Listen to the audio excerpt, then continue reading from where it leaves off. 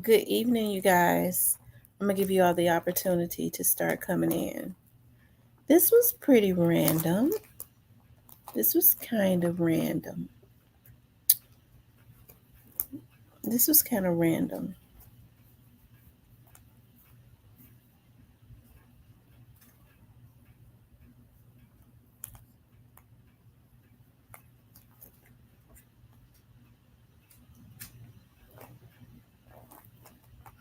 Hey, CK, what is going on?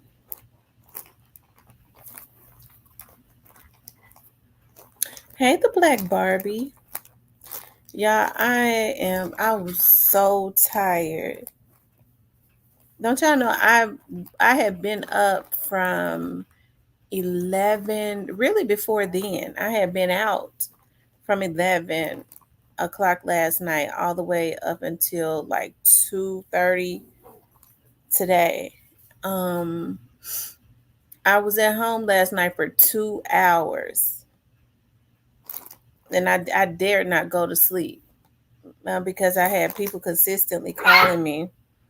I think some type of sting was going on or something because it was just it was a lot going on last night. Hey, double tap. Yes, I do double tap. Yes, I do. I went to sleep today. Um, like my phone was constantly ringing. You know, that's why I know they did some type of sting. And even when I was out last night, when I was down, I had to go down over to the jail, and the Sally port was kind of backed up. So I think they went and just started arresting people that had warrants and stuff. And like I said, people just constantly calling me. So I was like, I had to just go back and just sit at the bonding company because there was no need in going home. And I was there until like from 11 at night all the way to like 2 something. So like basically like 3 o'clock. And I'm so tired. I did come home and get some sleep though, but just still not enough. So they're definitely doing like Operation Zero. They're still doing like a operation situation or something like that because so many people are was arrested, and I do mean that they were arresting them. It's probably going to happen tonight. I'm just too tired. I'm just too tired. Let's see. Who I see double tap in the building. Shout out to double tap. I be looking at double tap all the time. I be in his bushes. If I'm out on a case or something, sitting in my car, I be getting so tickled sometimes. I be in quite a few people's bushes. But there are some people's bushes that I don't be in, and they swear I be in their bushes. I can't even stomach looking at them. So don't flatter yourself. I only look at people that I like. Okay, I can't stomach looking at people that I don't care for.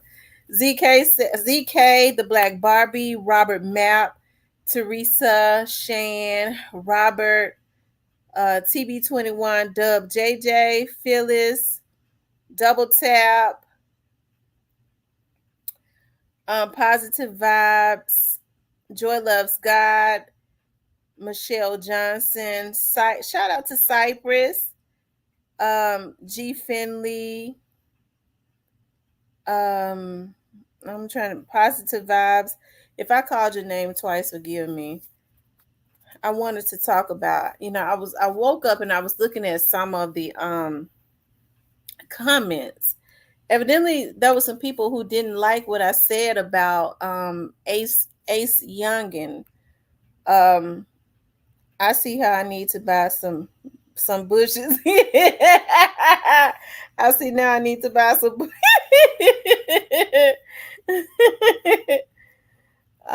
E-Class Auto 901.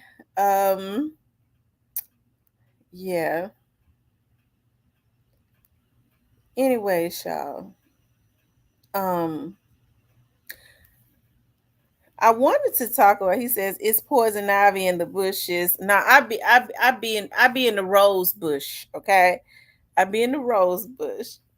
I don't go into the poison ivy bushes. Trust me, I can't have nothing. You know, anything that's gonna mess with my spirit. Some people I can't listen to because they spew out so much venom. I can't take that stuff into my spirit. I can't. I be trying to protect my peace. Um, hey Kawana, Rita, y'all listen. It's funny because um I was looking at a well no, I'm not gonna say that. I was going to say something. But I was but I will say this. I was looking at some of the stuff that's on the news and I was just looking at how crazy Memphis has become. You know, it's absolutely ludicrous. And, you know, someone had said, I don't know if it was, I believe it was, y'all know I did an interview with Big True Dad, or he interviewed me, right, on his show. And he asked me, do you think that the rap industry do you believe that the rap industry is the reason for a lot of what's going on? And I said, yes, I think it has a lot to do the lyrics with 75% of it, like 25% of it, or maybe a bigger percentage as far as bad parenting, right? And then we understand that there are some kids that just go wayward, you know, because they know it's not like they don't know right from wrong, right? Even if you haven't had anybody to raise you right, stop. You know right from wrong. And I was just looking at some of the stuff that was on the news. Then you know bodies have been consistently getting found in like the rivers and stuff, like right around Arkansas, which is like right outside of the Memphis area. So I don't really know what is going on, but it's definitely some type of it's like a callous spirit is in the atmosphere. And you know what I do see is I do see like a lot of these a lot of people, not just the young people, because some of these old fools, okay, I can't stand the old food, y'all. That's why I talks about them so bad. You know, sitting up wanting to mimic what they see. You know, they rapping and regurgitating a lot of this rap music and wanted to act out. That's what I call people like that. They missed the bus. Okay, you know they trying to go back in time or something like that. When the truth of the matter is, yeah, you know, I'm not saying that rap back in the day didn't have um I mean rap back in the day was very disrespectful of women too, okay? When you start thinking about some of the rap, when they started to become very, very disrespectful as it relates to women, women started to disrespect themselves because I can't talk about rappers and rap lyrics being disrespectful and then not bring up the fact that women were had started to become just very crazy as it relates to showing themselves, taking their clothes off. Nobody makes them do that, right? They was doing it for clout, okay? It was doing it because they thought that they were being in the in crowd with men that have money. So I wonder now, since you know a lot of those women would be like back in the 90s and stuff, they would be my age or older. You know, I wonder, do they feel like a damn fool now? You know, now that we know that everything about the industry is fake. A lot of rappers didn't have no money, nothing like that, and they was doing any and everything to get up under these rappers, and a lot of them, 90% of them didn't have a damn thing. I wonder, do they sit now in their old age and say I was a damn old fool? Okay, because even still, you know, you have to have some type of class about yourself. But it is becoming totally crazy in Memphis. And like I said, I believe that that ground zero or whatever they were saying, it was definitely in effect last night because I was right in the midst of it, and I know that because people were consistently calling, like I had to turn my phone off when I finished. Okay, because they was arresting people like 40 going north last night, and I do think They was going and picking people up on warrants and stuff like that. Like, and it was late, right? 11, I'd say probably around 2 2 or 3 o'clock in the morning. That's when my phone started ringing off of the hook. They just got my son. They just got my daughter. They just I need somebody. How much is the bond? Blah blah blah blah blah.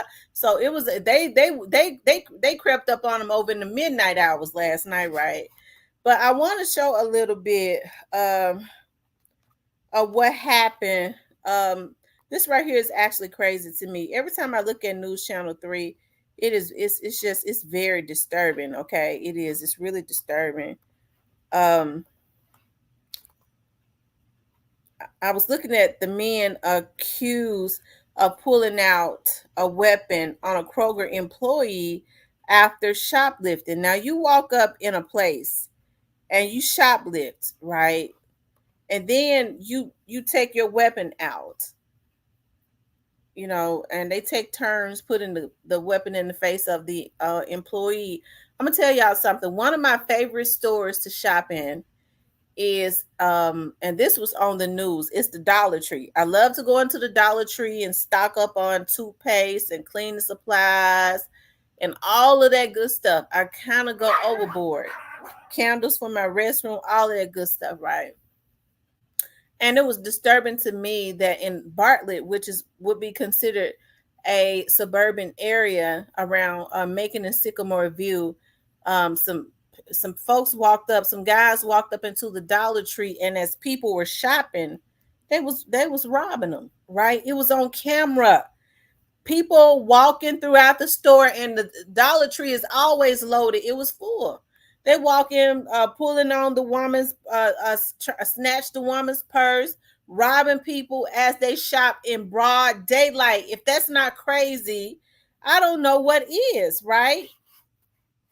But anyways, these two men right here is accused of pulling out a weapon on a Kroger employee after attempting to shoplift. Okay. The Memphis Police Department at Appleton Farms is reaching out to the public in hopes of finding two suspects involved in an aggravated assault at a local Kroger on June 27th at 8:27 p.m. Officers responded to an aggravated assault at 799 Truce Parkway. They were told that a Kroger employee was the victim of an aggravated assault. Two male suspects entered the store and allegedly were attempting to shoplift food items. The employee encountered the two men who discarded the items. The suspect allegedly pulled handguns from their waistband and took turns pointing the weapon in the face of the employee, threatening to take him out. The suspects fled the scene and no shots were fired. Now, let me tell y'all something. They didn't say that the employee attempted to stop them or anything, but I wouldn't attempt to stop nobody from doing nothing in nobody's store just because you work there. The people got insurance on all this stuff. Okay. All you can do is if you see something, just quietly turn around or just quietly back up. Back up. You might not need to turn around because these folks cowards. Now, they saw me stealing a pickle, so I shot him. These folks, they're crazy as hell now.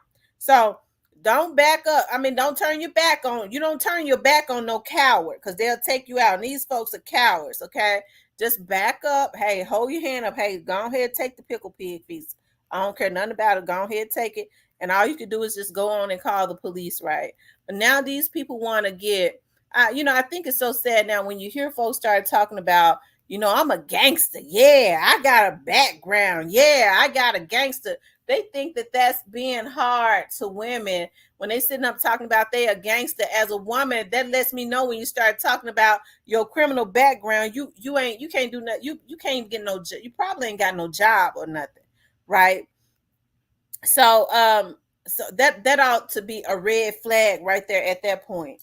But do not attempt to stop these people yourself from stealing these pickles and this chicken or whatever they be stealing candy and stuff. They have weapons on them. They going up and they're stealing candy and orange sodas and all this stuff.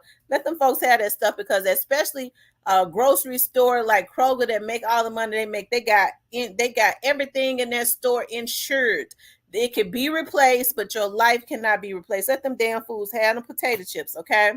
But that's you know, but you know, it's crazy that they would take turns pointing a weapon and in an employee's face. They did not say that the employee confronted them. They said the employee encountered them, which makes me believe that the employee walked up on them stealing. These dudes want to be hard so bad. Now, I'm sure whoever these guys are, whoever knows them, know exactly who they are. There's a reward out for them. So more than likely, some of their friends are going to call and turn them in. Okay. I think I worked in Crime Stoppers for many years. I sat there and I answered that phone and took them tips and went and did those payouts. Every time that a crime was solved, okay, we answered that phone. You know, I know something about, I know who that was on TV. Man, how much is the reward? Man, I don't know if I should tell on my dog. How much you say the reward? $1,000. I'll F that. You know, that was Little Duck. His real name Tristan. They call him the Duck Feet. You know what I mean? It's always it's a reward out for them. So their own folks gonna turn them in. Sometimes when they know that people know who they are, they don't have any money. Their families sit down and say, "Look, we're gonna go on and call Crime Stoppers so we can get some money and go ahead and get you up out of jail." That's a lot of times that's how it's done. But anyways, you know, like I said, it's crazy for them to do. I guess they feel like that made them big, right? But y'all don't try to stop these folks from stealing, okay? Get your cars and stuff insured too. Okay, so when they try to steal your cars, you can just go on and get you another car. Okay, make sure you go get some insurance on your car. I know it's expensive, but just get you some insurance and don't do insurance fraud. Okay, just go get some insurance so you can get your car back when these damn cuckabug kids steal your stuff. Okay, until they put something in place to at least a deterrence, like making sure that they asses do some type of jail time. But anyways, MPD, this right here was something else too. That's why I say that it is totally crazy. I was looking at a man assaults, fires shots at a woman after argument over pizza rolls. It says a man was arrested on Friday after police say he physically assaulted his child's mother, chased her with a car, and fired shots at her after an argument over pizza rolls. On Thursday, June 27 at 11:34 p.m., MPD officers responded to shots fired call to the 2700 block of Marlene Street. I don't know what area that is. Hold on. I'm gonna see in a minute. It says the victims told officers that she was involved in an argument with her child's father, Darion Brookins, over pizza. She said that Brookins, 20 years old, punched her in the head several times, grabbed her by the neck, and strangled her, impeding her ability to breathe. Victim said she managed to break free from Brookins and left the residence. Brookins allegedly went inside and got the keys to the victim's white Ford Taurus. That's when the victim claims that he fired 3 shots at her and chased her with the car. The victim told officers that she managed to evade Brookins and run into her neighbor's home for assistance. Brookins drove back to Marlene Street residence and officers arrived shortly after. They gave him verbal commands to exit, but per the police report, he refused to comply. That lets you know right there, he a damn fool. After approximately an hour, Brookins exited the residence and was taken into custody. While investigating the scene, officers located spent cartridge casings in the street. A black Glock 22 was recovered in the bedroom on Marlene Street. When speaking to the victims, officers took photos of her busted lip and scratches on her face and neck. Brookins has been charged with aggravated assault and domestic violence. He is being held on a $40,000 bond, which means he can get out $4,000. Okay, now this is her child's father. He trying to spin on her. Is that what you call it? He trying to spin. He didn't spin. He spent on her. He spent on her for for pizza rolls, and she probably bought them with her own food stamps. Okay. Now these he got children by this woman. And then he jumps into her car and look for her because he mad about her pizza rolls. It's her house and it's her car. He trying to run her over in her own damn car if he couldn't shoot her. Okay, 20 years old. This is her child's, the mother of his children. That's why I said it's totally crazy. It's totally crazy. But these young ladies got to do better about who they choose. We can't be mad. Well, we can be mad at these crazy ass dudes, but we got to hold these girls responsible because you can't tell me you got 2, 3, 4 kids or even one child with a man when you had the first child with them. You already, women study men. Okay, I'm a woman. I know we size them up and study them, and we know what to do to make them mad and all that craziness, right? So we know them. We study them day and night, all day. We sizing them up. So you can't tell me after the first child or before she had the first child, she didn't know that this was a damn fool, right?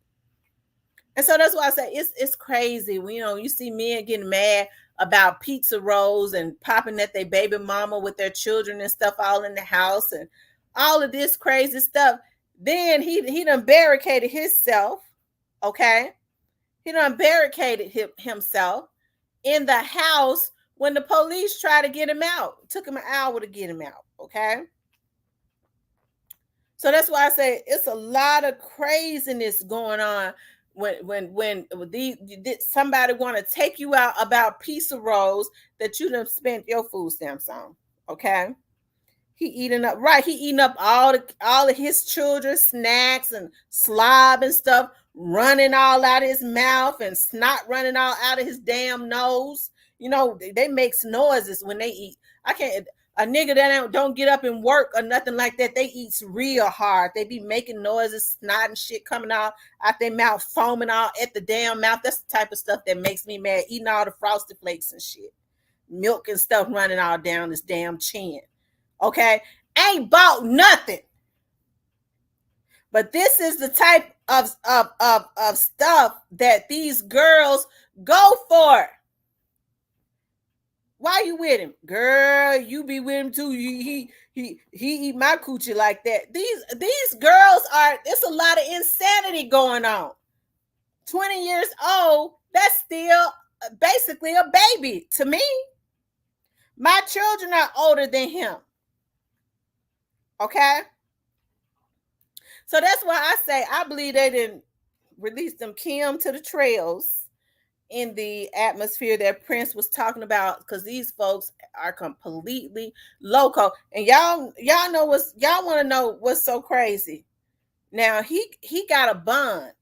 I bet you she working harder than anybody else to try to get him out. She working harder than anybody else to try to get him out. Let me see if he's still in jail, okay? Because see, that's a damn fool. When a lot of times when somebody like this go to jail, their mama and daddy and them be so glad when they in jail, they won't even get them out, okay? Let's see. She probably already got him out. Okay. His last name is Brookins. Darian Brookins. Hold on, let me see if he's out.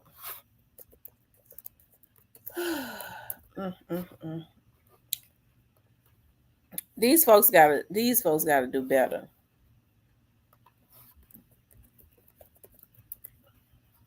He's still in there. He's still in jail. He's still up in there.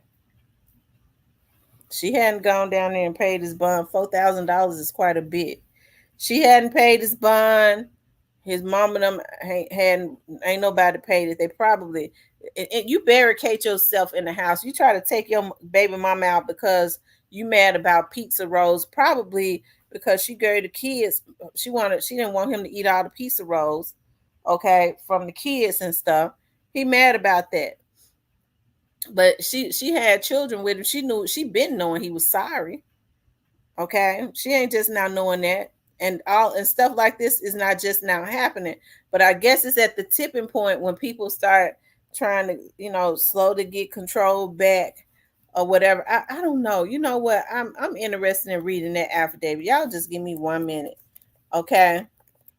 I wants to read that affidavit to see exactly what she said. I'm gonna tell y'all something. Now these girls, now he did that, but you know, these women got to do better too, okay? Because a lot of them is something else too. Hold on 1 second, y'all. Let me see something. Y'all make sure y'all hit the like button, okay? You guys make sure you hit the like button for me. Like, share, and subscribe. Run the likes up. That helps to keep the video in the algorithm, okay? I just want to I've gotten curious about exactly what her statement was verbatim, okay?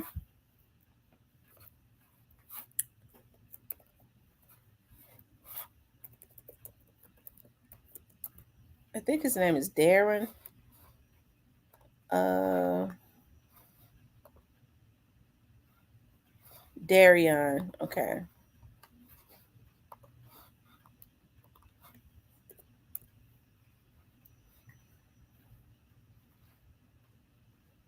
Mm.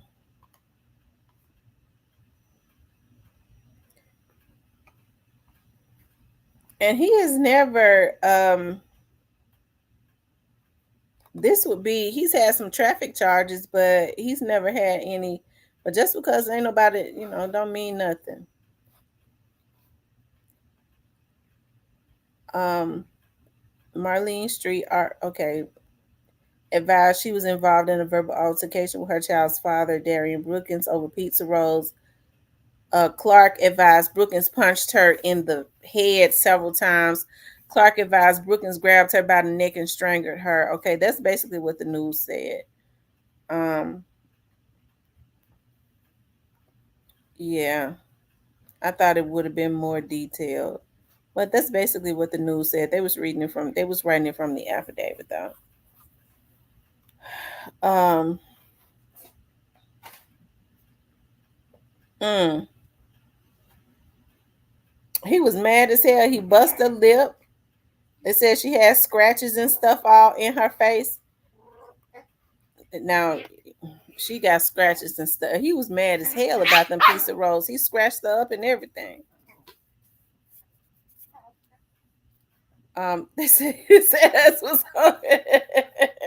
Yeah, he was. Ooh. What's up, Alabama hitter? Hey, Nikolai. That's what I'm talking about. Like the craziness of it, the craziness of all of this. Okay, I'm gonna briefly talk about this, where a couple bodies were found right down the street from Memphis in Arkansas. I think it's Mariana, and it says that two bodies were found in a lake in Mariana.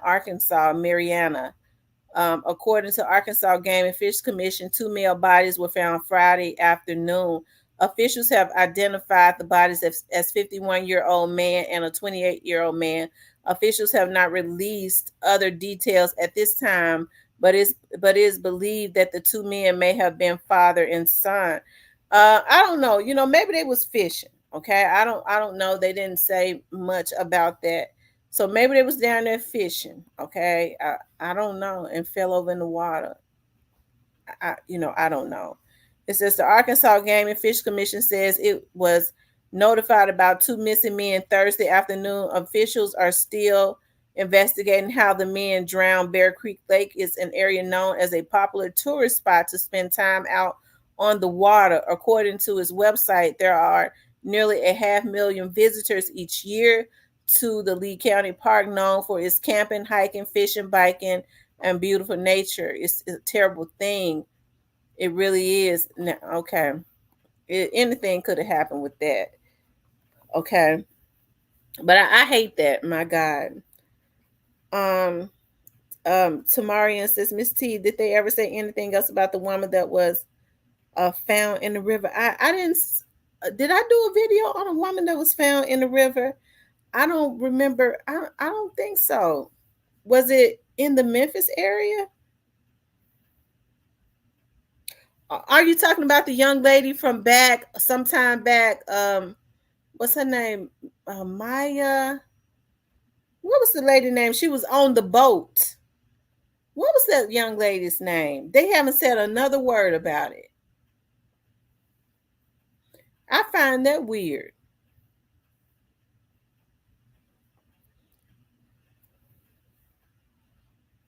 I forget what her name is. Was it Shemaya or something like that? I can't think of her name. I got the first poll at 10 years old, yet never been a crash out. You all make sure you hit the like button for me. Like, share, and subscribe, okay? Like, share, and subscribe, okay? Hit the like button. But y'all, it has become totally crazy. And so I got to thinking about, has rap lyrics caused this callous behavior in our community, and in any community? And I would have to say, like I said the other day, I do believe that, people kind of, once you start speaking stuff out, words or spells, you consistently putting certain things in the atmosphere. Chance to Win says, are they going to blame the Douse on Alive and on Big Juke to get the mastermind off? I don't know. Do you believe that? Do you believe that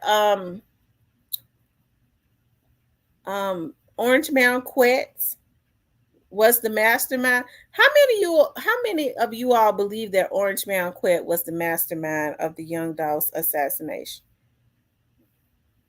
Some of these lyrics are creepy and scary, right? Because you think about, even when gangster rap started, now you had NWA saying F the police and all of that. And even then, it seems that it wasn't good, but even then the energy was different. And I think, their F the police came from young black men living in the hood. And people talk about how LAPD was. They were from out of LA, how LAPD started doing them. This was a time when social media was not around.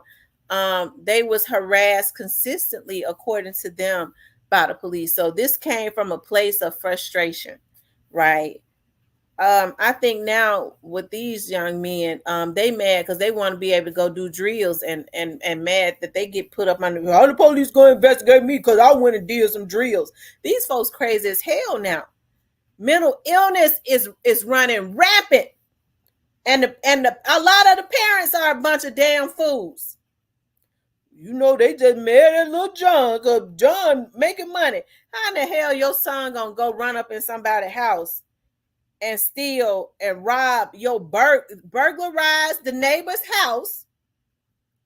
They go and they burglarize the neighbor's home, and you trying to tell me you don't know your son? He bringing all this stuff back up in your house.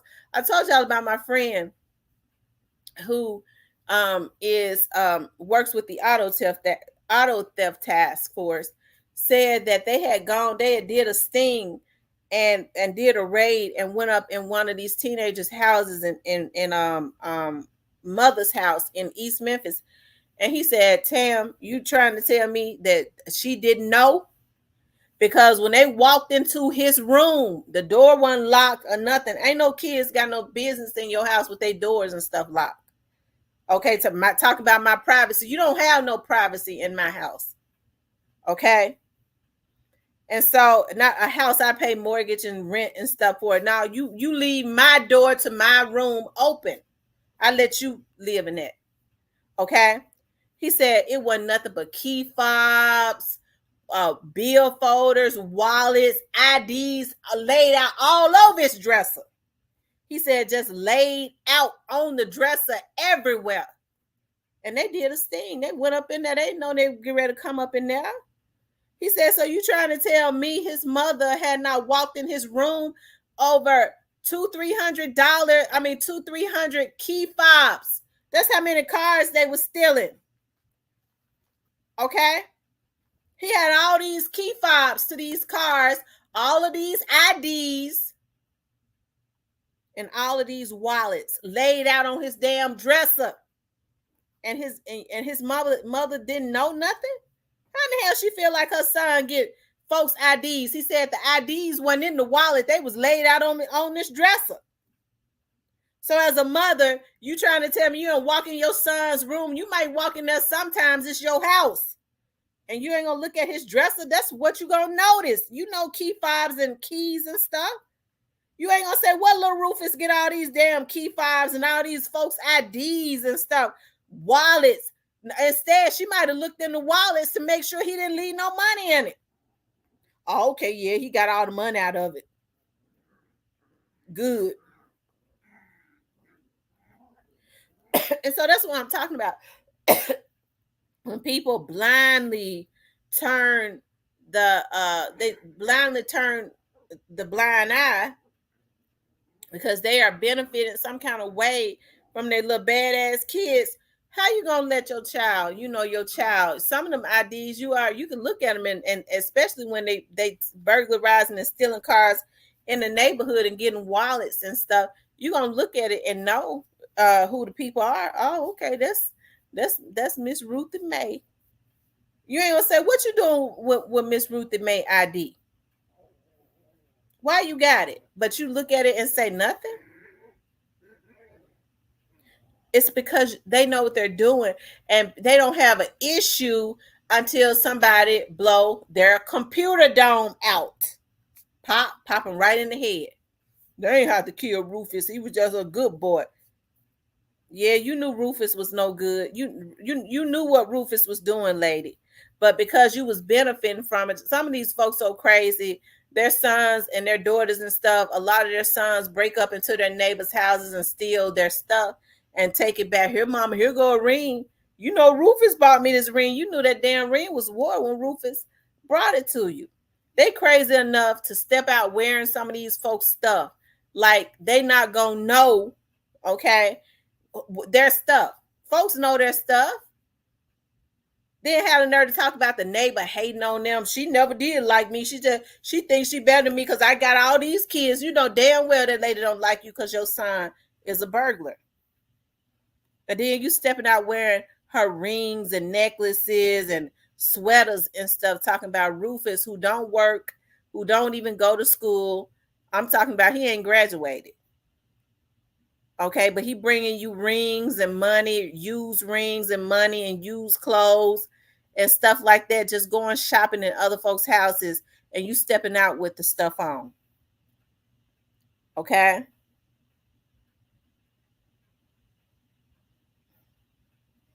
And so it's crazy.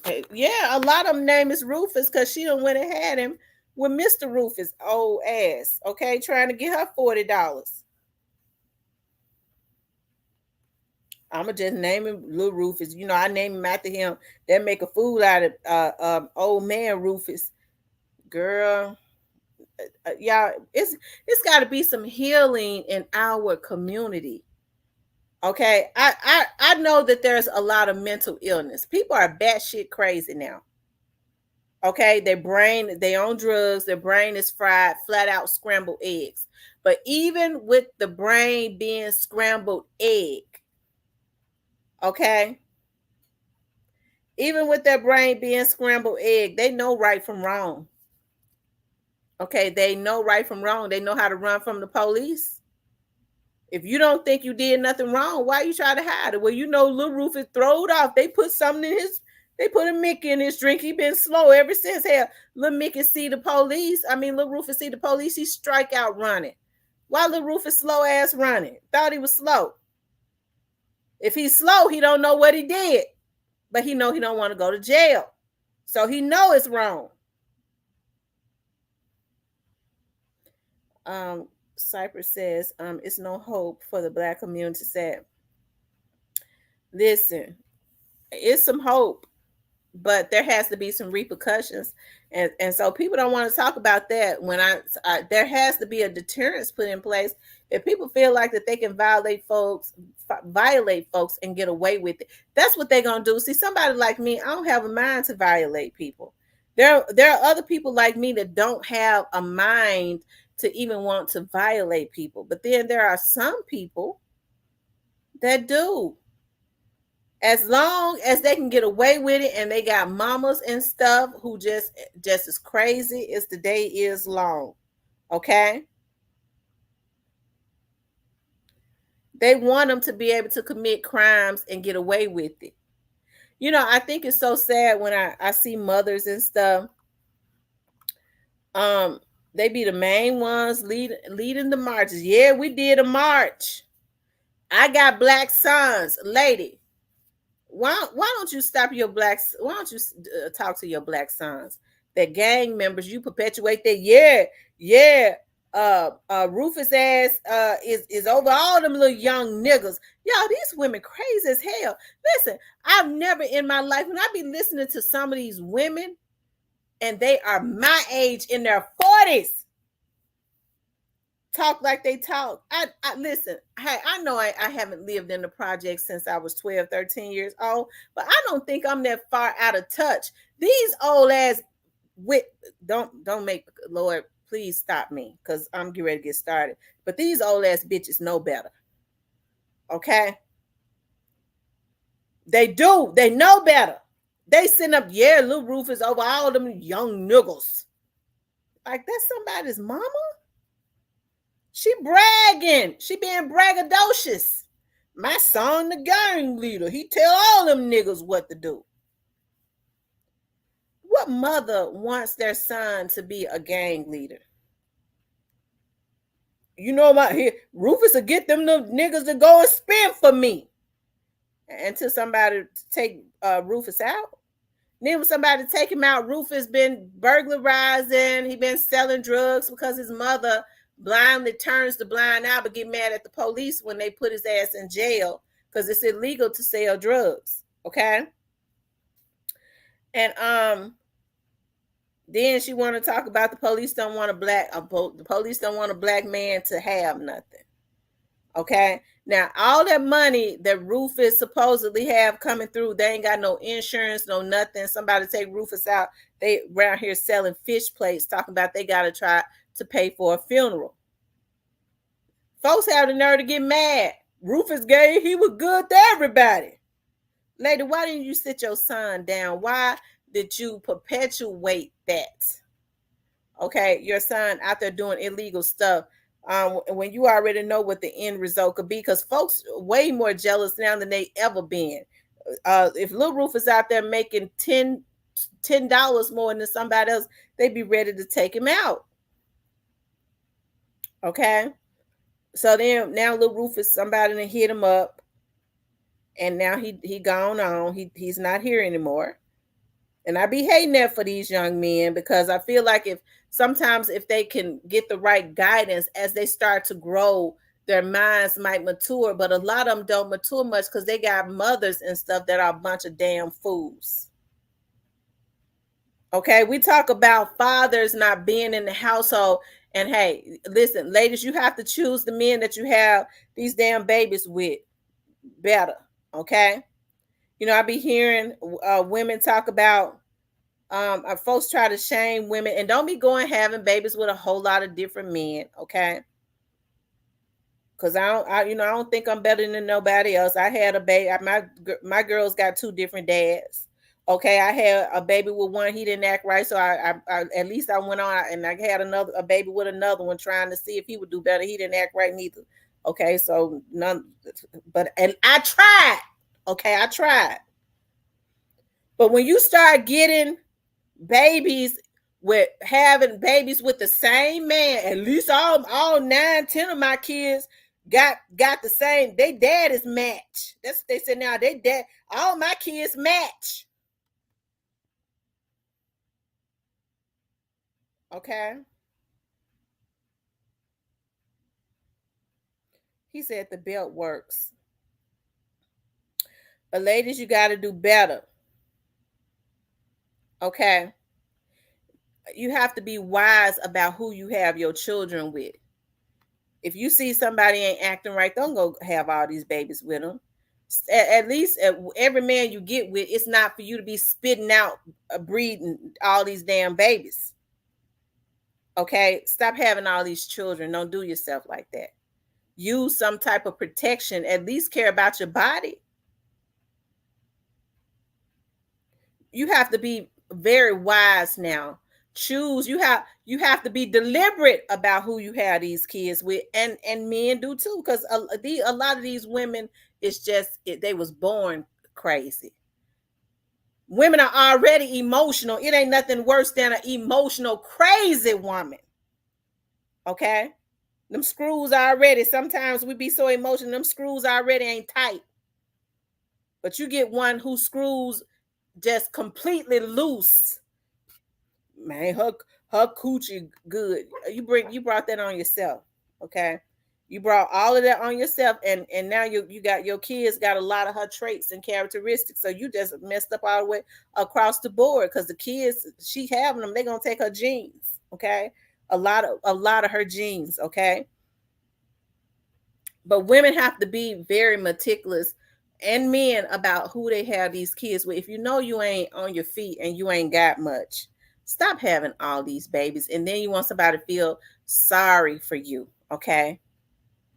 But so when they get to hollering about, the men are not in the household, hey, a lot of them don't. Just to be honest, I gotta say, a lot of them don't need to be, because a lot of them ain't shit. They be worse in the household. Look at this man shooting at his baby mama because he want her damn piece of rolls that she went and got with her damn food stamps. He probably, they my kids too. Them food stamp mine too. And probably get some food stamps, because a lot of these men don't work and don't want to. Okay. He about to take his mama out, baby mama out, the mother of his children, for some damn piece of rolls. Jumped in her car, want to try to run her over. Was looking for her. She had to run into the neighbor's house because he didn't got her keys to her car, and he gonna run. If he can't pop her down, he gonna run her over about some pizza rolls. And so that's why I say you have to watch, because now more and more people are mentally unstable. Okay, these folks don't know nothing. They don't even care about who they have these babies with. Folks think I be being funny, but I've had it happen. Okay, I get all types of calls. Well, girls, I'm trying to find my baby daddy. What's his name? Junebug? Okay. What's Junebug's name? Well, I ain't gonna lie, cause I'm a real bitch. I'm a real bitch. Yeah, I had a one night stand. I don't hide what I do. I'm a real bitch. I didn't know his name. My cousin hooked us up. I know they call him Junebug. He live over there on South Parkway. Lady, I'm a private investigator, not a musician. If you don't know his name, I don't know his name either.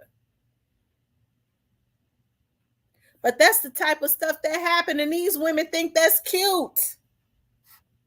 I just got it off and I got pregnant. Now they want me to go find everybody in the black community named Junebug. Hell, you don't know who your baby daddy is. I don't either. But you got daughters and stuff. They listening to you. This is the type of stuff that you perpetuate. They talk about these men not being right. A lot of these women ain't either. The future is growing up in their household because they're raising these kids, the ones that we see now. When folks say it ain't nothing I can do, you can do everything by making sure you are raising the kids in your household, because they are the future of tomorrow. So a lot of what we see now, it comes from it's the rap music. They ain't got nobody to guide them right. Affirmations, y'all. I think it's a sad thing when women sit up and call their daughters B's and H's. Come here, B. I mean, little babies. I've never in my life. Okay, I might call my daughter sometimes, you little red heifers, or something like that. But it's playful. You little red cows, or something like that. I don't even call them no cows. Or I might say, you old cow, playfully. But I would never call my child no B's and H's or anything like that. Okay.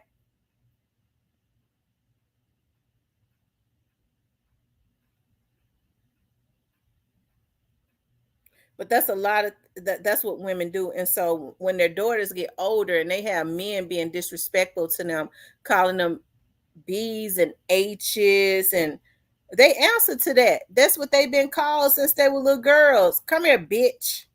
You call your 5-year-old daughter a B?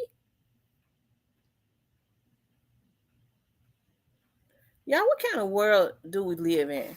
So we put it all at the feet of the men. I'm gonna tell you something. When these women mess with these types of men that run off from their children, don't want no responsibility from their children, okay, they're able to. They're able to deal with them for so many years on and off. It's because they got some character flaws too. Like in spirits, kind of jail. Okay, they do. They kind of jail together, right?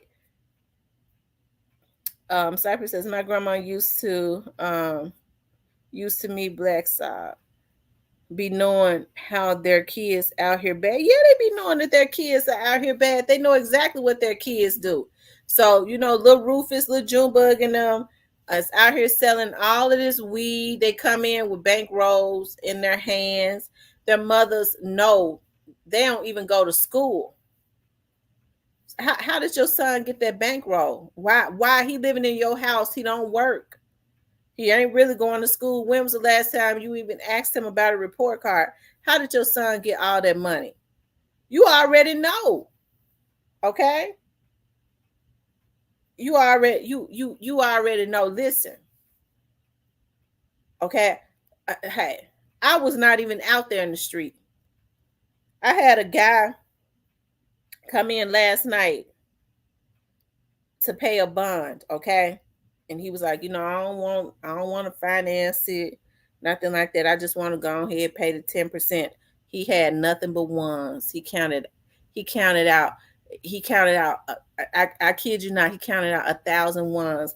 I don't know what he got going on, but I know it ain't normal for somebody to be having 1,000 ones and fives and stuff. Ones and fives. Okay. They come in with bank rolls. They got all these ones and fives and stuff like that. First of all, they don't have a job. So you trying to tell me his mama don't know? But as soon as Junebug and stuff, as soon as Junebug is hit up, okay, as soon as Junebug is hit up, he ain't got no insurance. She mad because don't nobody want to buy her fish plates and stuff. They know I'm trying to put Junebug in the I'm trying to bury Junebug. No insurance, no life insurance, no nothing. Okay. We forgotten about we forgot how to keep the main thing, right? And perpetuating and being braggadocious about your son out there doing something that could ultimately get him knocked out. But people are so crazy now. You know what they say? Well, if he ain't out there, at least he out there making some money. He could just walk out there and get hit by a car. You can't even hardly talk to folks no more. You can't even hardly talk to them anymore. You want to try to help them to preserve their young kids' lives and stuff like that. But hey, they don't have no sense of anything. That's why I say, y'all, it's not just crazy in the Memphis area. It's crazy everywhere. And I do believe that rap plays a part in this callous behavior. It plays a part in the rest of it is bad parenting. There is a small percentage of children who have had good parents, and then peer pressure is something else, right? But when you build a foundation on the inside of them, that's why it's good to build a solid foundation, because even when they go wayward, because you have planted seeds, good seeds, and built a solid foundation on the inside of them, they always revert back to that. That's the reason why you'll see them come in off of the street after a while. They'll be out there. They might be out there on drugs forever. Okay. They hit rock bottom. A lot of times they start reverting back to that solid foundation that was built, those words, that good parenting, right? that was already built on the inside of them. They'll start reverting back to that, and then before you know it, they're trying to change their lives around. Everybody that's on drugs and stuff is not bad. A lot of them come from good homes where they was taught right from wrong, right? And that's why even though they hurt themselves, you don't see them trying to hurt nobody else, right? It's self-inflicted. What's up, Big True That? It's self-inflicted. Mr. Parker says rap, bad parenting, and a system built to destroy Black families. That is absolutely true. I grew up in the 80s. Okay. So I remember when crack cocaine was entered into. That's what I remember when folks said, well, you don't know your history because they were doing drugs in the 50s. Bitch, I wasn't born in the 50s or 60s. I was born at the very last year in the 70s. So I grew up in the 80s. So I don't know nothing about what happened in the 60s. Okay, when they started talking about, well, already drugs. What I saw was I started seeing how crack started destroying Black families. You see a lot of kids that came out of the 80s, they still have some type of foundation because even though they have families that the crack broke up, the epidemic broke up the families, they still had grandparents though who had a solid foundation that was able to finish raising them. Now they ain't got nothing. Cause like I say, mama 12, grandmama 24, and great grandmama 30. Mama 12, grandmama 24, and great grandmama 30. And all of them a bunch of damn fools talking about we all going to the clubs and we'll leave the kids in the house by themselves. You can't leave your children with everybody. A lot of these kids are growing up angry because mama sit up talking about I had all these kids and I just want to have fun. They leaving their kids with any and everybody. Yeah, that's my best friend's son. You ain't got no business leaving your little daughters with your best friend's son because he's 16. I would never, and I don't care how I love him, he ain't keeping them. My daughters I'm not putting them in a situation, not saying that they would do anything to them, but I'm not putting them in a situation where they could very well be violated. Or the sons, because now they be messing with the little boys. A lot of these women start getting these men that come straight out of jail. He ain't got no interest in it until he find out she got some little boys. They meet him on the chat line, the jail chat. Who goes to a jail site to be looking for a man? They ain't even got no interest in the woman until they find out she got some little boys. They get to talking on the phone from the jail. You say you got some little son. Yeah, I got some kids. You say you got some sons. Now, how old is your sons? That's when they want to talk to him. They get out and go straight to her house because they want her little boys. Okay. Tamarian says, I've witnessed both sides of that. Oh my God, it's sad. Absolutely. It is absolutely sad. Facts. Crack in the 80s was a big part of the destruction. Before crack, your child's father couldn't live in your house if you want this check and cheap rent. Okay.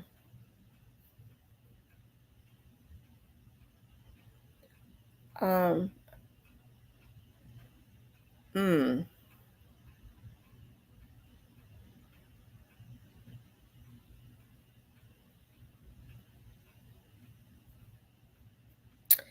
I have different emotions about that, Mr. Parker. Listen, I could understand, what you're saying when you say, that, hey, because everybody fall on hard times. You got a husband. It's wrong to pull that man who is out working hard, just fell on hard times. Because back then, Black people were struggling too. Really always. We struggle now. And because of, I know, systematic racism, stuff like that, a whole lot of stuff that has just been put in place, you're right, to keep our race back. Okay. So I don't think that fathers should have been pulled away from the home that was out working. That hey, it takes it. They need some help from the government. He paying taxes, so it's not right. But just a joker that ain't doing nothing but laying up, getting you pregnant, and he don't work. He ain't doing nothing. He never should have been there.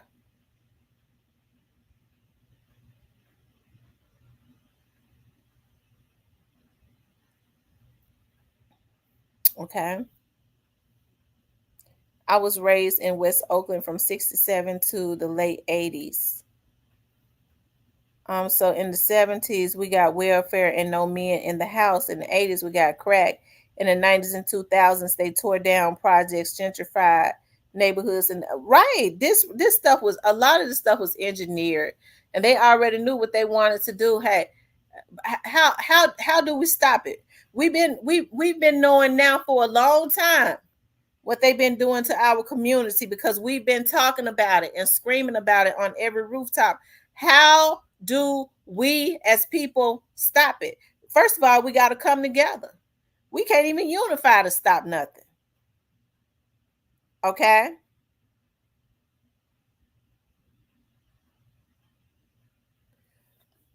I was looking at something. Hold on.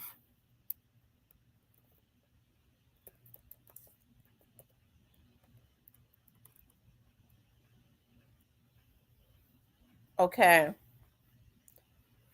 The lady was saying that there was a black activist when there was President Roosevelt, Franklin D. Roosevelt, FDR. That's what they call him. And the guy says that the plight was, even back then, that black people needed jobs, and all of that stuff. And Franklin Roosevelt says, yeah, I know, but you know, and you're saying that black people need all of this, and you need me to sign something. What you need to do, you need to make me do it. Okay, make me do it. And so what he did was, I was trying to pull up where the lady was telling the whole story verbatim, but it kind of went to the effect of this. The activist went and got, he said, okay, I'm gonna make you do it. And he went and got together and unified with 100,000, back that in that time they said Negroes, and they stood out in front of the White House, and that's when he signed it. So we can't even unify to make nobody do nothing. We sitting up wanting to take somebody out because they got 25 cents more than us. Unification we could get a whole lot of stuff done if we just unified. We can't even unify on here. Look at how these damn bloggers hire hackers, right, to try and mess with your numbers, to mess with your to mess with your members, so that you don't have members, unsubscribe and hiring hackers to do that, right? And these are not white black hackers that they're hiring. They're using part of their crack money to try and stop the success of another black YouTuber, something that they can't stop anyway. Then the first thing that they holler, she don't want to have me put in jail. And going to, I can't wait. But I'm the one that's wrong, right? But my point is, we can't even come together because we're so jealous. I've never in my life seen so many sissified men until I got on YouTube. I wasn't never around men like that. I always been around masculine men. So that's why I was just, when folks say she ain't been out in the street, I'm going with, damn. I grew up in the hood, right? Even when we left the hood and moved to a beautiful neighborhood, I still have family in the hood. Most of my boyfriends have been hood dudes. They had a different mentality. So when these niggas talk about I'm street dudes don't do what these dudes do. That's why when folks say, well, you don't know. She's sitting up talking about, I just don't know. I don't. I didn't see what I'm seeing now. All this emotional BS. Street dudes don't be on no damn YouTube arguing and hiring hackers. That's a damn bitch. Yeah, we gonna go out the hole. We gonna come to her house, nigga. That's stalking you. What they say, you sick. That's stalking. You's a serial K.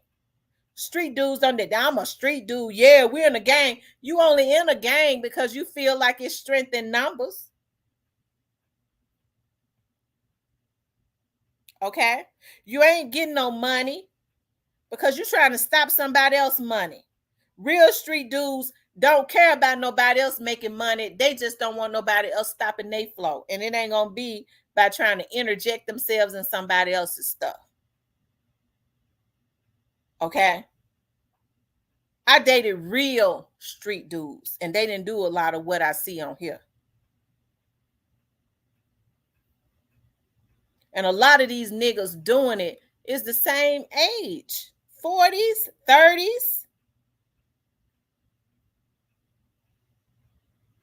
So that's how I know. But we can't even get no unity in our community to try to make nobody do anything. It's strength in numbers. If everybody came together, they would already know that a lot of this stuff that is going on, they can't do because they're going to come together and they're going to get some stuff done. It's not the white man that's at this point that's keeping us from uniting. It's us. It's us. So when I say, men are supposed to be leading the community, and they go, well, women, and not all men, don't y'all, everybody ain't the same, okay? The men that comes in my chat ain't like that. I'm talking about the bitch ass niggas because we blocks them, okay? They not in my chat. All right, they're not in my chat. I only have real dudes that hang around up in here. Okay. Ladies, you better get you one because they bees up in here, okay? I attract that masculine energy because that's what I demand. When you see me hollering and screaming and fussing, it's because I can't get with a bitch that's a dude.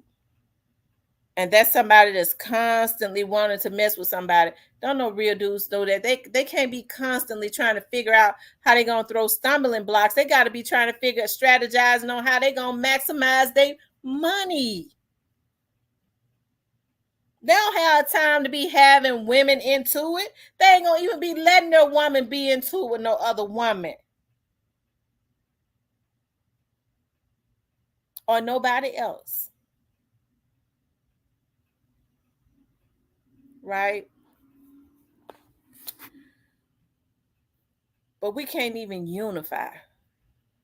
Right? And so, I think it's so sad when I hear people, yeah, these rappers, they got to be more meticulous about what they put out. They have a responsibility to the people that help to make them rich.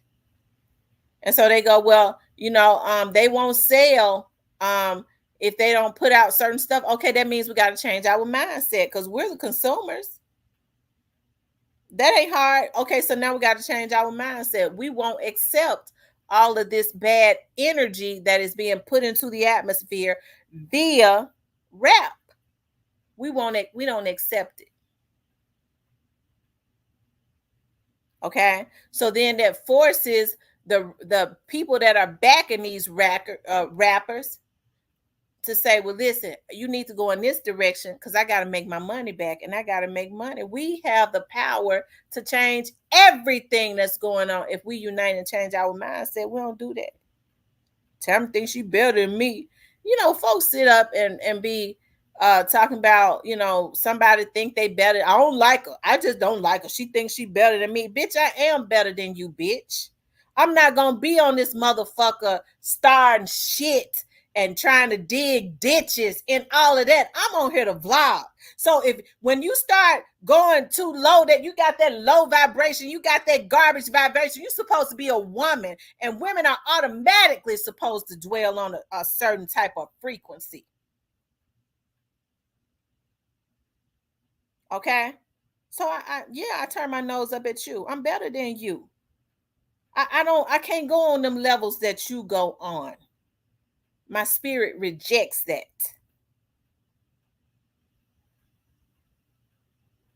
Women are automatically, because women are the models of anywhere. They're the models of the church, they're the models of their household. They set the tone in their household. The children are gonna pick up on their mother's energy. They look to the woman. When a preacher or a man in power is in power, they okay, the next thing they're gonna do is start looking, okay, I want, who is his wife? They're gonna start looking at his children, because she is the one that's keeping all that together. It is her energy. Okay. She is the model of the household. And so I'm not gonna be in my damn 40s and be digging ditches, being a shit starter, just doing all types of stuff that's gonna have me into something that's gonna continuously have me in a cesspool. I didn't do that before I got on here. I'm not gonna start doing it now for some views. When I tell y'all, I was up from 11 o'clock last night, and I don't even work. I work at the bonding. I'll go over there when people call me when they need to get out of jail. But I only go sit over there maybe twice a week because I have other businesses and other things going on. When I tell y'all, I was up last night from 11 o'clock because they did some type of sting, 11 p.m. all the way up until 3 o'clock writing bonds. That's what I was doing. Writing bonds, going to 201 Popular, writing bonds, going to 201 Popular. As soon as I get ready to lay down, Miss Tamara, we got a co-signer. Can you go get him out of jail? I said, I'm on my way. I got a co-signer in my money. I'm on my way. I makes money. Before I get on here and go in the gutter, I'll stay up like I did last night from 11 p.m. all the way up until 3 o'clock, making some money. And so I refuse to be a sideshow freak on a vlog that pays a penny a view. You can capitalize off of this, but you get so tired because you got a bunch of folks that came out the damn sewer.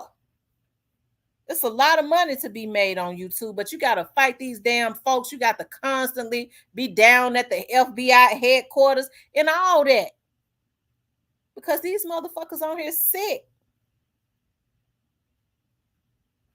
They never knew that they could get on YouTube and have a bunch of damn folks that's running around here off their meds that they could send out. I'm the king. I could send these crazy motherfuckers out. Oh yeah, they'll fight to keep that position because they ain't never been nothing. They came out a loser. They've been a loser from birth. And these slow niggas making them think that they're something that they're not. So they send them out to go and violate. So it used to hurt my feelings because I've always been a good person. When folks would say, oh, she thinks she better than somebody else, it would hurt my feelings so bad. I used to ask my mom, why people think I'm just quiet and reserved and shy. It don't hurt my feelings no more. Yes, bitch, I'm better than you. You dwell in atmospheres that I would never allow my spirit to go in for some money.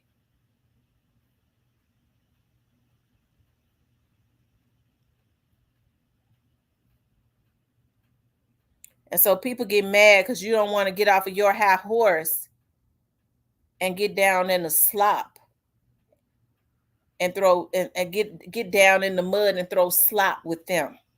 So that's the reasons why I always say, if I have to get off my high horse, I'm gonna get off my high horse and I'm a get, because it ain't nothing. Folks send you stuff on what people have going on all the time on here because they know what they have going on. I don't get on here to do that. Even with me vlogging on the Young Dogs case, folks was like, well, don't y'all know I worked for the police department for 18 years? You niggas think I would get on here when I'm out? If they tell me anything, I don't be, yeah, because I had somebody to tell me this, and that. I don't do it like that. You think I'm gonna be on here trying to solve an investigation for some police officers? That's their damn job, not mine. If I'm hanging out with him, it's because we already had a friendship. You can't work somewhere 18 years and I have a friendship with some people.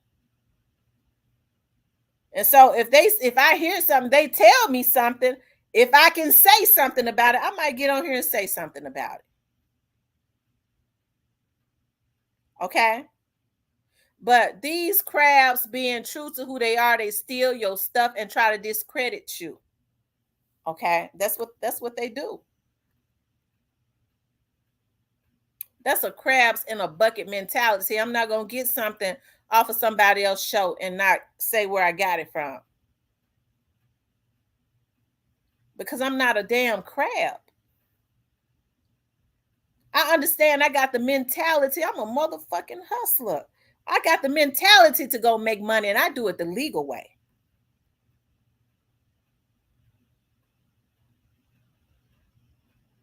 I done went and got certificates and so much stuff that when I get tired of doing one thing, I get tired of sitting in cars all night investigating. I go to the bonding company. When I get tired of that, I sit over there in my damn office and write grants and get ready to get into something else. Then you got these devils on here that ain't never been shit. We're going to write the FBI. We're going to lie on them. And they done got themselves put up under investigation. Do you motherfuckers think that you're going to be able to file fake shit on me and they not going to call me and notify me and then put your maggot ass, because I already keep documentation, up under investigation? Because when I file something, it's going to be for real. I understand how serious it is. You can't just be filing fake FBI reports. But when you go and get a bunch of damn losers that's off of their meds, you can get them to do anything. Yeah, write this and read it back to me. And they sending it in under their IP address, under their VPN, because, bitch, I'm an investigator. If you think a VPN, you could put a VPN on your shit and you can't be found, you a damn fool. You think the feds ain't gonna find you? Why you think they ask for your email address? They gonna figure out they gonna know where you from when you send that fake ass report in. And so I was so upset. I was like, dog, this nigga got these folks sending in fake reports on me. And my friend said, don't worry about it. Let them keep sending them in. Because, see, he getting them in trouble. He said, you talking about trouble. Let them keep sending them in. They're going to find themselves up under investigation. And if you motherfuckers think you ain't, you a damn fool. These women, the ones that's working, they might not be where they want to be, but they getting up going to a job every day, and you let a nigga send you out to file fake reports and then read the report back to me. Okay? And that's what they do. Weak.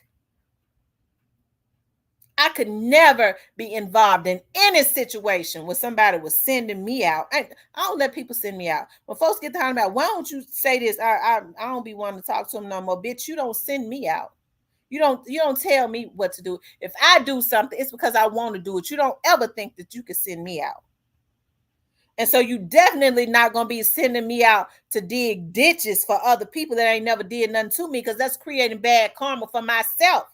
But you got so many damn women that's damaged. They start looking at a woman. I don't like her anyway. I just don't like her. I want him to do it. Don't you know these niggas are career criminals? A lot of them are career criminals. That's why they got you doing it. So it can trace back to you, bitch, and not them.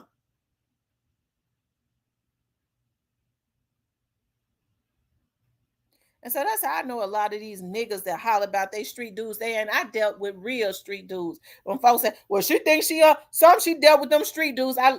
Yes, I did. And I loved them. You know why? Because number one, they just went wayward. They came from good homes. They came from out the hood. But everybody that come from out the, just because you grew up in the hood don't mean you didn't come from a loving home. They had loving mothers. I love their moms and their grandmothers and stuff. They had a sense of, listen, I don't agree, right, with people being out there selling drugs. It's illegal. Don't do it.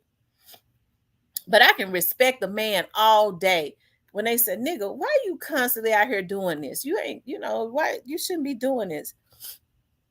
I started out doing it because I got a woman and I got kids to feed.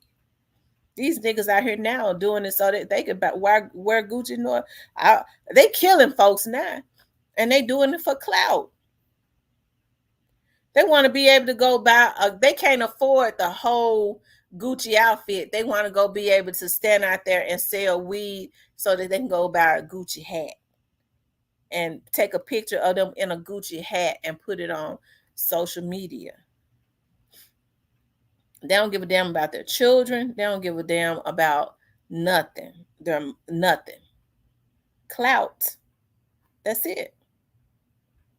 Right?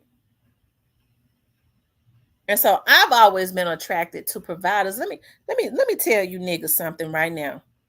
Okay? I'm a winner, and I got a winner's mind. Listen, I grew up in the hood. So I understand that more people that grow up in the hood, they're good with counting money and stuff, but they might not know much about ideas. Okay? I'm a motherfucking winner. If I get with any man, he gonna work. But I'm a genius when it comes to business. And I know he messes with me the long way. So, okay, I don't know what you're doing, but if it ain't right, you don't need to be doing it. You need to be investing in some properties or something. I know how to do it. You take your money and you start investing in properties. Okay? Because hey, I don't have a problem with the man being the head as long as he ain't no damn fool.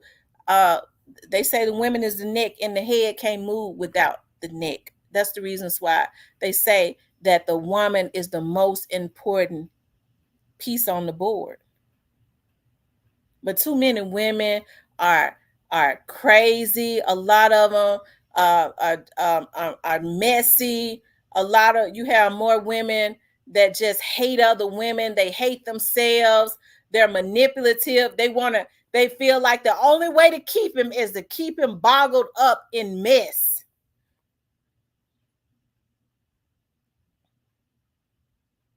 Okay? Instead of making chess moves with somebody that knows how to make chess moves, right? A king that knows how to move right. And he got a winner's mind, right? He just needs you to help to accelerate that. But it's too many people that we can't even unite. We can't unite. We can't do nothing. I was listening to some folks the other day talking about a lot of women want men now. They don't want them until they know they got somebody. I just wanted to see if I still had it, if he'll sleep with me. That's why I say, y'all, a lot of us are just messed up. A lot of us are messed up. And we got to do better.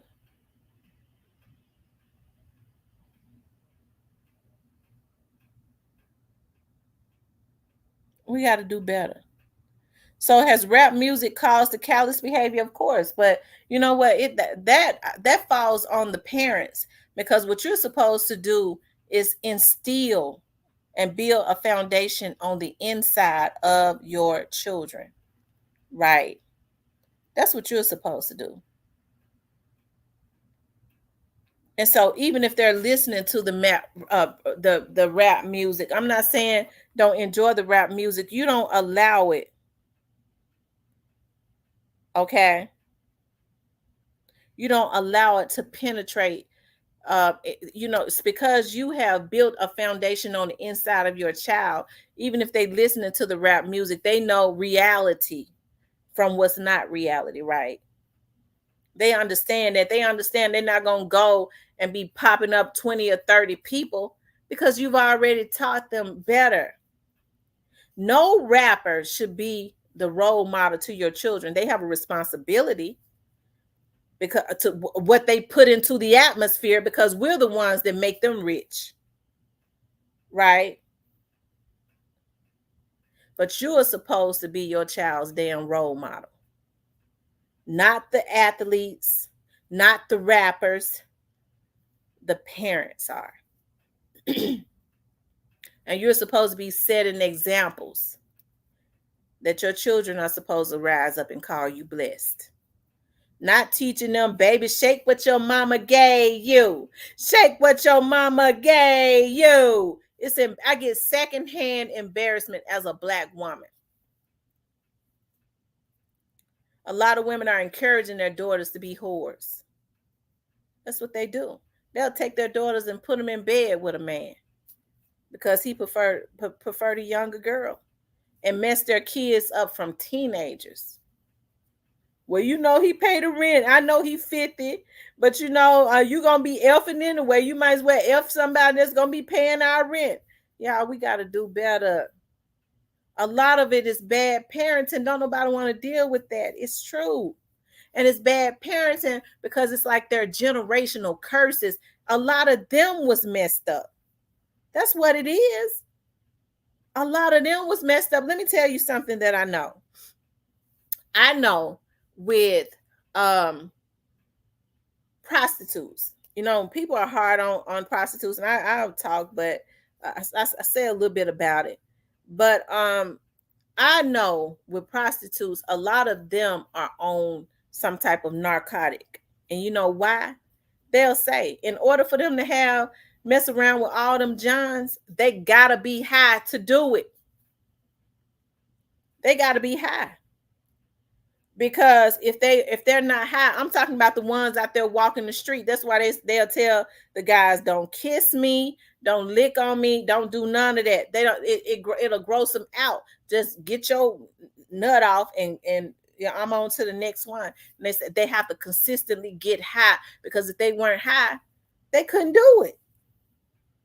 Because it's not normal for somebody to be wanting all of those different spirits on them like that. It ain't nothing normal about that, y'all.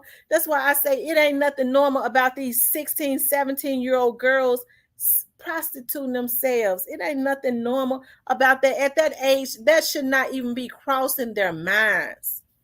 And it ain't nothing normal about a damn 30, 40, 50, 60, 70-year-old nigga.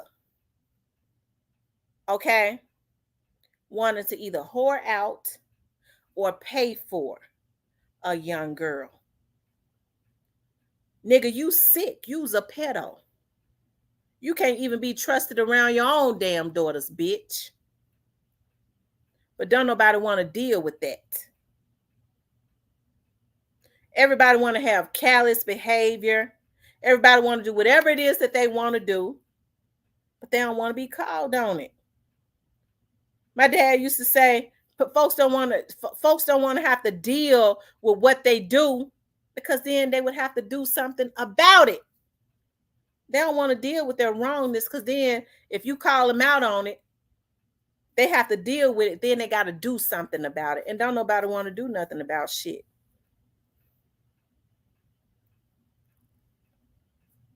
So when folks get to talking about rap, yes, rap is causing this callous behavior. These rappers going to have to change their damn lyrics, or they're going to be broke. We got the power to do that. You change your lyrics up. Now, I love you, little boy, but you're going to have to change them lyrics, or else you ain't going to have no career in rap, because we ain't going to support you. We have the power to do that, but we don't do it. We relish in the garbage. That's the reason why a lot of people's lives are full of garbage now, because all they do is stay in the damn garbage can. They stay in the alley. A bunch of damn alley cats. They don't know how to function unless they in the damn alley, kicking up some mess, digging in the garbage can looking for mess. Okay?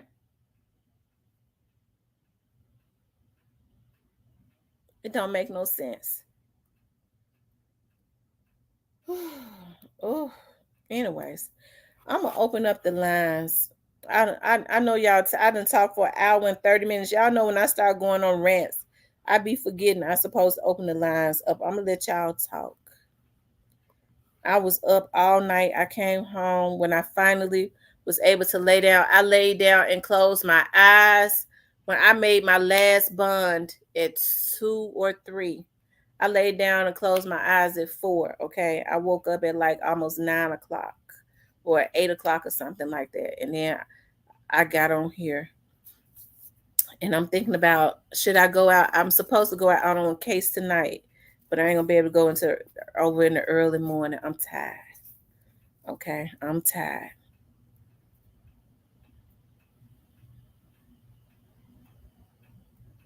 Anyways, y'all can call in.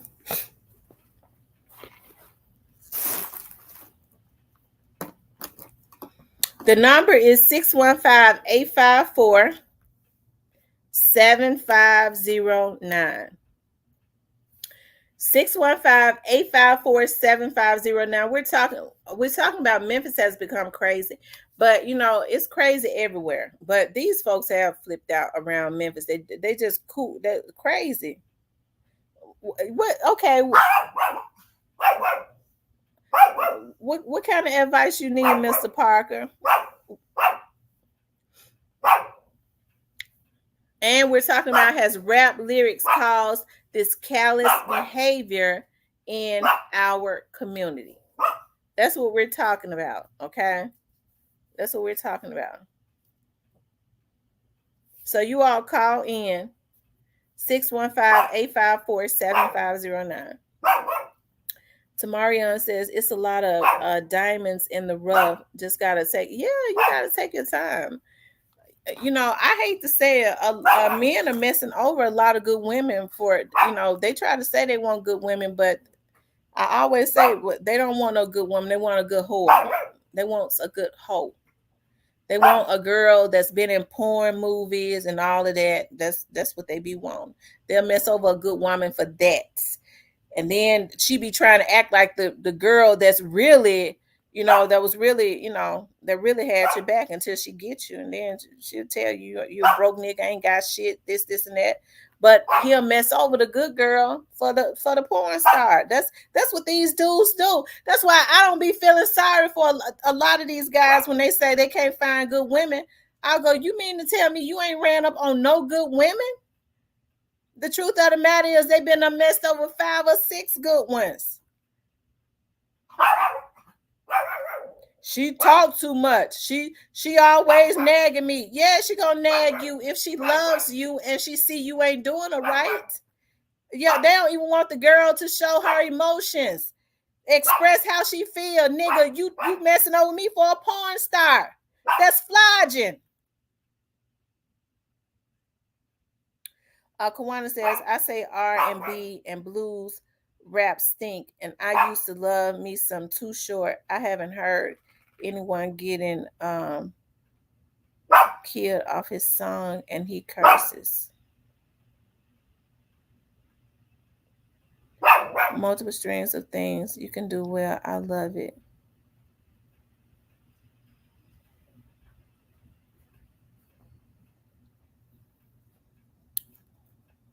And so, they'll say, well, I go over here because she don't nag me. She gonna do anything she can to try to pull you away from where you at.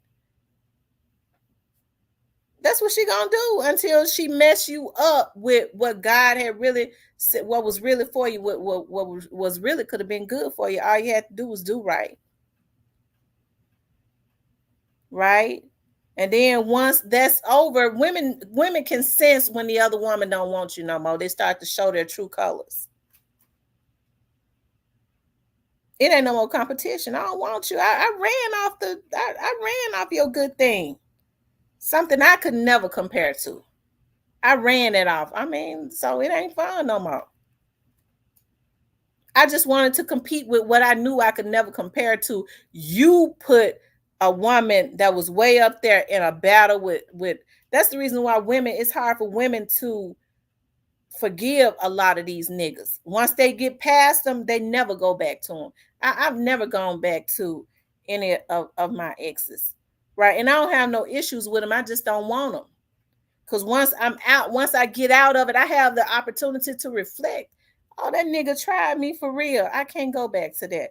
And you better believe every one of them has tried to get me back. I don't want them. I don't have no issues with them.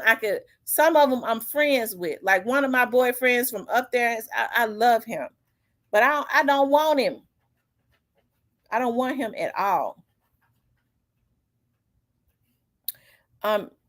Mr. Parker says, Tamara, you asked me what advice I need. I answered you. You went to ranting and missed my reply. I, I didn't see it.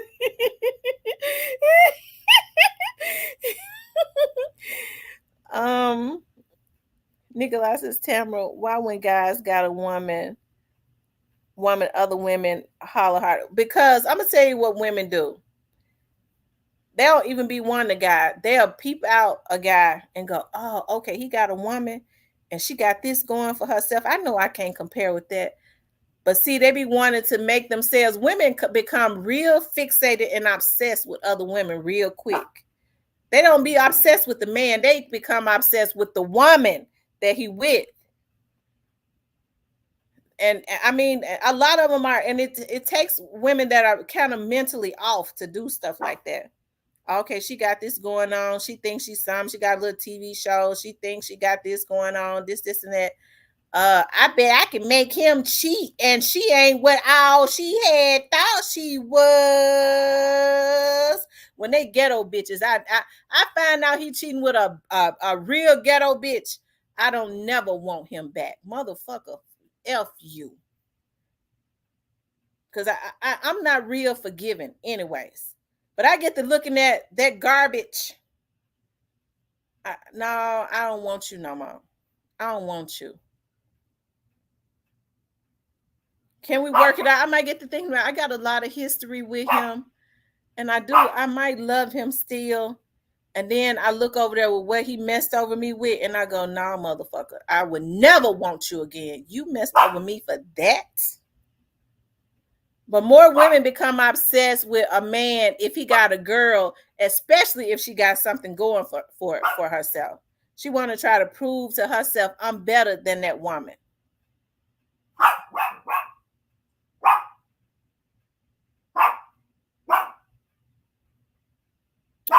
Tamara says, it's in the culture now. That's it. Okay, to be a whore. The ish is getting more messed up. Yeah. I told y'all, the building that my studio has a barbershop in it. Guys were sitting there one day looking at a documentary, and it was a woman. These women paid this woman. They went to it was loaded on how to be the perfect side chick.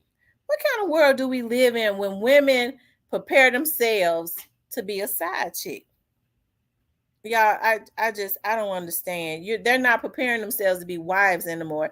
And it was only black women in there. Okay. Also, I was talking to one of my friends. She's a city council woman. I won't say who she is, one of my good friends. And she says she was talking about how she went to school with a lot of white. She had a lot of female white friends. And she went to school with a lot of female whites. And she said their parents taught them to marry old, rich men. Marry them old and have their children. And then when be their trophy, don't give them no problems, hey, be everything they need them to be. And then when they die, they get all that money, and then you still young, you go and marry who you really want, and you have his money. That's what I'm talking about. Like, that's why I can't understand why when men talking about women that nag them, women that nag you love you. Women don't nag. I've never nagged a man that I didn't want. Hell, I didn't even know what he had going on half of the time, because I went into him like that. But somebody that I truly love, that I knew, you shouldn't even have to nag somebody. If you got to nag him, he ain't for you. You shouldn't have to nag nobody to do something that they to stop doing something that they already know they shouldn't be doing. Tamarian says attention drops from 10 to 2 once I am single. You never did put the comment back in here, Mr. Parker. I be missing comments.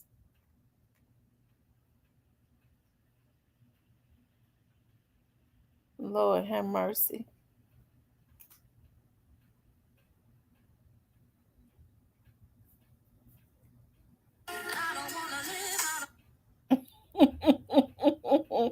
My cousin done flipped out. Lord have mercy.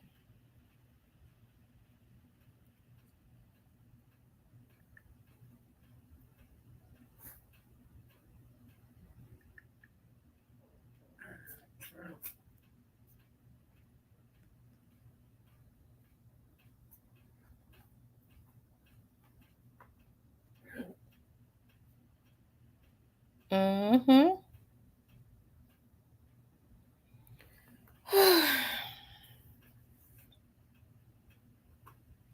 Don't worry about it, Tamara. I've asked. I don't believe that you've asked me nothing. How come I haven't seen the comment? If you put it in here 5 times, why I didn't see it?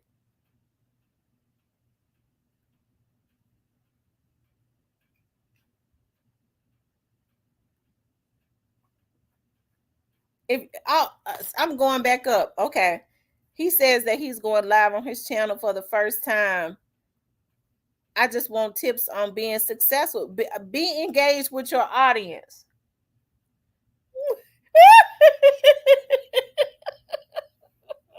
He said you keep going off on his and niggas, those people you can't save and ain't in here. Just be engaged with your audience. I be having the most fun with my audience when I be engaged with them, even if it's not even that many people on here. Because I'm telling you, when I talk about topics, I be loving to see people. I'm not one of those ones that feel like everybody is supposed to agree with me. I love knowing what other people think. I promise to God I do. So when I start seeing everybody's different perspective, and I know it's honestly their perspective, and it's not a program or somebody just trying to push a narrative, I be loving to engage with people. And like if I talk about a topic and we can have a good debate or conversation. No, T, I don't agree with you on that. This is my perspective of that. I be loving, to see what people think, especially when they know how to articulate themselves.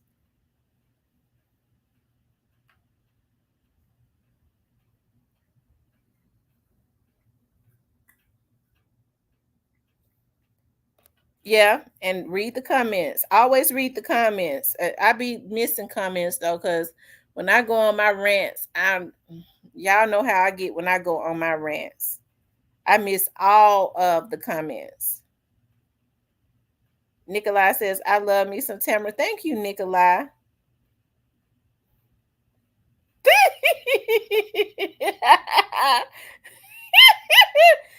Cypress, how you know I was talking about her?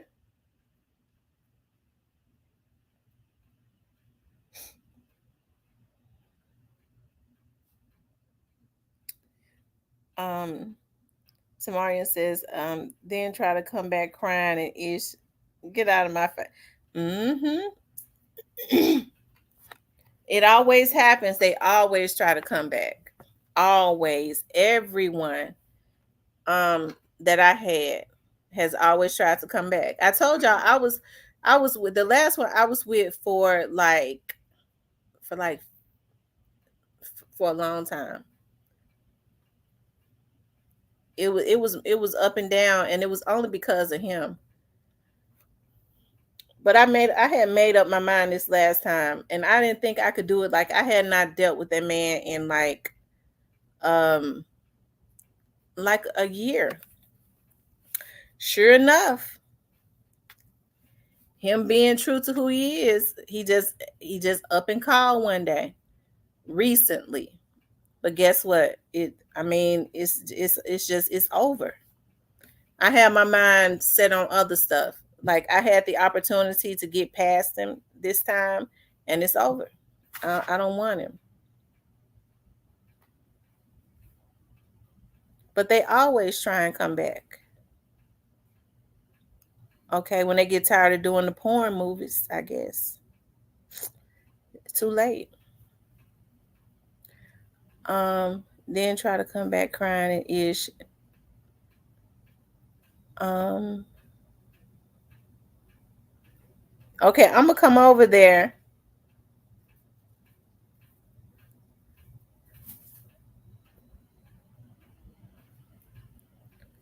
They see what you're doing for her, and they try to take her place, and some fall for it. Yep.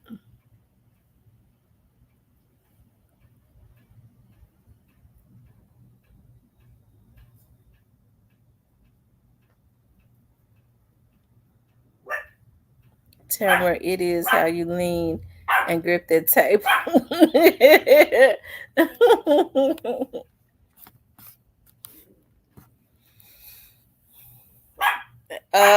Nikolai, that ain't all I know how to grip. I'm just kidding. That's a y'all, that's a joke. See, people, that's it. I was only joking.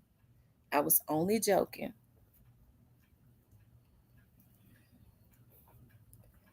Um Cypress said, you've been knowing her for a long time. You know what? I think, you know what, I bet you do, because guess what? She went to school with Yo Gotti, because she said it. I forget that. She went to school with Yo Gotti. But guess what? She related to Dolph in them. That's something. I'm just thinking about that now.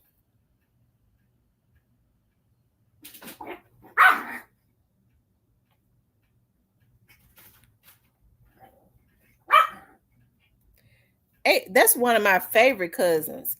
I was a little older than April when April was a baby. I used to love, like, she still got this baby picture that my grandma had when she was a baby. Like, I was like, oh, I was a little girl. April is my baby.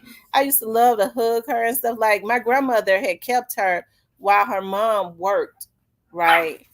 And and so my grandma kept her while her mom worked. April's related to me via her father. Okay. My grandmother and her dad were brothers and sisters, right? And so she kept April while her mom worked and stuff. And so that's why she got to be over there with me all the time. And she's always been very close to us.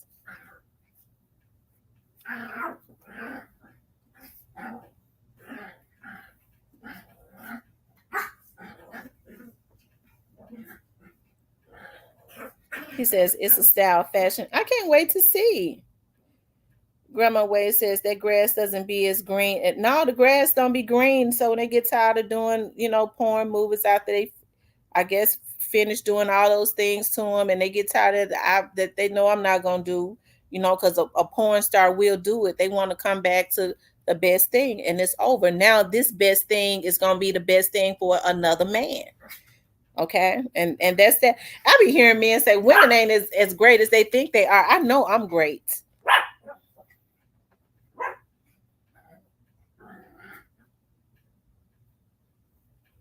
For more reasons than one. It ain't got nothing to do with no sex. It's got everything to do with having somebody that truly knows how to love, okay? That truly wants to see somebody do well and has the mindset, right? And has the mindset to do that. She and Key Glock are blood cousins. April and Key Glock are blood cousins. I asked her, I think I said this on True That Show, on Big True That Show. I asked, she called Dolph's mother Aunt Diane. I asked her, because like she, like all of this stuff, that the parties and stuff, like she was showing me some video of young Dolph's father, how he's always the life of the party, right? And even when, with him being sick and stuff, he had lost, lost a lot. He was still the life of the party, just dancing and stuff like that. Dolph's mother, they say, is very reserved. But I asked her, I said, April, I said, how are you related to young Dolph, right? Because she called him her cousin and stuff. She got pictures and stuff with him and all of that, at family outings and stuff. So she said, well, it's Key Glock's grandmother and April's mom are sisters. So Key Glock's mother is her first cousin, actually. See, but I didn't know that because that's even though I know her mother and all of her other sisters and stuff very well. I knew that her grandmother and them on her mom's side was up there off of Parkway and all of that. I knew that. I knew some of her cousins. I don't know Key Glock. Um, you know, but that's her mom's side. I do know her mother very well, but I didn't know all of her family members because she's my cousin on her dad's side. I know they're gonna say, "That's why she be taking up for Key Glock." Child, please, that ain't why I be taking up for no Key Glock. Because if it was, I would say it. Now y'all know if I was very honest about me and Black Youngster's cousin is and Vanessa and Black Youngster are not distant cousins. Vanessa be at Black Youngster's grandmother's house constantly because that's her auntie.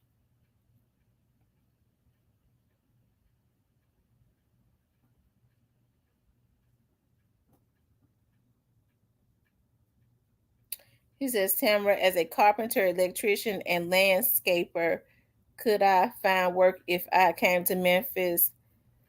I don't know, Nikolai. I don't know. I don't know.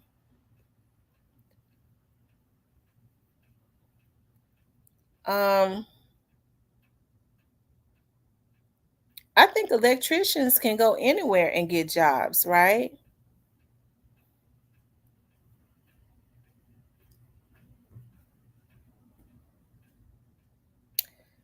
Cypress, that's you with the videos, Theo, the oldest versus Thaddeus. Her and Tamika Kathy close. That's Key Glock's mama.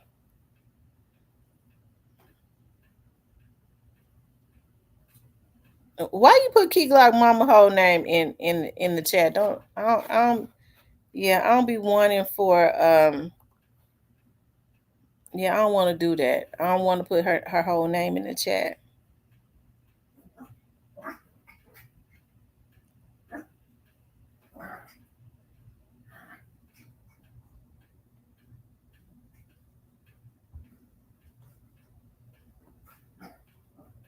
He says, I'm good in Cali, just looking at other options.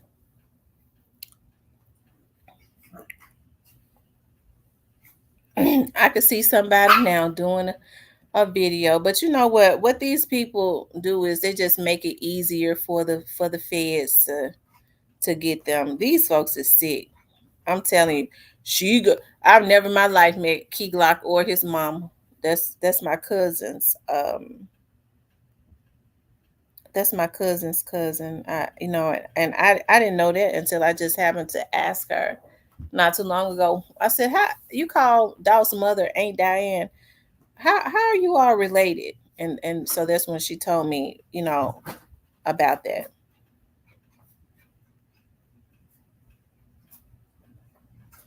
He said, I used to deal with one of her cousins. Oh Lord. I'm gonna have to ask April about you. I'm gonna ask her about you then. Ooh, child.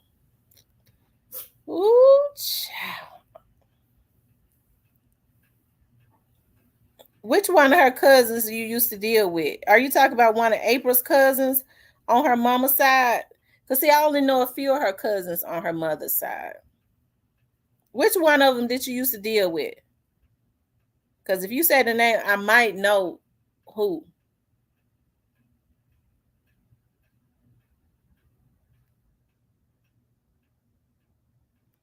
Now, April's mother and my grandma was very close.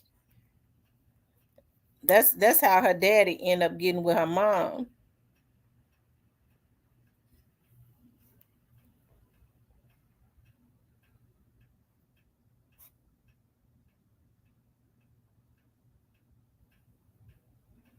Cypress is for the streets. But see, them girls come up there from like the heart of South Memphis. So I know that they didn't play with Cypress. Cypress is telling the story.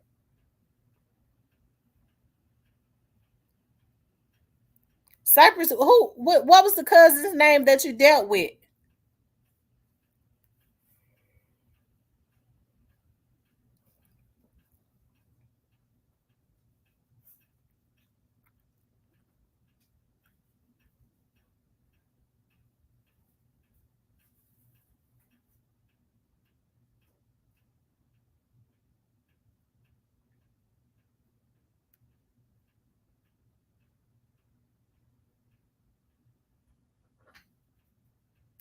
Cypress, what was the cousin's name that you dealt with? I want to know because I'm gonna, I'm gonna ask April. He's scared to say the name because I'm gonna call April and ask her anyways.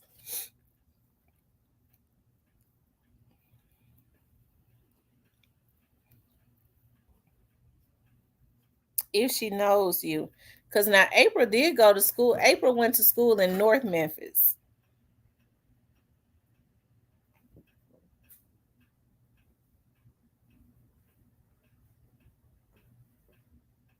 And she grew up in North Memphis.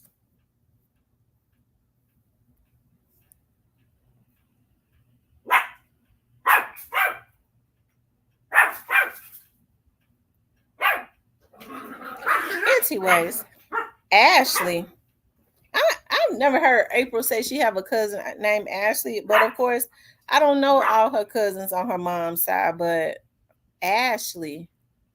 I've never heard April say she has a cousin named Ashley. But she might, but I never heard her say that. April and I talk quite a bit.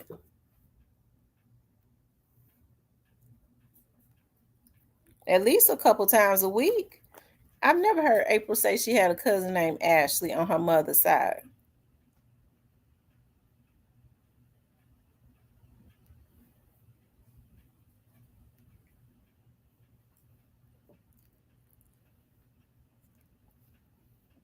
No, April is not from Orange Mountain.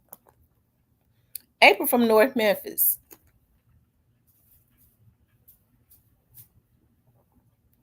April went to school with Gotti.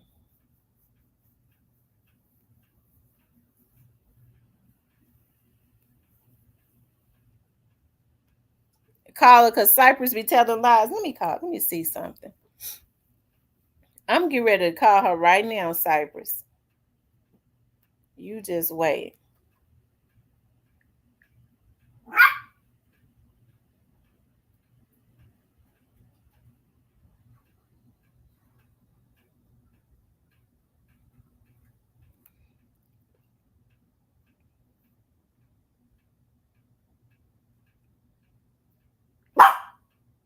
Hey, cousin, call me. She gonna call.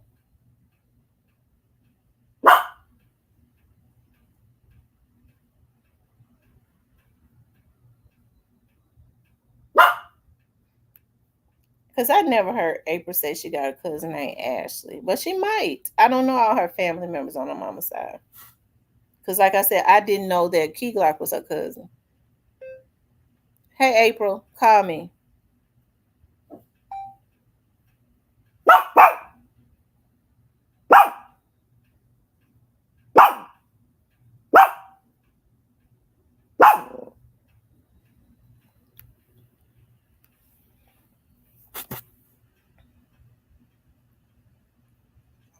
Hey, what you doing? Hey, call my cell phone.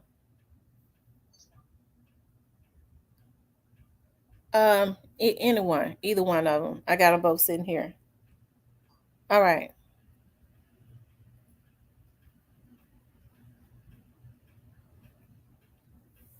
All right, Cypress, she get ready to call. I'm getting ready to ask her if she knows you.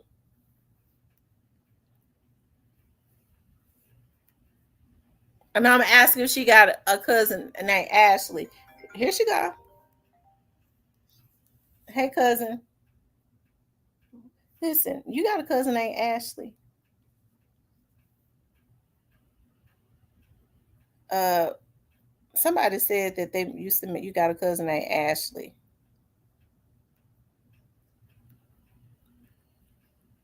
Okay. What's Ashley's last name? Her name spelled Ashlee. Oh, you do? Oh, okay. Do you know this guy named? He called himself Cypress TV. I'm going to tell you his. I'm gonna put on mute. His name is. So you do know him? Oh, okay. He used to go with Ashley. I thought he was telling a story. He put that in my chat. I'm on live on YouTube, and he was like, "April, your cousin." I said, "Yeah." And he's like, she related to Key Glock. He was talking about how you and Key Glock's mom is tight. I said they're first cousins. So he was like, I used to go with her cousin Ashley.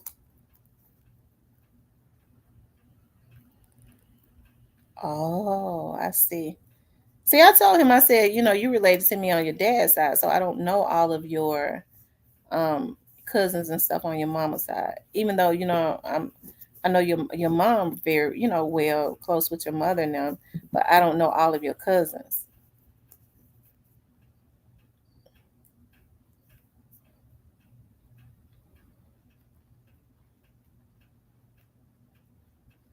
Mm-hmm. Yeah. Oh, okay.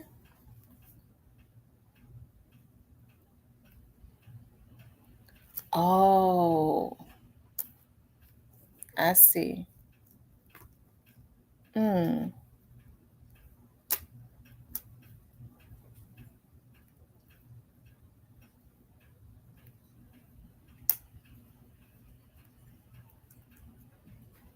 Mm-hmm. Mm. Okay.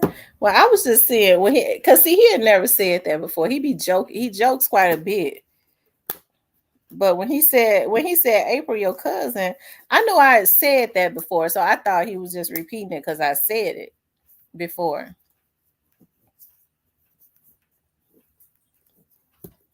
Okay.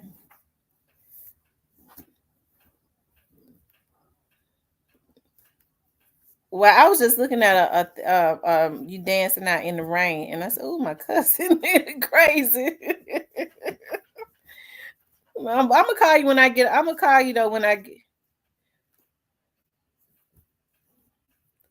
Oh, okay. Well, I'm gonna call you when I get off live. All right. Well, Cypress was telling the truth. She said she knows Cypress too. I thought Cypress. See, I said that on Big True that channel the other day, so I thought that's what I know. Cypress was listening to that. First truth he done told. I know the first truth he done told all year.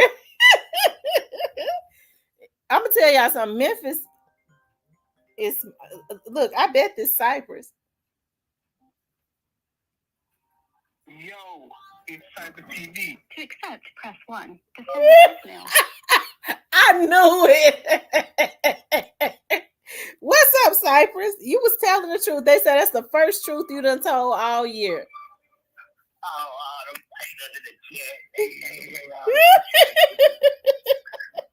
what's going on with y'all tonight, man? Oh, nothing much. April says she knows you.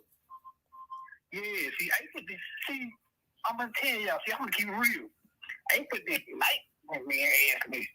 I'm gonna say he had a good relationship because I was living with a woman. At the time. See, I don't know who Ashley is. I don't know who that is. Yeah, see, April, I ain't gonna lie, April didn't like this shit. Well, April real blunt. Yeah, she did not like that shit at all. Cypress, why you messing with somebody and you live with a woman? Why you do that? Well, like, man, Adam was cool. Like, we still got a good relationship to this day. Like, we still communicate with each other. It ain't like it would, but like, we still got love for each other. Still communicate with each other. Cypress, you got a lust demon on you. You said, why did I do it? No, you got a lust demon on you. Why you say that? You like too many. We gotta break out. We gotta break out the plan, John.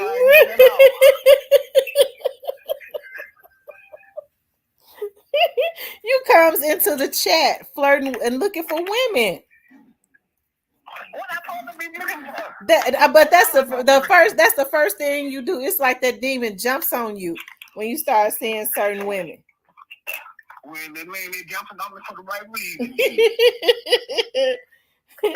What you think about and for the record, it took April had a hard time when she went to, because she went to school with your guy, and she was just like, cousin, I just don't want to believe that. It's just, she was torn. Yeah, April Northside Cougar, man. Shout out to April. Yeah, shout out to April. But I mean, anyways, it ain't that like that now. No, okay. That was just in the beginning. April, you know we love you, April. Anyways, that was just in the beginning. Well, your guy went to Northside too until he got beat up and transferred to Teddy. Anyways, what you think about has rap lyrics caused callous behavior in the community? No, they just people decisions cause trouble in the community. You said people's children. People's decisions cause trouble in the community. Yeah, that's true. It's definitely bad decisions. It's people bad decision making. I mean, we all gonna make bad. I see it do it, and I'm grown. But you don't think these rappers have a responsibility of what they put out? Nope. Oh, I should have known better. They done to do they done to do a job. They ain't done to raise nobody kids, or role model nobody kids. You gotta be a role model your own kids. Yeah, but it's still not good for them to be putting all of this bad energy into the atmosphere. Well, people of sound mind, they don't have to make the decision to go shoot up 10 people so they hear it on the song. You don't see the rap niggas doing it. Well, a lot of the rap dudes is doing it. Hell. Well, that's another story for another.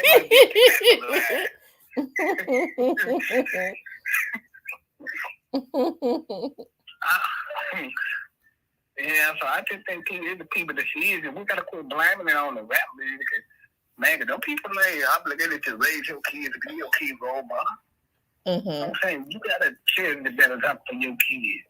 I'm saying they make decisions to go out and go shoot people. So that is it. The rap nigga, there's no rap song ain't told you to go pick up a gun and go shoot no nigga. That's something you chose to do. So that's my take on it. Well, why you feel like it's you said you think it's too far gone? Anything can change. You don't think there's hope for our community? Nope. Why? Number one, we don't have the leaders that we need. Ain't no grandmamas around. Ain't no structure in the community. They ain't putting no money back into the community. It's over with. I mean, me personally, I feel like it's done by design. But them people ain't did nothing from Memphis. And almost, I know over 10, maybe 15 to 20 years, but they're going to have a whole investment into everything going down, especially just to make some money back. Shout out to Miss Kitty. She renewed her membership. Too pretty Miss Kitty. You know we love Miss Kitty. One of the most nicest, meanest red bones I ever met in my life. Okay, yeah, but she fine though. Yeah, she'll cry and cuss you out. Yeah, she gonna cuss you out. She's just like me though. Don't I do that? I cuss you out. I be crying and I cuss people out. Yeah, you're gonna need to pray on that. Yeah, now what I do is I cuss him out, and then I start praying for him afterwards. And you do that stuff my grandma used to do. That's what my grandmama taught me. I mean, go ahead. I get it off my chest. I cuss them out. Then I get to praying. That's how you do it. Well, at least you was taught well. Ain't nothing for that. You was the one that gonna say that. When I was listening one day, you was cussing somebody out. Then I clicked back in. You was praying.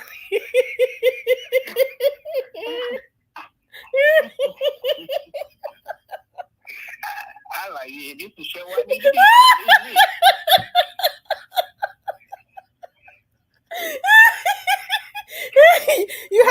You have to balance it out. I cussed them out, and then I had to go ahead and pray about it. Sometimes these folks will make me mad enough. I be saying stuff that I don't be normally saying. They piss me off so bad. Well, shit, nobody make you mad enough when you gotta cuss them out and then be praying. Well, you have to go ahead and pray to rebuke that demon. That's a spirit that jumps on you when you cussing folks out. That evil demon that they have on them. I have to pray that thing off of me. That cussing spirit. That's right. Ain't nothing wrong with it. My grandma was telling me ain't nothing wrong with a little cussing.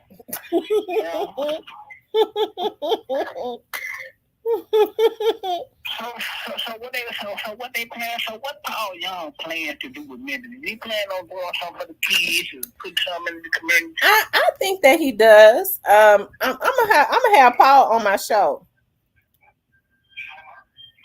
I can't wait to ask him some questions. Good, I'll be here. Well, yeah, but don't be rude or nothing.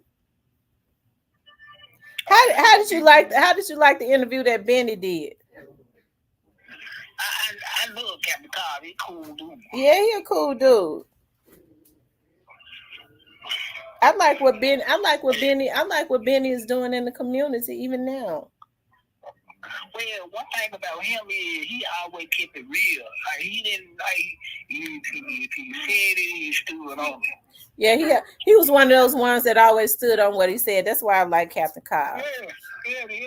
And if you talk to any of the guys that he was when he was on the police department, any of his officers or whatever, any of his deputies, they always said, Captain Cobb stood up for them and he stood on what he said. Yeah.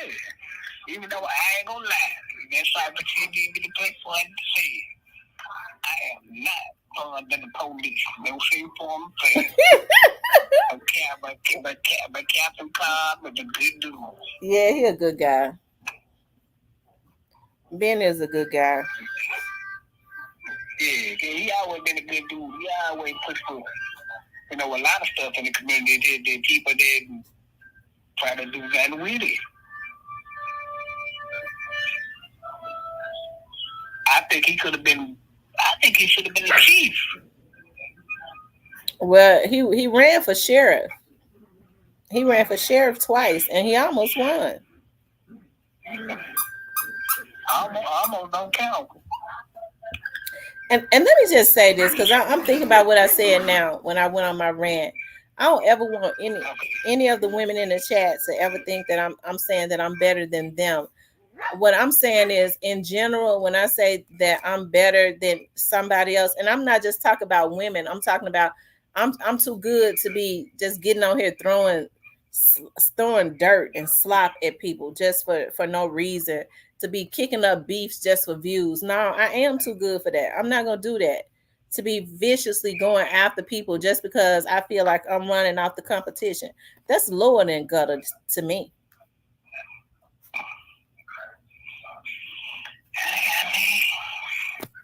But anyway, hey ladies, how y'all doing on the lusting?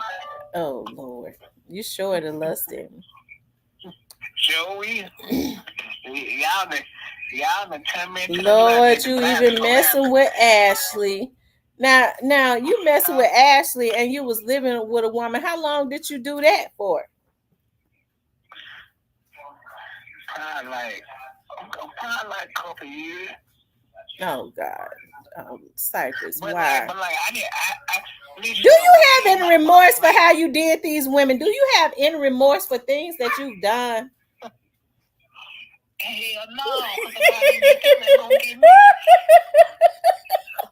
You sick, Cypress. You sick. Well, I'm keeping it real, but I keep it real with him. Like, look, man, I'm staying with old girl. I'm with old girl, man. Her woo. You know what I'm saying? I gave her the choices. So what you be telling them, that you ain't happy with the girl you with?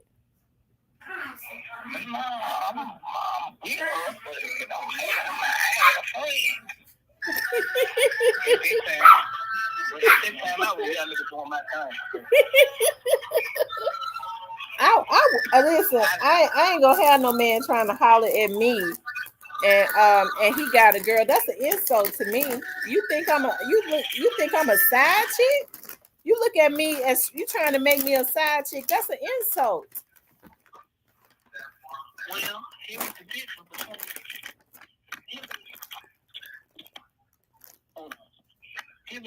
between me and them. See, I give options whether you want to deal with the shit or not. A lot of niggas ain't gonna do this. See, I ain't gonna hold your hand if you don't. Oh Lord. So you saying some women are complacent with being side chicks? Yeah, some of them like being side chicks like the main women. Lord, be honest. But like, you know what I'm saying? I suggest if you gonna do that, give them the option of whether they want to accept it though. They'll say they won't accept it and still lose their damn mind. You know how women are. Well, we got some in the world like that. Trust me, I found out. I was on the receiving. I was on the receiving end a couple of times, ladies and gentlemen. I'll be the first to tell you. What, they act a fool on you?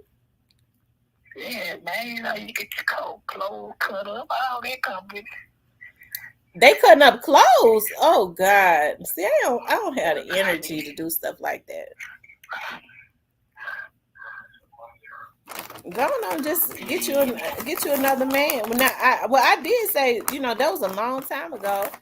Now this last one I was with, he did, when I found out that he was, I started talking to him. I was getting ready to cheat on him, but I was like, no, I'm not gonna be doing stuff that I did 20 years ago. I'm gonna quit him. You never, if they put you in a position where you feeling like you need to cheat to get your lick back, it's just best to go ahead and go on with your life.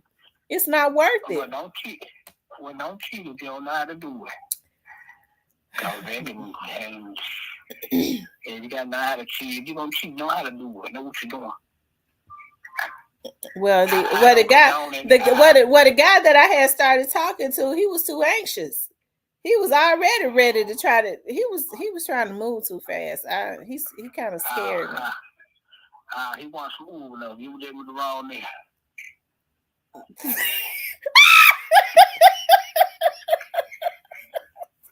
He was trying to move too. He was trying to move too fast. I wouldn't. I just it wasn't meant for me to be cheating. See, it's a method to this, and you have to move according to life and go. Because I'm a firm believer how you move, and if it's meant for you, it's gonna happen regardless. You don't gotta rush it. If it's meant for you, it's gonna happen. Well, maybe he was trying to hurry up. Maybe he was trying to hurry up and woo me so he could get me in bed. Maybe he had somebody. I don't know. What they probably would, because there's a lot of niggas man shit these days. He was. I liked him. I probably would have gave him some, but he was, because I had intentions on getting my lick back, but he scared me off. Yeah, that's good, because he probably gonna go tell the main nigga.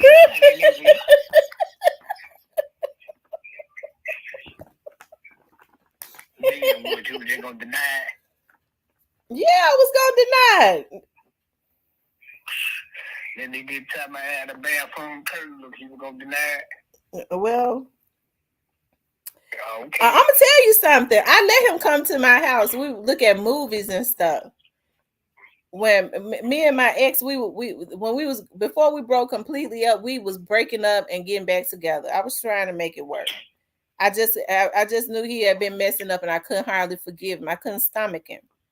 You know how I get because I'm real loyal. And when so we broke up, and then we got back together. He came to my house, and I had been letting my new friend. We had not done nothing. Come to the house to look at. We was looking at movies and stuff.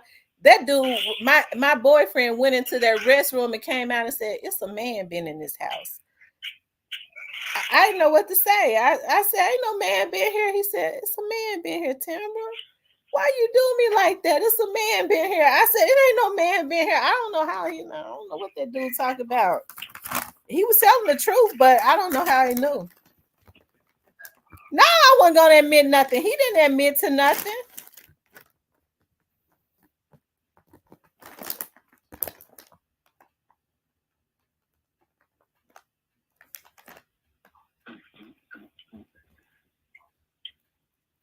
He's sitting up going. He's sitting up cheating with porns. Oh, stop, Lord, stop me, please, stop me, stop me. That's over with now. I done moved on.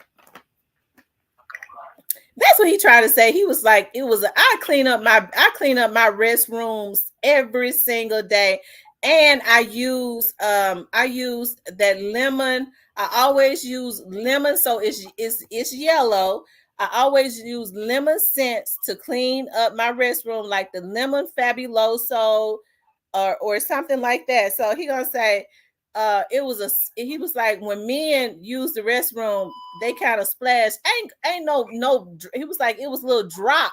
How in the hell somebody see that? I didn't see it. I clean up my restroom. Tamara, Huh? You don't know how to cheat. Why would you bring a side piece to the crib?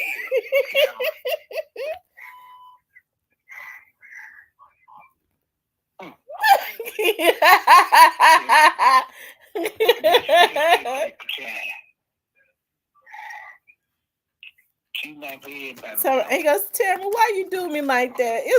I said, nigga, I can't believe it. You sitting up, you cheating on me, and you accuse me of cheating, and I ain't do nothing. I didn't do nothing, but I don't know. I didn't know what that guy had did. I was like, I don't know what he did, but he can't come back.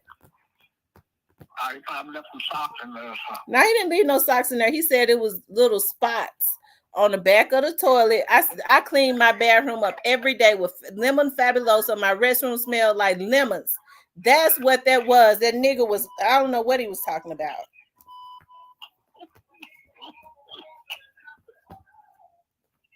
Yeah, she like you. Huh? You don't bring him to the crib if you already know that's a no-no. Well, we was breaking up. He was the one he was the one out there messing up. He get mad at me because I let a friend come to my house to look at movies. The man had to pee. But that was not piss on the back of my toilet because my restrooms are immaculate. Now, how would you would feel if he brought a woman to his crib for the movie? Y'all probably breaking up. Well, I believe that well, I believe he was already doing the ultimate. You don't mess over me. Oh, somebody that was there for you, somebody that I love that man. So why would he do me like that? I don't know. Okay, well then that's the reason why I did what I did. You trying to get some get there. And was gonna get it, but the other that guy was he started moving too fast. Yeah, cause he couldn't wait to tell the other nigga. I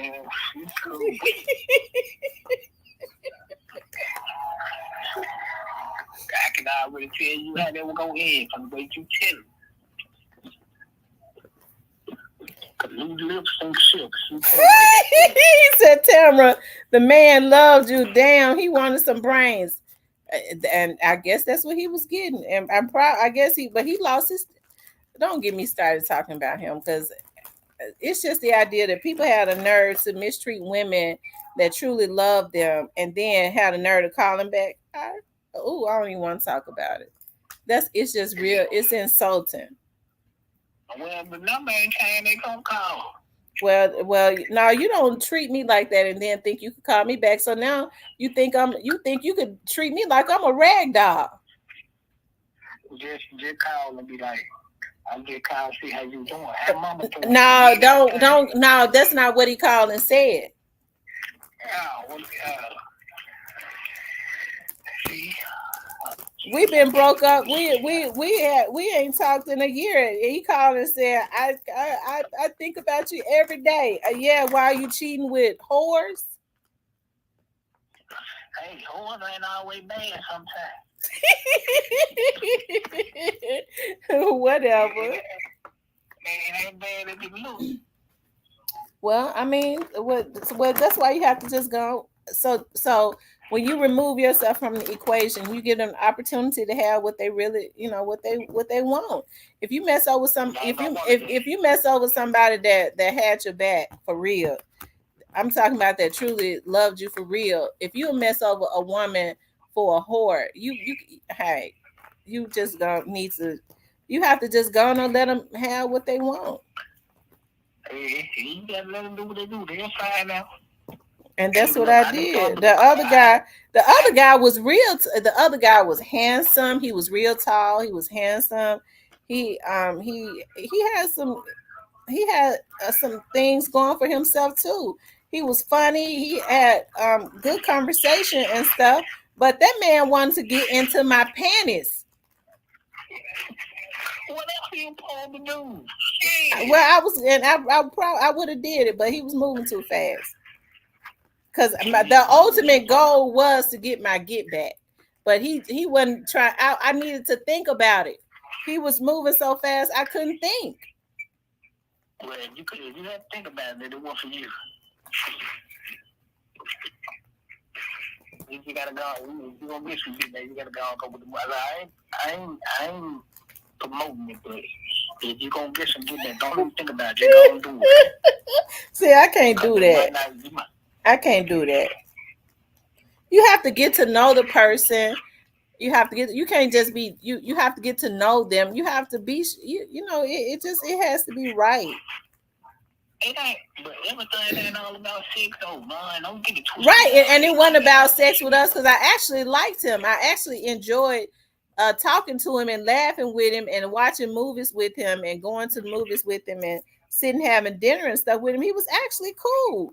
He was turning into my friend, but was the goal, but he was moving too fast. Yeah, he was trying to go on school. You can't do that.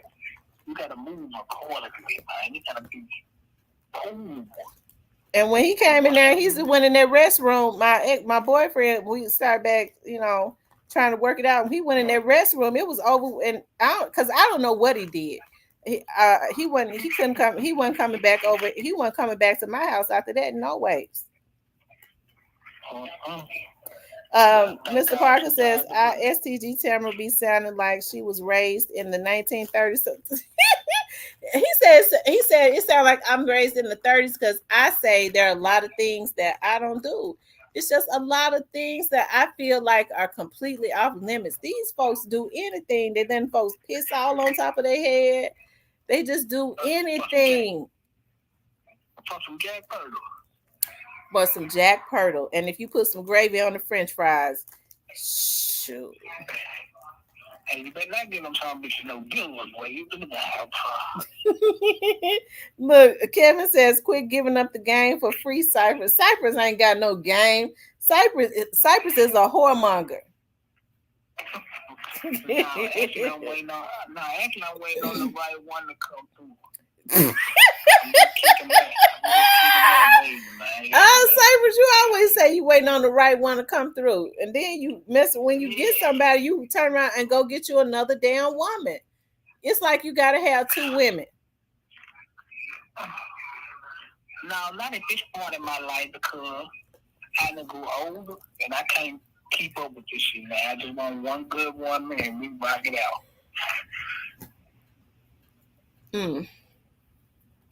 See, when I was younger and can keep up with this shit all, I was hell on wheels. I ain't gonna lie.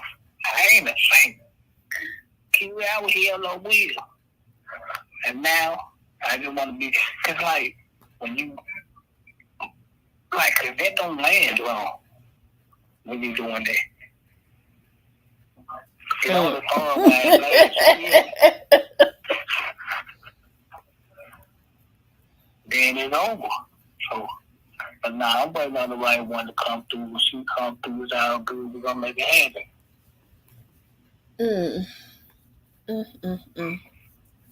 Cypress, when you get to a good woman, and you said you've had a lot of them, you gotta treat her right. And that's what men don't understand. When you get to a good woman, you need to treat her right. I mean, men. I say all the time, men feel like it's okay to go cheat. Talking about it don't mean nothing. That's emotional abuse. That's a form of emotional abuse. When men go out and cheat on women, they shouldn't. Don't do that. If you got to a good woman that loves you, you treat her right and make a happy life with her. Stop feeling like you need to go out and cheat with other women. It's not worth it. Yeah, man. But if she just so happen to give you a reason to call Bob or shit, go ahead. Now, if you having issues with your woman, instead of calling Barbara, what you need to do is you need to be trying to call your woman and work it out. Yeah, you're right. But I'm just saying, man. You know, this way to do it. But like, I done grew up, man, so you know what I'm saying, man, when I was younger, I was hell on weird, man. Like I said, like I didn't grow older, so I'm just waiting on that right one to come through. We're gonna rock it out, you know. Right. I know for me, like I don't want to be with no man where I feel like that he has done. I don't want that. First of all, I'm not a cheater. Let me just say this. I'm not a cheater. I don't cheat. And I don't want a man that cheats. I'm very loyal. Thank God. When I've cheated, I cheated back. I didn't cheat first. So how did that work out way? It didn't work out well. That's the reason why I don't cheat.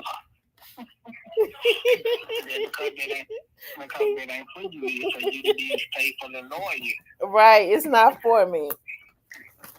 It always turned into a damn disaster. The man lost his mind, want to go tell, and I can't deal with nothing like that.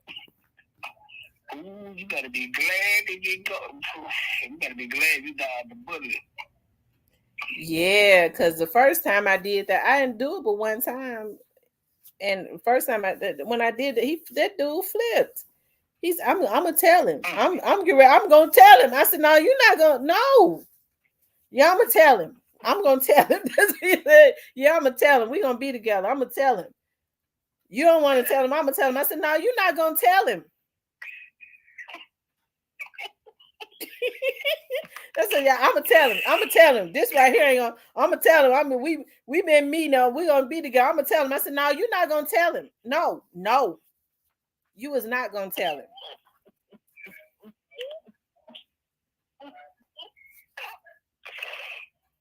So this the same. So this the dude that called left something on the seat, bro. No, this was. Now this was a guy from years ago. That's the first and only time that I cheated because he went crazy. You might have some good mashed potatoes and corn. That dude just went crazy. I don't know what he had a girlfriend. He knew what we had an understanding. My boyfriend cheated on me, and we started. My cousins did that. They was like, well, if you cheated back, you wouldn't be so distraught about him cheating. I started thinking, I was like, well, I never cheated before. Maybe I should cheat back. Don't do it. Well, I did it, and I liked him. I did like him. I really did. I liked him a lot. We had fun. We met up every Monday and Wednesday after I left college. We met. Monday and Wednesday. Sound like a good day of the week. Yes, it was. And I probably would have been with him if he wasn't so crazy. I said I never said I was gonna tell your girlfriend. Why would you do me like that? Oh, I'm leaving her. I said, no, now don't do it.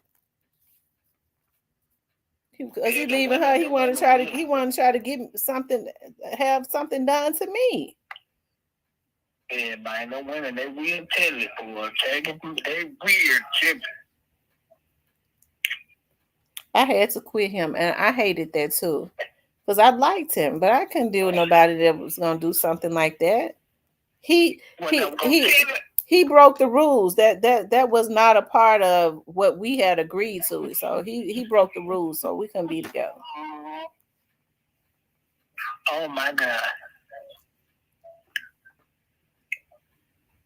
Stay safe for everybody. That's the lesson. And listen, y'all. That was many years ago that I did that. Okay, that was listen. That's why I tell people don't cheat. It's not worth it. You get caught up in stuff that is it's not even necessary. It's always emotions that get involved. Somebody's going to be more emotionally involved than the other, and then you mess around and people get caught up in stuff, and then it could end up being a disaster. So it's not even worth it. I was a lot. Listen, I've always said I think I've always had to walk a straight and narrow path, because each and every time I've tried to go left and do something, I'm like, I'm gonna get my get back, I'm gonna do this, it always went left. I tell my mama, I feel like I've always had to take the long roads. I could never take like um quick little exits and stuff, or like other people. I've always just had to walk a clean path, because every time I try and do something that I should not do, it turns into a disaster. You know why? Why? Shortcuts want you to take. Right. The shortcuts are not meant for me to take. So don't cheat. And I feel like I let a lot, and I'm gonna tell y'all something. I used to feel like, dog, I spent time being loyal to guys where, because I would be in relationships forever. Like with the same person. I spend time being loyal with guys that I ain't even with now, just a waste of my time. Other girls seem like they just have so much fun, because when they would mess up, they would go cheat. The one time I tried to cheat, it was a disaster. The last time I thought about cheating, which was more recently, that was like the second time I ever thought about cheating, that turned into a disaster before I ever even did it. So it's just not meant.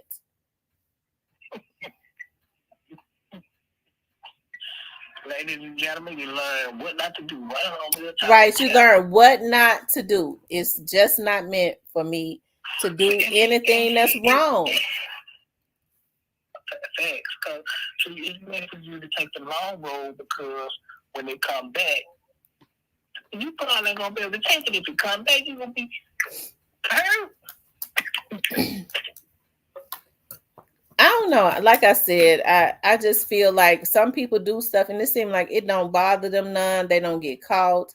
It don't affect them. And they actually, it seems like they be happier. But me, I've always tried to, it seems like because I've always tried to be fair. I've always tried to be loyal. It seems like it seems that I took a lot of losses. Now I always, any loss I take, I always get it back. But God, I always get it back, get blessed. Like I get double for my trouble and stuff. But I got like, dog, I took that loss, even if it's like with your heart and stuff, because I'm a very loyal person. Yeah. But she not for you. Just wait on your hood. Yeah, and that is the reasons why I have not been. I've been very meticulous about who I date. I really have not been dating. I have not. I've been celibate for 15 months. I don't have time to be being involved in like no craziness, nobody that is not I just don't want that chaos in my life. I have enough going on in my life. I don't want no chaos. I don't want no drama from no other woman. I don't want no drama from no man. I'm talking, when I say another woman, I'm not talking about, I don't date no damn women. I'm talking about the drama that comes along with a man that's messing with other women. I don't want that stuff in my life. So since I have not been dating anyone for 15 months, I've had the opportunity to clear all of that garbage. Like I've just had the opportunity to have some peace and to regain my peace back, to keep that chaos out of my life. I'm not having no chaotic ass man in my life, because I don't need that in my life just for some dick. Real talk after dark, ladies and gentlemen. I'm just playing. But yeah, you're right. You're right. You're right. You're absolutely right. You're right. Yeah. I know a lot of people say, listen, I used to be embarrassed to say, when folks was like, when I was like, especially when it came around to that year mark and I was celibate, I was embarrassed. I was like, dog, I feel like everybody getting their groove on. They got them somebody. And here I am. It's been a year and I'm celibate. And then I started hearing other women say, I've been celibate for 8 years. I've been celibate for 5 years. I was like, dog, 15 months. I ain't got nothing to be ashamed about.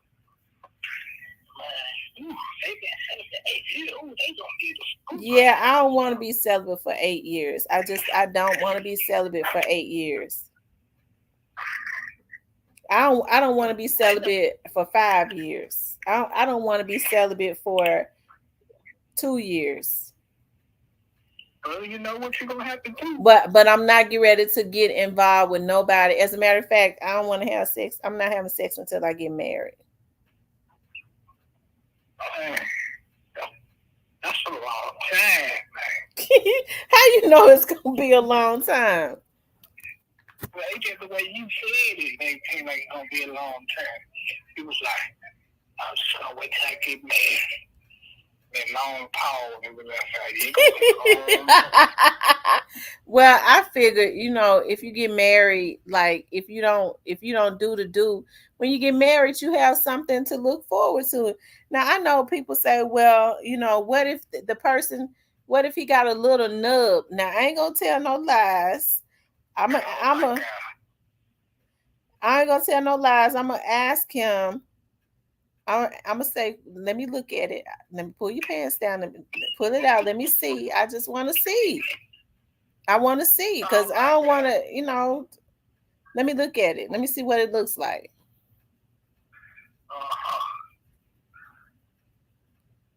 Hey, it might be, Look at me. Why you say I'm trying to trick a nigga? That's not trying to trick nobody. You get to know somebody. You get to know them. You start dating them. You fall in love with the person. That's how you know you fall in love with the person and not the sex. Because they said that dopamine that's released in your brain will make a fool out of you.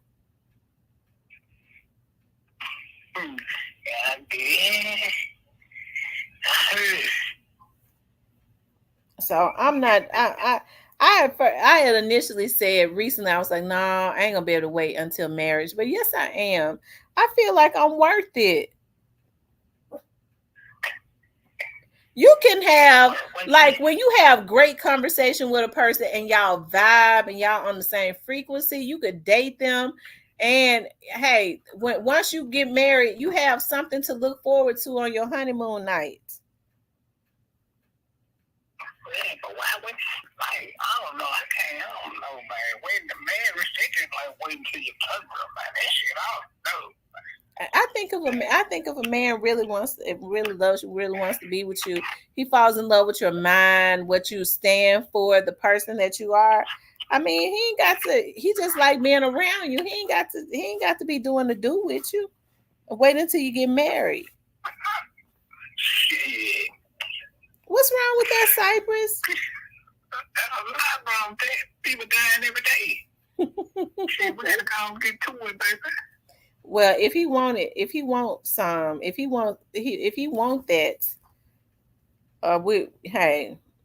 we date. We're not gonna have sex, and then when we get married, we're gonna have sex. I can't wait that long time like this, man. And this shit ain't proper. Which is, see, men just don't be wanting to get married. They just be wanting to try to get them some sex and get on to the next woman, especially you, Cypress. He said, when do women want honesty? Women want honesty from the door. If men are dating somebody else, if they're not feeling that woman, they need to tell that woman. and say, look, I'm just not feeling you. Listen, I'm not feeling you. I don't want to be with you or whatever. Why would a man do something like that? He said people who do that have STDs. I ain't got no damn STD. Just because somebody say that you want to wait until they want to wait until they get married. I don't have no STD. Oh yeah, y'all wild in the comment. I don't know.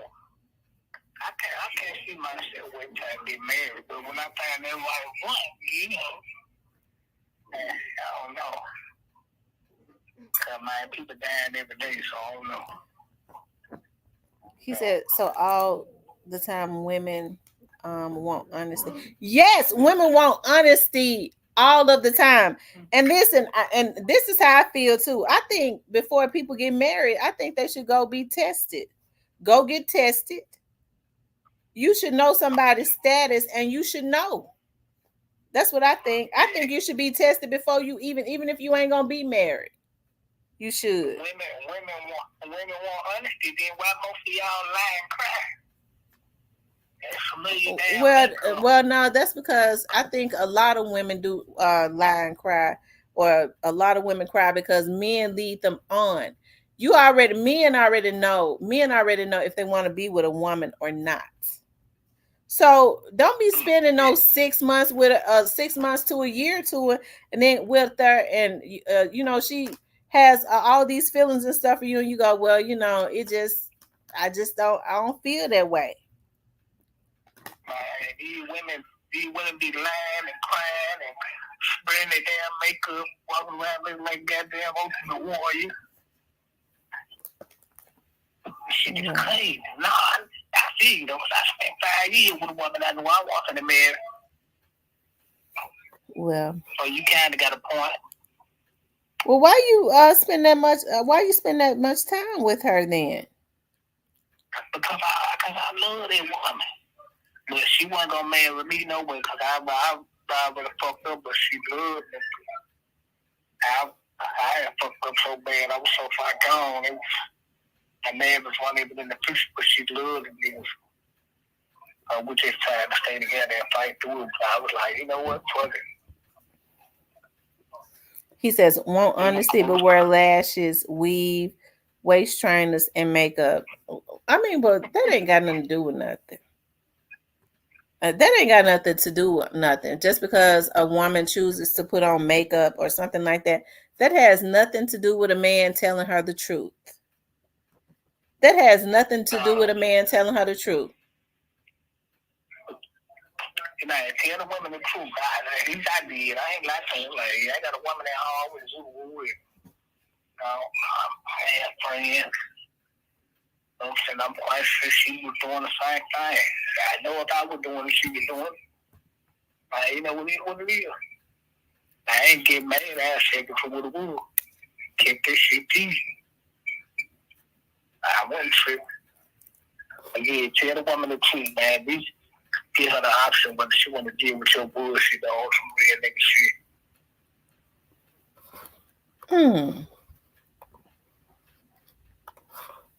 Yeah.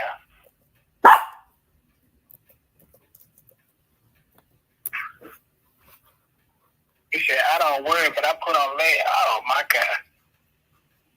That's what's up. Shout out to the women that wear the lash. Get that back up here. So you think everybody should just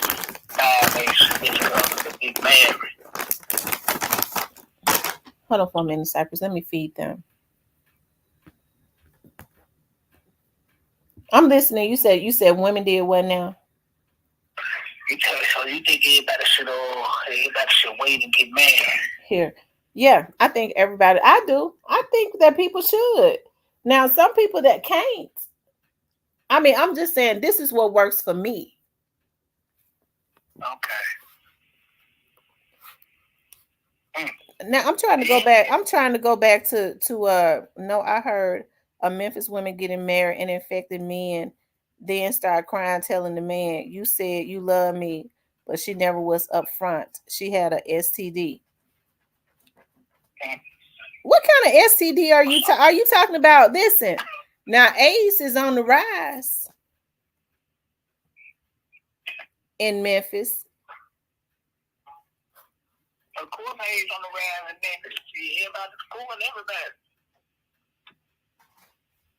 These women have 2, 3 different baby daddies standing on the same block.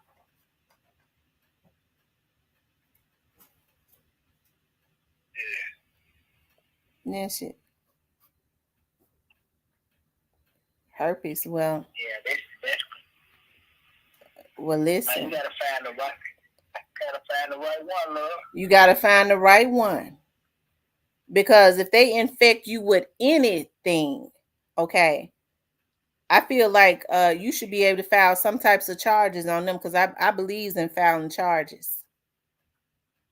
I ain't gonna tell you what I believe in because we on real tough account. But if we don't type of GP, he said they look at. He said they look at herpes like gonorrhea. Gonorrhea. Gonorrhea. Like gonorrhea.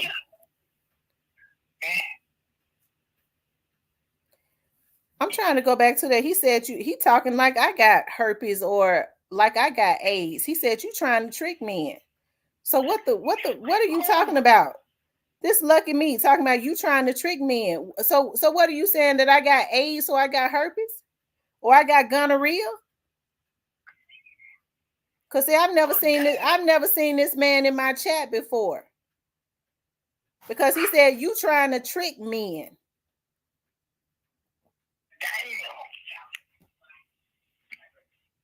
Damn. They say you trying to trick men? Yeah, he said you trying to trick. When I said you got to be married, he said no, you trying to trick men. I've heard about women in Memphis tricking men. They have herpes, they have AIDS, and they have gonorrhea. And then say, I thought you said you love me. See, I've never seen this man in my chat before.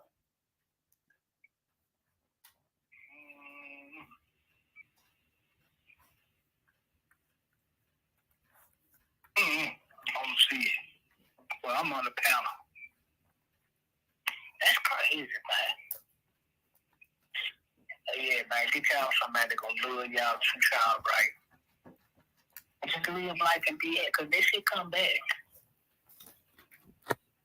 It comes back. Now I'm trying to go back to this man right here.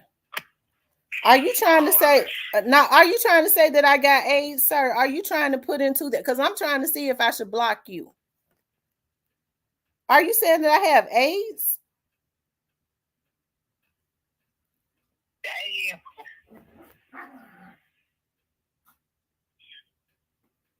What's their name again? Okay. Well, I mean, are you saying that I have gonorrhea? I'm trying to understand, because this man came in here and said you trying to trick men. Okay? Because I said no. Because I said that I'm waiting until I get married. Oh, so why did you say that I'm trying to trick men?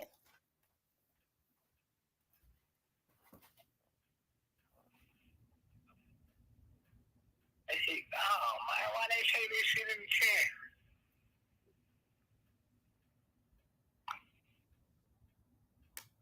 I don't know why they trolling whoever they are. No, because see, I'm gonna tell you something. I've seen that logo before, but the person just changed their name. But let me tell you this, bitch, because I don't know who you are. I don't have to try to trick anybody. Nobody that I've ever dealt with will ever tell you that I have no AIDS, no warts, no herpes, no gonorrhea, no chlamydia, no nothing. Okay? See, I'm thinking about it makes me think about, okay, when another vlogger tried to put out some mess before, right? They had the wrong information. They had this lady's name who was similar to mine.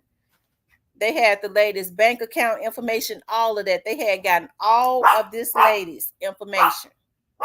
When this motherfucker came into my chat trolling me, because he was basically trolling me. I had never seen this man in here before. And then he said, "You trying to trick people." Bitch, you got me fucked up all day, bitch. Because see, it's other vloggers that start coming in here trying to troll me. Now, I reached out to the woman and I let her know that they had pulled her information. And I don't know what this lady's medical background is or anything like that. I don't. But bitch, you got me fucked up, ho. You got me fucked up all motherfucking day, bitch. I bet you ain't none of my tests gonna ever come back, bitch, especially no motherfucking HIV ho. Now another disease, bitch. But this motherfucker sitting up trying to put into my chat and perpetuate that I'm trying to trick somebody into marrying me so that I can give them something that could take their life. No, bitch, you don't come into my motherfucking chat, ho. And put that shit into the motherfucking atmosphere, bitch.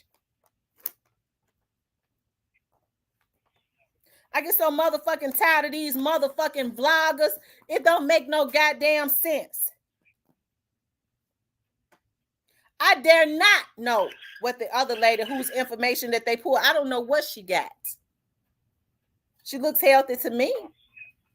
Because now we're Facebook friends and we're working against these motherfucking vloggers that pulled her damn information. But bitch, don't you ever come in this chat, ho, talking about I'm trying to trick anybody, bitch. No motherfucking man. Whether I use a condom with them or not, bitch, will ever tell you I gave them nothing, ho.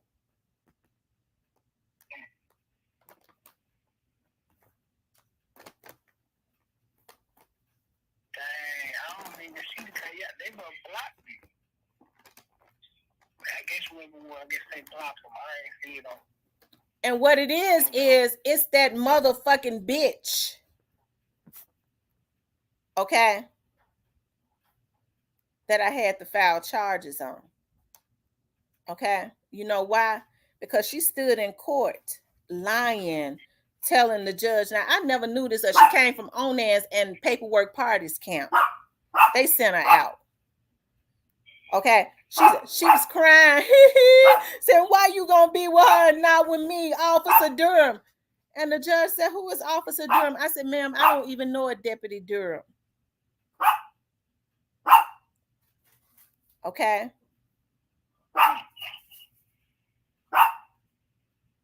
But bitch, don't bring your motherfucking ass in my motherfucking chat, bitch. Because you being over here thinking you got another page, ho, you're violating, bitch. Because you already got a motherfucking restrainer order on your hoe. But bitch, don't you ever come into my chat trying to insinuate that I'm trying to get somebody to marry me so I can get them some type of damn virus. With the way that I be promoting all of this stuff that is out there, bitch, I ain't even had sex with but 7 men, bitch. You done sucked more dicks than that, hoe.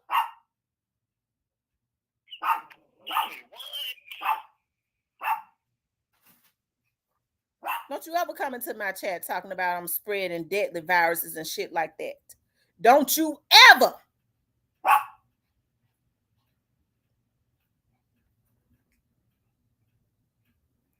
And then talking about I'm trying to trick somebody.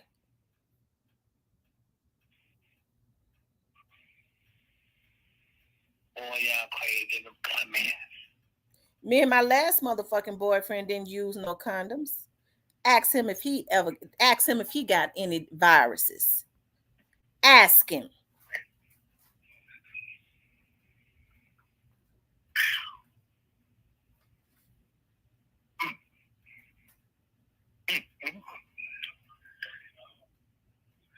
we're going to have to pray over this line tonight. Motherfucker got me fucked up. That caught my attention when they said, Tamara, you trying to trick men. Women like that be giving men diseases. Why they say some shit like that? That shit crazy, man. This shit crazy. Well, number one, I know that I've been talking about like how I've been doing videos on how the HIV and AIDS rate is up in the Memphis area. I've been consistently doing videos on it, telling people to go get tested, spreading awareness and things of that nature. Don't nobody come into my chat and do that. Don't do that. You right. And then gonna say, Tamara, you said I thought be crying to me and Tamara, I thought you said you love me. Huh?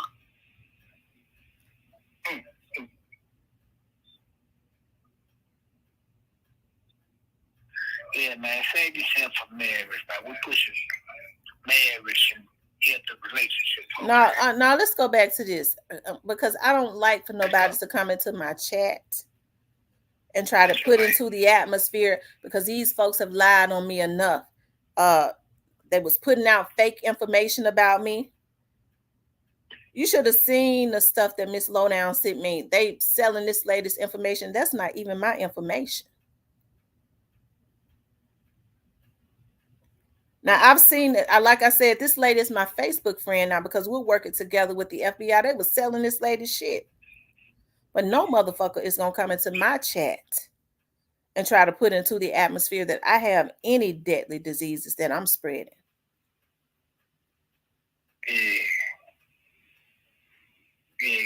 No genital warts, no herpes, no nothing, bitch. No gonorrhea. Didn't even know how to spell an illiterate motherfucker. Putting all that shit in my motherfucking chat. Bitch, you got me fucked up.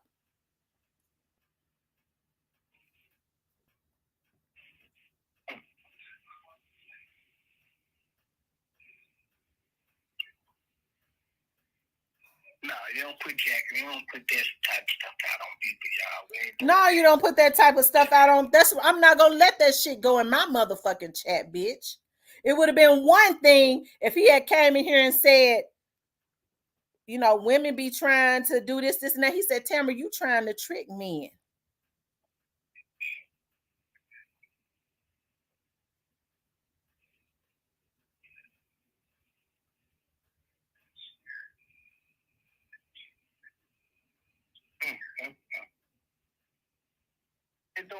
And then couldn't spell.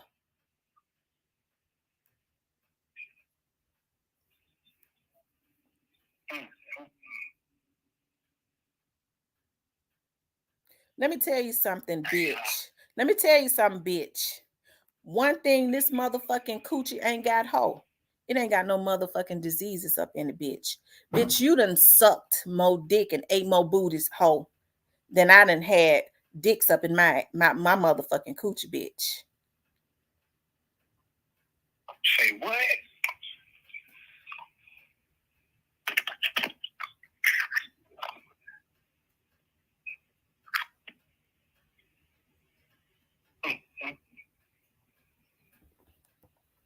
Don't you ever come in my motherfucking chat, bitch, and lie like I'm spreading diseases. Yeah, you don't put that type of stuff. Because you took a direct dig at me, bitch, when you came into my motherfucking chat and put that in my chat. You didn't make it an in general thing. You came into the chat and you took a motherfucking dig at me, bitch. And that's the reason why I won't let that motherfucking shit go, hoe ass nigga and puss ass bitch. You motherfuckers already spread all types of lies on me. You bitches ain't get ready to put out, motherfucker, that I'm spreading no goddamn diseases. She talk about people should get tested and this, and that. If she spreading something, you got me fucked up, bitch. You motherfucking bitches got more mouths on your motherfucking mouth from everybody's dick being in the bitch than I could ever have on my goddamn coochie. Say what?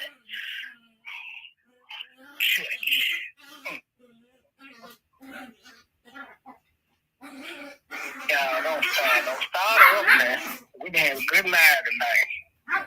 That makes me madder than a motherfucker to come into my chat and take a direct dig at me and then start putting all these motherfucking diseases in there. Yeah, don't do that. Don't put no jacket like that on nobody, y'all. That ain't cool at all.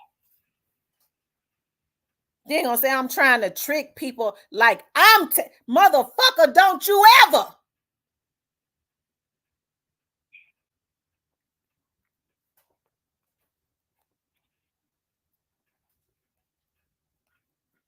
That's what caught my attention. You trying to trick men.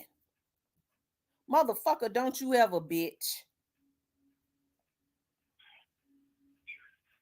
Yeah, y'all, man, don't do that. We were having a good, sweet line, and y'all just had to come bring the devil in. That makes me madder than a motherfucker.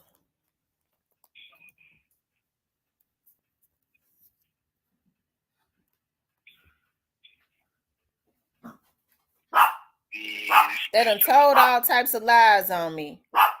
Like I was screwing everybody at the police department. I had to get a lawyer for that. They done sent all types of fake information. They sold this lady information, sent it all around the motherfucking internet. That didn't work. Now these motherfuckers think they're gonna come into my shit and spread lies on me like I'm trying to trick somebody into marrying me so that I can give them a disease.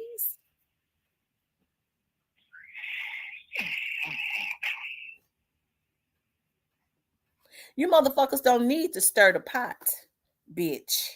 Because I've been trying to be calm and go through this motherfucking thing, bitch. You understand me? While I get you motherfuckers. But don't you ever think you're going to come into my motherfucking chat and defame me. If you bitches could have found something on me, you motherfuckers would have been. Instead, you have to put lies out. It goes to show how disturbed you sick ass motherfuckers is. Don't you think if I was spreading something, anybody that I had messed with would have been up in this motherfucker? I was just with a man last year, and I was with him for 5 goddamn years.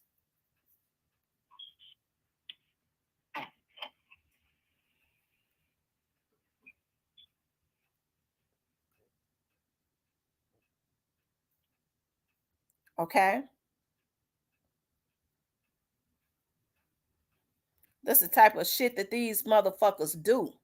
I was looking at another vlogger where they was putting out, I believe the girl is from out of New Orleans, that she had to show her medical history or something. I know where in the hell out of it. They had put out to different men that she was spreading syphilis. Or she was infected with syphilis. This is the type of shit these motherfuckers do. You motherfucking bitches hacked my shit. You motherfuckers came to my house. You motherfuckers sent a bitch that had to go to jail to my motherfucking office. She harassed me every day. You motherfuckers hacked my shit. Got folks at Google working with you. Motherfucker, because you don't want me to have more subscribers than you. You bitches ain't gonna get into my chat and spread that type of venom and get away with it. You motherfucker said I was messing with different women husbands. She had a husband that left her. I ain't never had no motherfucking husband that left me. And you bitches think you gonna come into my shit and spread that I'm spreading diseases? And then put all types of shit in my chat. Bitch, you got me fucked up.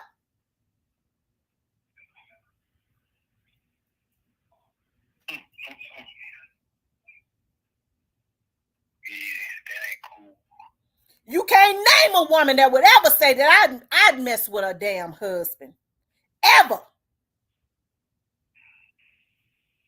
As much as I get on here and go at women about being side chicks, you motherfuckers tried to defame my character and say that I had been messing with different women husbands. You motherfuckers was scared because you know I could close my motherfucking eyes, bitch, and take y'all's with a motherfucking clean cat. I don't want nobody's man. I ain't got to rock like that. Because if I wanted somebody's man, bitch, I wouldn't be the side chick. I'd be the main chick because he'd leave.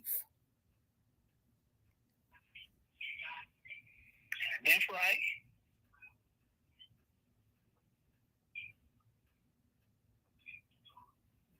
But why do these rappers still promote side chick activity? Do not start that shit. You motherfuckers. They wanted some information on me so bad that it was ridiculous. They started spreading false shit. I sent that lady all that stuff. I said, ma'am, I don't know how they got your bank statements. I don't know how they got your information. The lady living in Mississippi, like me. Okay. She a blogger?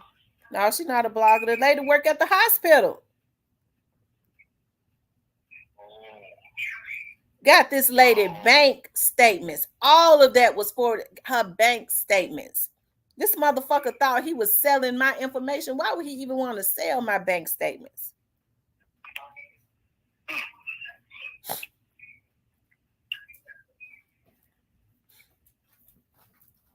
Okay.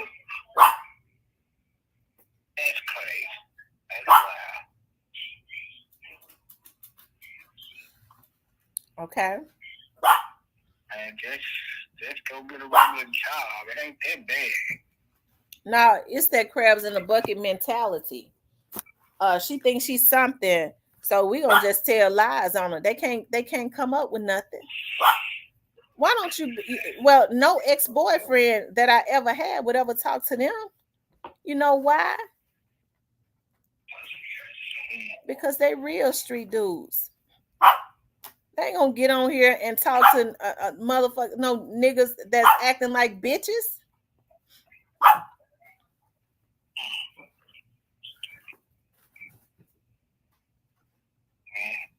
Right. If I had been around here spreading venereal diseases and stuff, I dealt with street dudes. They would have been did something to me. So would have still in Memphis. They would have been like, where did she go? Okay.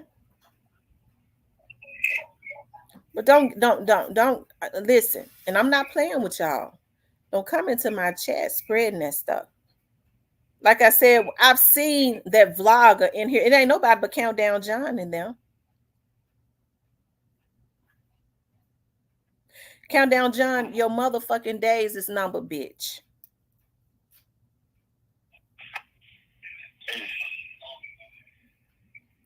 You, Bozy, and Onan. Okay. And Ratchet. Because I'm hearing he in it too.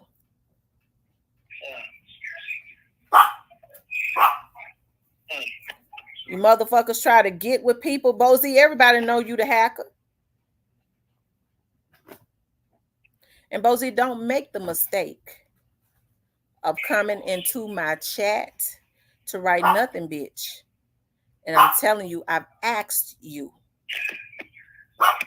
not to play with me. Okay?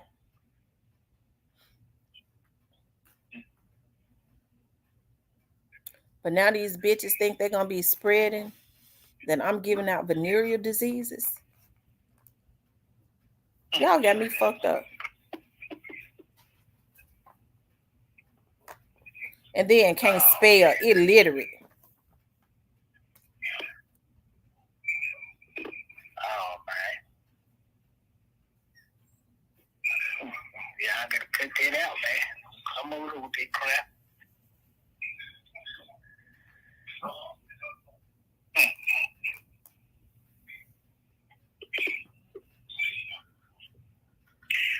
do you think it's gonna be any hope for this community?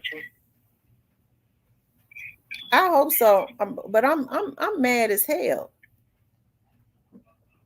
I don't blame you. I be mad too. I'm mad as hell for them to come into my chat. These folks have already told all types of lies on me.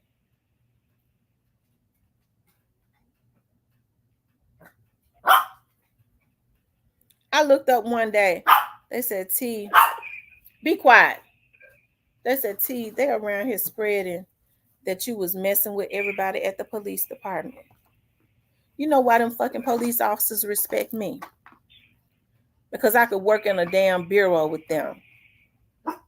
Out of all them years I worked at the police department, I dated 2 police officers. I worked at the sheriff's office, and I ain't even got to tell that. And I worked at the Memphis Police Department. I dated 1 officer when I worked all them years at the Memphis Police Department. And then when I went and worked at the sheriff's office years later, I had a relationship with another officer. And those relationships were for years. Yeah. Neither one of them was married. I don't mess with nobody's fucking husband. I ain't got to. Yeah. These motherfuckers had folks selling in line, like went and got somebody else's information. Her husband divorced her because she was sleeping with all them police officers. Don't you think that if I had been messing with a whole lot of police officers, I would have had people that hate me, not the people that they pay to lie, coming with proof that I had been messing with their husbands? You can't even get the respect, as much respect as I have.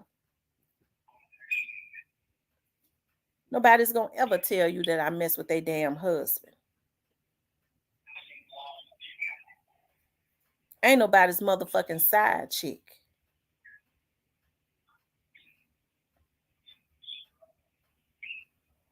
Yeah. And now these motherfuckers trying to come into my chat and put into the atmosphere that I'm out here spreading diseases.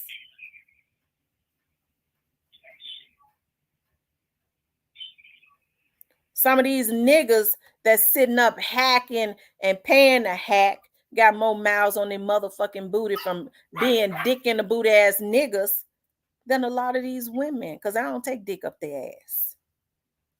I already know that that's a booty bandit that like to tamper even with a woman's booty hole. I don't deal with booty hole niggas. Oh my God. Okay? Yeah. They put on a fake picture. They do a whole lot of stuff. But I mean, they've been watched long enough to know what sectors it come from. And it's one vlogger that's involved.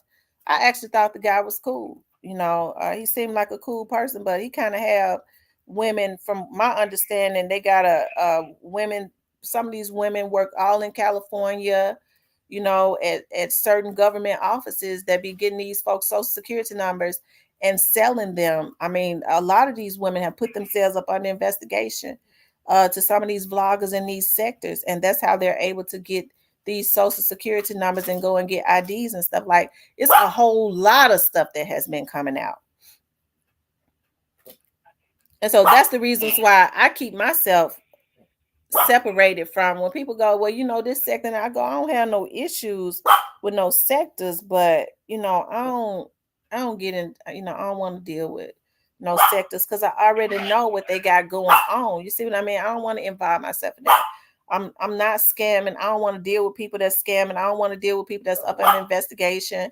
Some of these folks deal with these record labels, and their jobs is to tamper with certain stuff. Some of these vloggers y'all think that's actually on here working cases, these folks is informants. The main ones that be calling folks rats, they informants. They informants for the government, or they working with record labels to try and get folks messed over.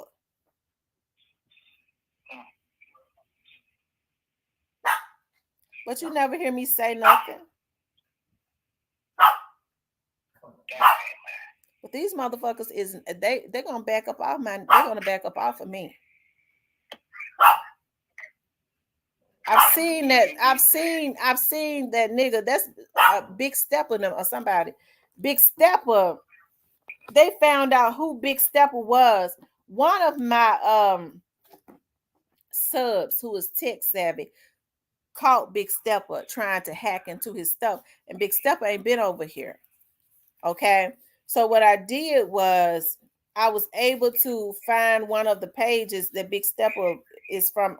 When I, when I sent in my FBI reports and stuff, I was able to get the link that because he is from a Mike Smith. Okay, he comes up under Mike Smith name. He comes up under a whole lot of Dallas, Big Stepper. So when you get the link and you send it in, they're able to. You think that they can't subpoena Google? When that lady was harassing me, they subpoenaed Google so quick and got all them emails. It was ridiculous. And all the people that she had been emailing. Yeah, that's crazy. That's wild. So when I start throwing out names, I be knowing who involved in this stuff. But don't play with me. Don't do me like that. Don't do me like that. It's a whole lot of stuff. They go, you too easily triggered. I'm too easily triggered because when I start seeing certain logos, okay, I already know that some of these vloggers, they use the same. They so damn stupid. They can't even spell. They use the same motherfucking logo. Okay, but then they use a different name. That motherfucker directly took a shot at me. And you motherfucking bitches ain't gonna take no shot at me.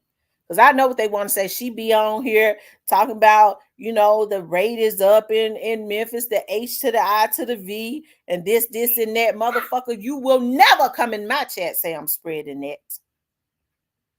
Bitch.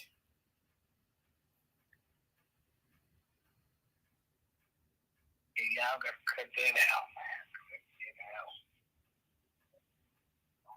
Oh, that makes me mad as hell. These motherfuckers so dirty. I'm gonna tell you what they did. Because they got a girl, they linked it with somebody. I don't know the person's name, but I will say this: that I was told that one of these sectors on here got somebody that works for a government agency as it relates to like DHS, where you go and get welfare and stuff, right? Well, I mean, when they told me this has been like over a year ago, so I'm sure it's still up on investigation. That's how they have been getting people's social security numbers and getting their information. This bitch so stupid, whoever she is, she used her job to sell folks information from her damn job, way from out of California, from my understanding, right? And this came from somebody out of law enforcement. So somebody gets on somebody gets up on my panel one day. Like it's been so much stuff that happened. I have so many videos, and the guy goes, we was talking about the Young Dolph's case, and the guy jumps up on my panel and goes, well, see, this is one of the reasons why I'm so mad at these. And I've been determined to get these gutter motherfuckers. Okay, jumps up on my panel. And we're talking about Young Dolph. He goes, they're getting ready to cut off the welfare and the food stamps. I go, oh, okay. I didn't know then what was really going on. I go, oh, okay. Okay. That's when I was being real nice and stuff. Because I just didn't know how dogmatic these bitches was, right? I go, oh, okay. So he came into my chat again. I don't see him no more after we found out the bitch nigga don't come into my chat. He probably be in the bushes, right? He'll never come up on the panel or call in because I would recognize his voice. So I kid you not. Later on, I get a letter, y'all, about some DHS. Y'all, my kids are grown. Somebody getting a welfare check and some food stamps in my name. Y'all, I can't make this stuff up. This motherfucker, the only thing I could think of, this motherfucker got up on my panel basically to try and taunt at me. I guess I had no idea at that point to let me know. That's why I said them folks in Dallas got my information, my social security number, to try and taunt at me to let me know that they was getting welfare and food stamps in my name.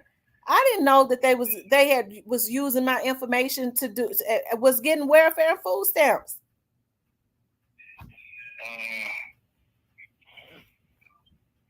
Here is my right hand to God. My children are adults. I could never get no welfare.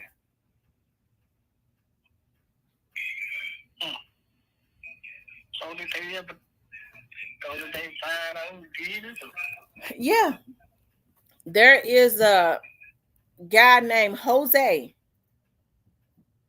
that was using my social security number. I found out later on what they do is when they get your social security number and stuff, they sell your information to the Hispanics, which is the reasons why I'm happy that this lady is interested, who they thought, I don't know, I guess when they got my social security number, because I do believe that it was them. That motherfucker when they got up on my damn panel talking about they get ready to cut off the welfare and the food stamps, and we talking about young Dolph. I said, oh, okay.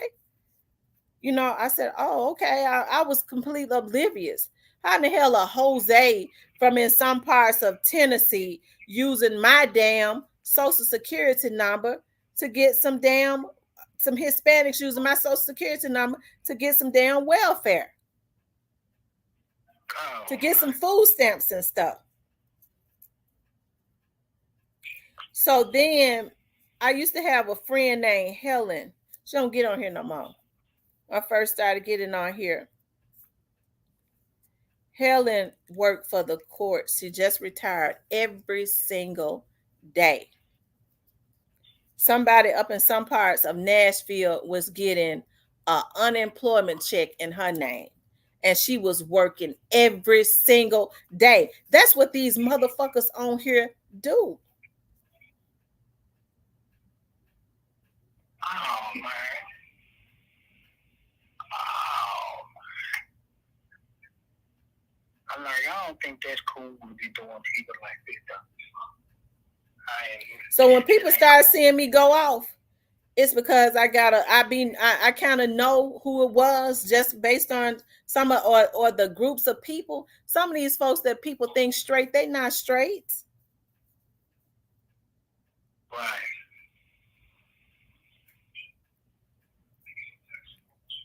Man, that's messed up, though. But I hope they do something about the people that doing it, though. That ain't cool. But motherfucker, I bet you, bitch, you can never pull nothing saying that I got any motherfucking AIDS or gonorrhea or herpes or warts or anything like that, bitch. Why you putting that in my motherfucking chat hole?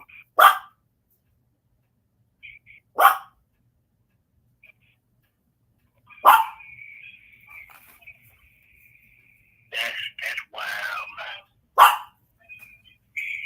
That's wild.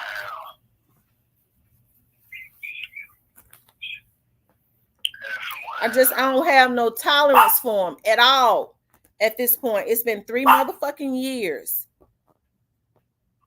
And it's been 2 damn sectors that's been doing this shit.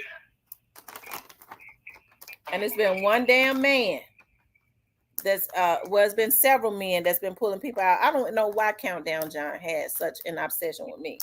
I don't even know Countdown John. I just know now that they do, and he claims he know this and that. Bitch, you gonna need an attorney, hoe, because you gonna be. I promise you going down. This motherfucker, this girl kept talking about me and you messing with Gene Deal. I don't know no damn Gene Deal. That's Puffy's bodyguard. The most that y'all ever heard me say about Gene Deal was that Gene Deal, I looked at his commentary, and before all this stuff ever came out, okay, I said I believe he sound credible. I believe him. Well, when this girl was sending me all these messages, she started talking. She was talking about Gene Deal. I'm gonna contact Gene Deal. You messing around with Gene Deal? I ain't never seen Gene Deal in person. This is the type of stuff that they were spreading on me, y'all. This girl came into my chat. It probably was her. She came into my chat spreading that. Tell these folks why. Tell these folks why you. And listen, I screenshot all of it. When we went to court, I gave all of it to the judge. Tell these folks why you mad at me. Me and you both fucking Gene Deal.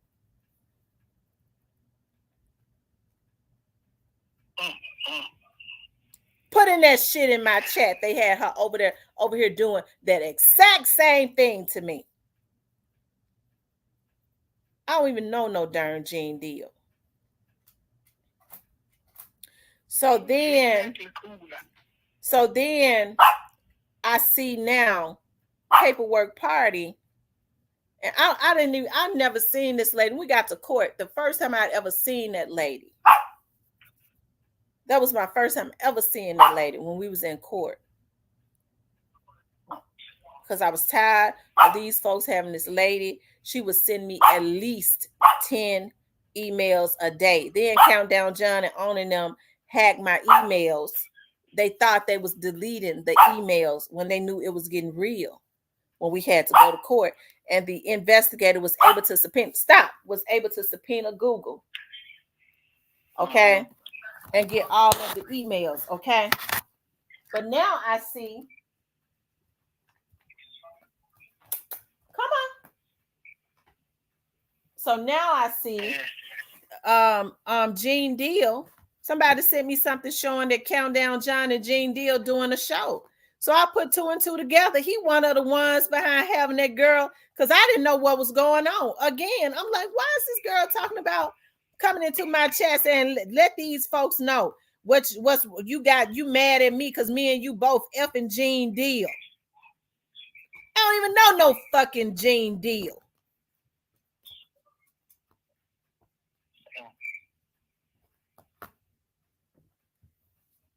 And so that's why I don't have no patience. This stuff been going on so long, sending me messages. Yeah, your daddy dead. Where your dead ass daddy at? That's why this girl set up and thought, she thought they thought they had my banking information. You is flat broke. You got nothing. Well, the information that Miss Lowdown sent me, this lady that's got the exact same name as me. Okay, she's had some bankruptcies. So when I heard her say on her show, well, he sent me on and sent me paperwork on you, all of this personal information where there's bankruptcies and all of that. I started thinking, I was like, I got real interested then. I was like, dog, I know that they had tried to get some loans down in Dallas in Fort Worth in my name. They tried to get a damn business loan. That comes strictly from that damn Mo3 sector. With Countdown John in them, I do believe. Okay, I said be quiet. Okay, so that's why I don't have no patience for these people. It makes me mad as hell. I've had to go to court. We gearing up to have to go to court. These folks hacked my motherfucking phone. On there and them did that, and then he got his sprung ass on his damn channel. And would forget and regurgitate everything verbatim. So what we started doing was, because we knew his phone, I was looking up one day, and they had made a mistake and they had hacked my phone through the internet. They got somebody to work with them through the damn cable company. And I'm probably saying too much. Okay. and they made a mistake and hit my mama. He wanted to know my mama's information. So the girl who told me that Onan told me to take you out. All of this stuff is recorded. This girl had an urgency. T, please don't let this go. This man asked me to kill you. I don't have no reason to lie about this stuff. I said, are you so? I thought about it. I was like, nah, I don't think he, what? He don't even know me. Why would he be wanting to try to have somebody? I kind of played with myself about it. And she kept reaching out to me, T, don't let this go. This man asked me to kill you, T.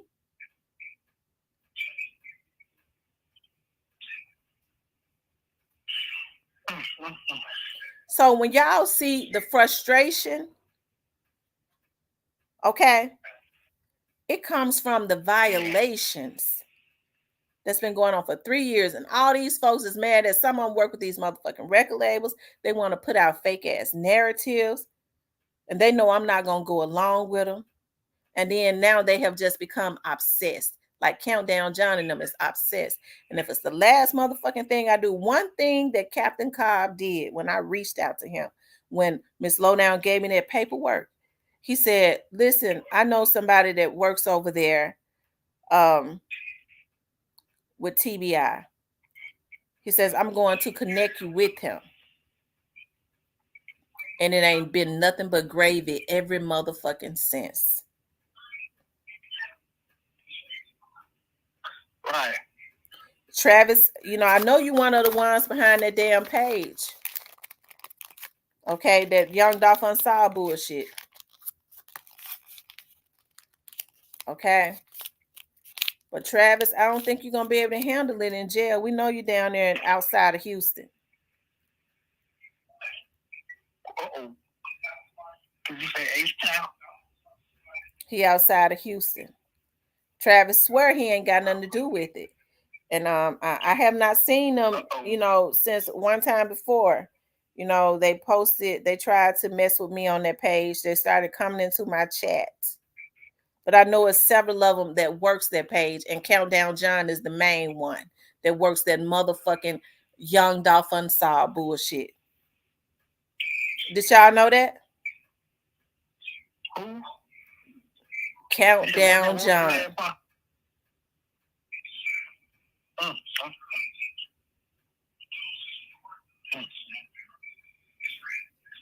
Okay. No, didn't know that one. Yeah, that is crazy that people just do all type of weird shit. So I guess he had this thing playing and he was listening to me. He's so sick. Talk about, you know what? I believe Gene Deal, this and that. I guess in his sick mind, he's twisted though. Countdown John he's twisted for real. And that's what I was telling the investigators. The more they see that he's doing, that nigga is twisted for real.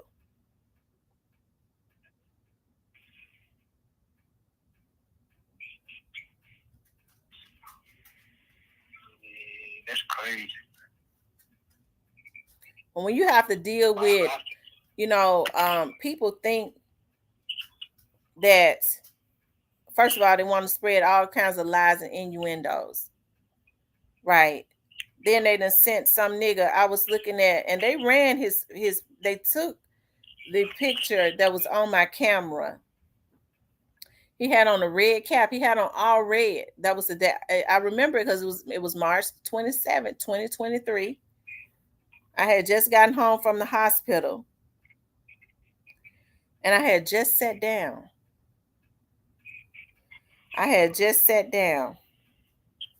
And I didn't want to talk to nobody. I was like, dog, I just walked in here. My dad just died.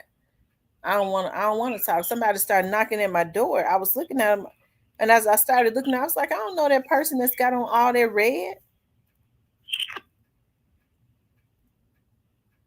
When I filed a report, yeah, I heard you motherfuckers say she filed all them reports. Ain't nothing gonna happen.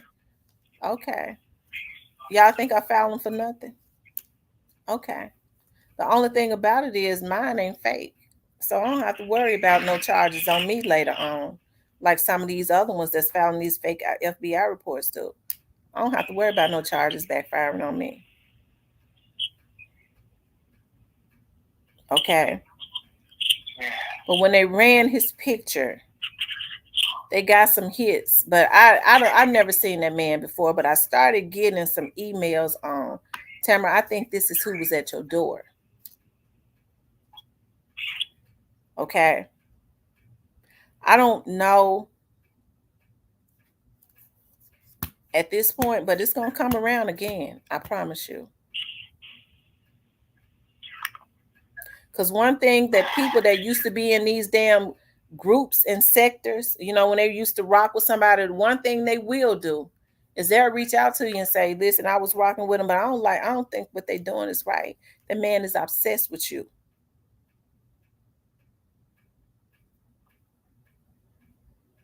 Now they sent Miss Lowdown all of this information talking about it was me, but it was actually another woman that's got my exact name. And they probably knew because they got my social security number. That's how they was able to go and try and get loans and shit in my name in Fort Worth. Right? But what she mentioned was this lady's information has been sold to vlogger, to vlogger, to vlogger. And I'm telling you now, she determined she on board. Because that's a federal crime. Yeah, hey, just me, how you doing? Yeah, they need to cut that out. Yeah, they need to cut that out, man. Okay, to sit up. Who is it that's always that has an alliance with the Hispanics? Countdown John. So I would think that's how a lot of the information, people's personal information, is getting sold to the Hispanics. But he's not the only one. It's quite a bit of them. That's crazy.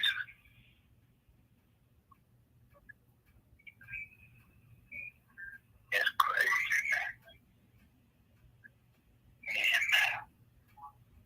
Yeah, that's crazy. You're gonna bring your illiterate ass in here, don't even know how to spell. Oh man.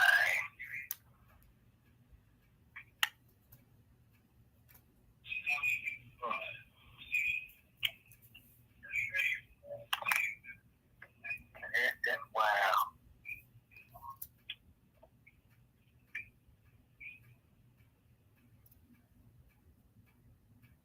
Salute Mr. Parker. Mr. Parker, say you out. Hey, go holler at you, Mr. Parker.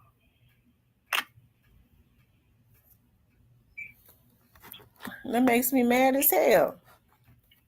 But the only thing that makes me feel good, but what I was saying about Benny, like I said, Benny connected me because at that point, folks were saying, well, Tamara, I wouldn't do this. I don't think she gave you that information for the right reason. She don't like you. I said, it don't matter. None of that other stuff don't matter. I worry about the bottom line. And the bottom line was she was able to produce some proof of a person's information being sent out over the internet, right? And it was also proof that this man has been trying to attack me consistently. And sending folks information out like that, how in the hell they get that lady damn bank statements? But I know how because another vlogger did tell me that they got a person that works inside of Bank of America because that's who her account is with. Some Hispanics that work inside of Bank of America or something that provides them with people's information. That's how a lot of these vloggers, they sell it to them. Bank of America probably going to be looking at some type of lawsuit because the lady that I reached out to, She's one of the ones that's going to file one.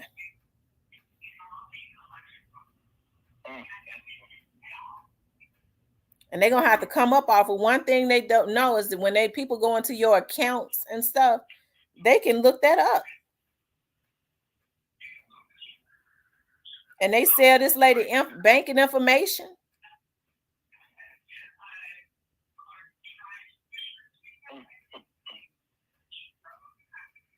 Cold game.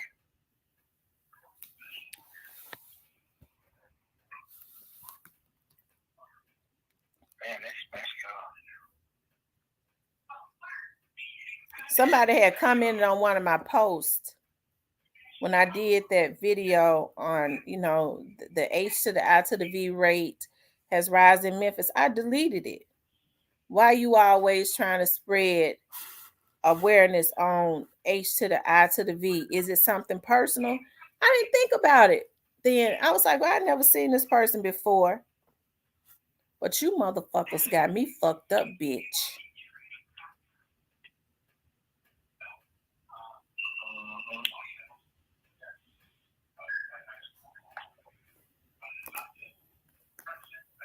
Yeah, that's crazy, man. That's crazy.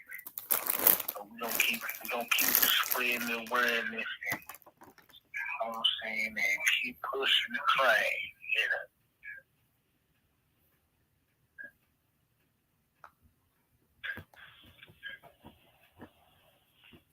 That's crazy. So I guess they're saying she claiming she she had sex with 7 men.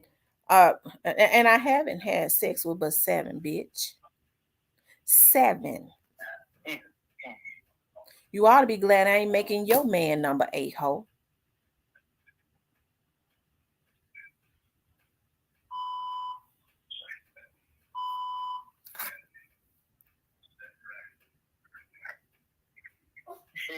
They gotta be glad you ain't making their man number 8. They better be glad I ain't making their damn man number 8. Uh-oh. Uh-oh.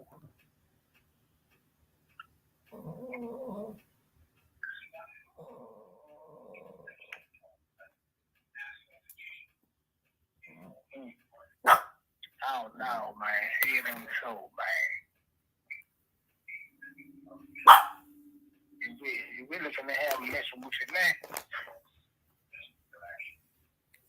No, because they already being messed with. They just don't know it yet because they ain't got them handcuffs on them yet. But it's coming soon.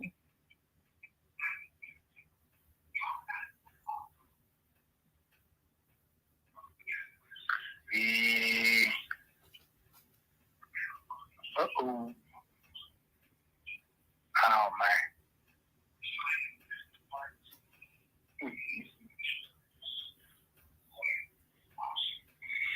Yeah, we have some hope for the black community. I just wish we all could get along.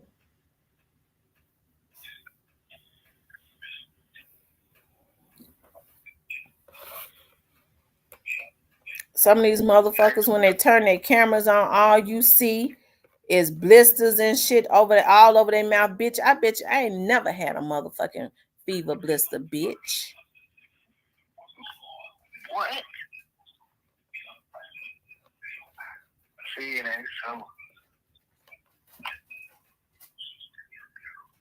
Oh, man.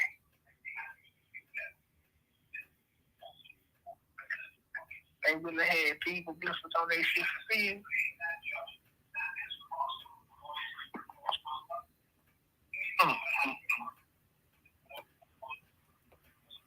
Cold game, man. Strap up, man. Strap up, yeah. Hey, man, tell her silly them. She ain't clean some of this shit. Strap up, yeah. That's why I use condoms. Hey, they like when you tied up there on the chest. It makes me mad as hell because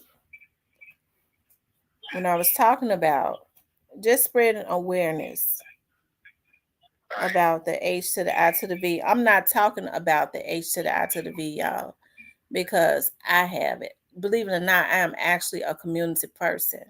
I want to see people use protection and things of that nature. Okay?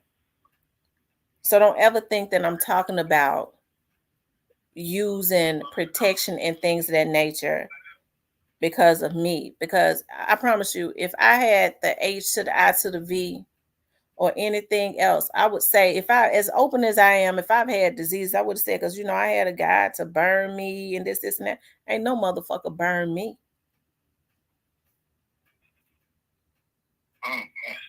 I'm talking about it because I am spreading awareness.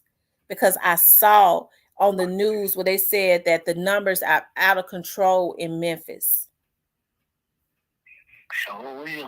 When you motherfuckers came up under my motherfucking video, and I was simply trying to spread awareness, putting that shit up under my video.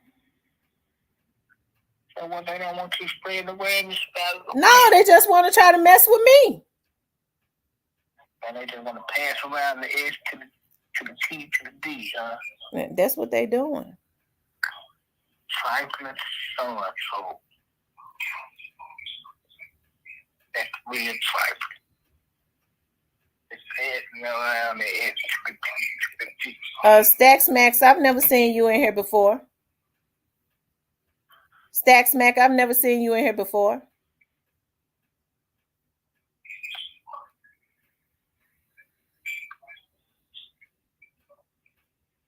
I never seen you in here before. Damn, Stacks Max, they about to get you up out of here, please.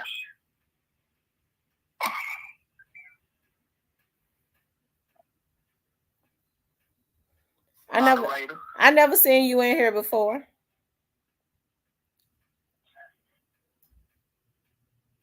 Oh, they said they just sued. Yeah, they're telling a lie. When they said hit the like button, I knew they was lying. That's the same motherfucker. Moderator, show brother Stacks Max to the door, man. It ain't nobody. That sound like that could be big. That look like that could be Big Stepper. Somebody done went and got Big Stepper. Big Stepper, your days number 2, bitch, because you one of the ones that hack. You now Big Stepper. They told me you works on Skull Channel. That's what they said. When the people dropped the dime on you, that's what they said.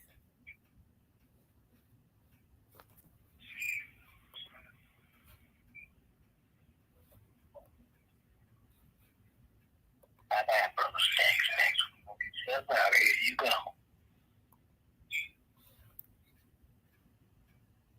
I don't get what they get out of this hacking crap. They sick.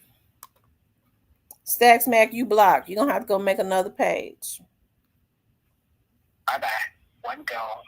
Yeah.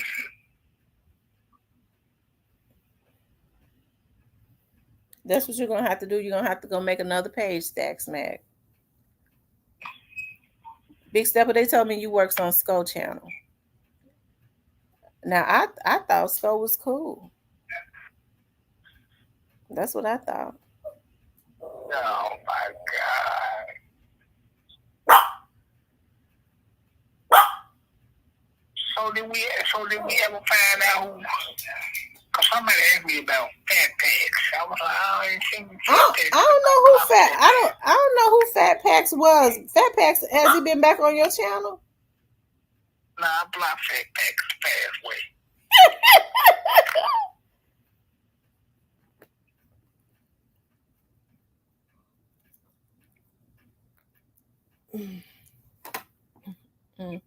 Yeah, these folks on here doing some damage. They getting welfare and folks' names. See, that's the reason why they hack.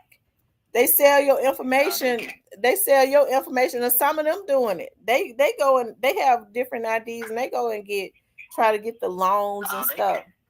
But they also sell your information to Hispanics, illegal Hispanics. Yeah, they getting the hook up right. Hey man, it ain't illegal till you get caught. It ain't illegal till the police show up. Mm-hmm.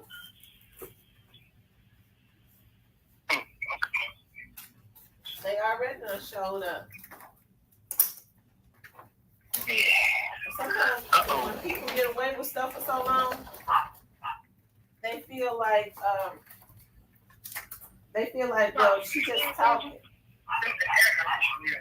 They just talking shit.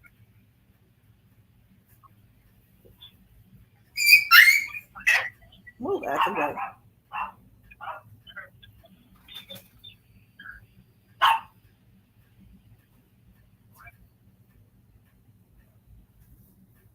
Oh, but anyway, Cypress, let us continue what we was talking about.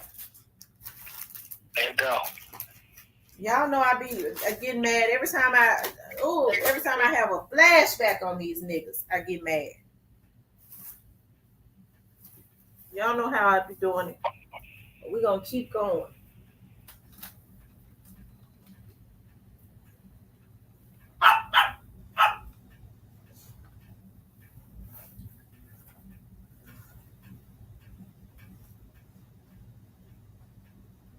Yeah, we gonna keep going.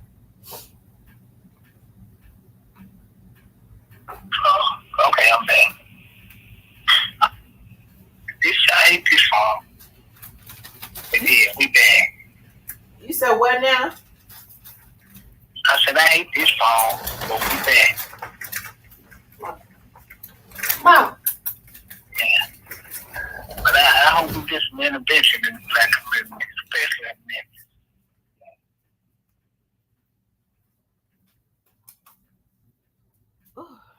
I think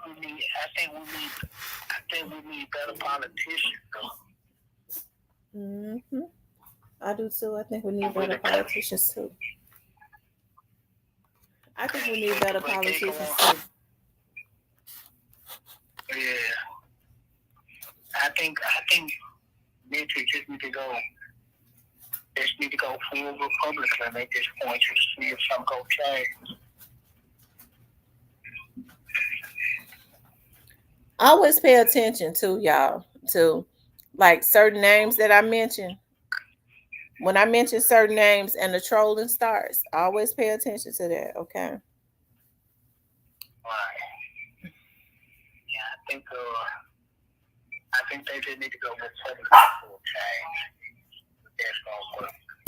There's any changes come about. You say you think they just need to do what? Go Republican. Memphis just need to go Republican. Oh, she says, but they wouldn't tell me the city or state. They stopped it. It told me to bring in my ID. I was like, what the F? Had to get a pin on my. Yeah, send it to me, Tamara, so that I can send it to somebody. Because I remember you saying that somehow, was it you that said that somehow Big Stepper found your regular Facebook page, and this lady don't even use, this is not even her name. But he was able to find her real Facebook page.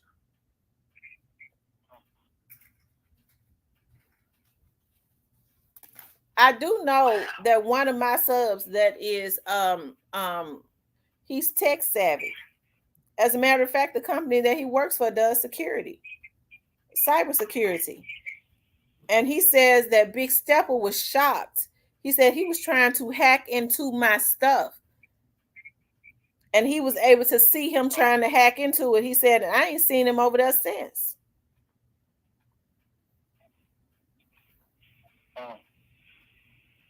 And these niggas got too much time on their hands. Now these niggas think they slick. They want to hack into people's stuff so that they can steal their damn information. And so with the Young Dogs case getting ready to, they've done everything they can to try to run me out from the Young Dogs case getting ready to start again. They think they want to put out little fake documentaries. Okay. But I'm going to tell you this now. If anybody shows up into my house again,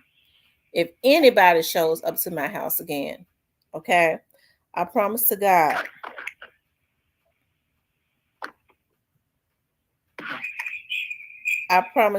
they're gonna be unalived. I promise to God they're gonna. I promise to God they're gonna be unalived.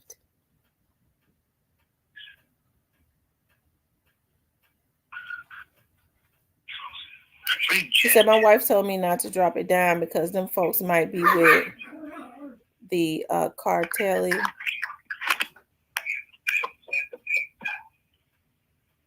Oh my. Some of these men, they have histories of. Some of them are registered. What I can't understand because they're pedos on here. How do these women follow men that are pedophiles? And they'll lie like they didn't know they was a pedophile. All you got to do is look it up. They're pedos. Not pedophile. Yeah, they're pedos. Name them. Oh, no, I don't want to ask that question.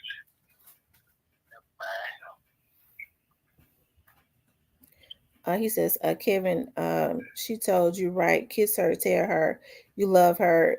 Get your money and story quiet.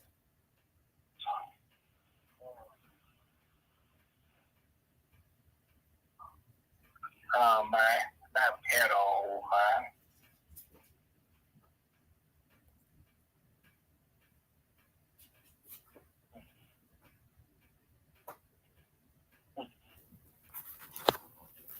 That's crazy, That's what they be doing. That's the reason why it takes a special type of person to troll.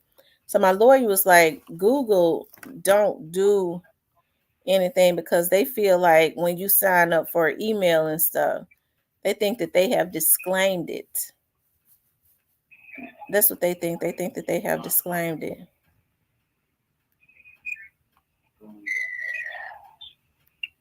Well, they need to do a better job. Well, they get a couple lawsuits there. They're changing. Mm-hmm. Memphis, please go Republican at this point. Democrats ain't working, y'all. It's just like they don't give a damn. It's sad, ain't it? Yeah, man. Huh? Yeah, it's like the Democrats don't give a damn. No, they don't. They don't even try to act like they could. They like, oh, we out there still niggas. Why would anybody, I don't mean no harm, but why would anybody vote for a president that looked like he didn't know where he was at half the time? You know, that was a terrible thing. Now, we know what the bad part about it was? They wasn't talking about helping nobody. They talking about they dog game. They was talking about their dog game. It's in the camp.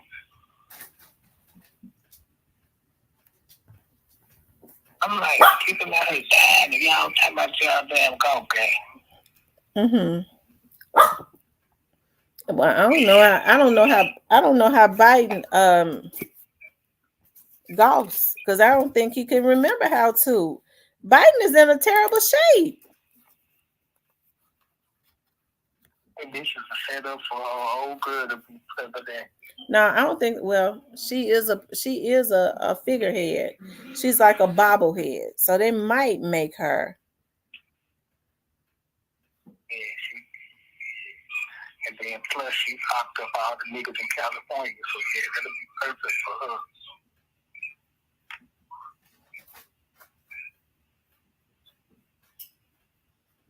You know what I think I'm gonna do? I think I'm gonna do a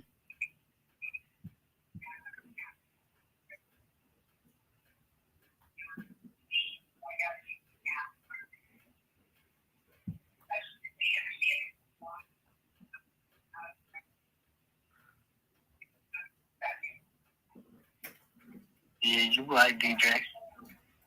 He ain't funny, kitty.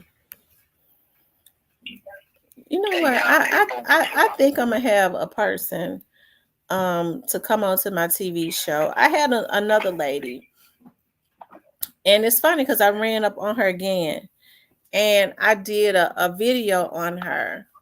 And I used to have people to come on all the time to spread awareness on my TV show about different diseases, like, and also about ovarian cancer and stuff like that.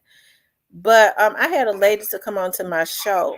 Her name was Marilyn. As a matter of, I don't think I put it on YouTube yet.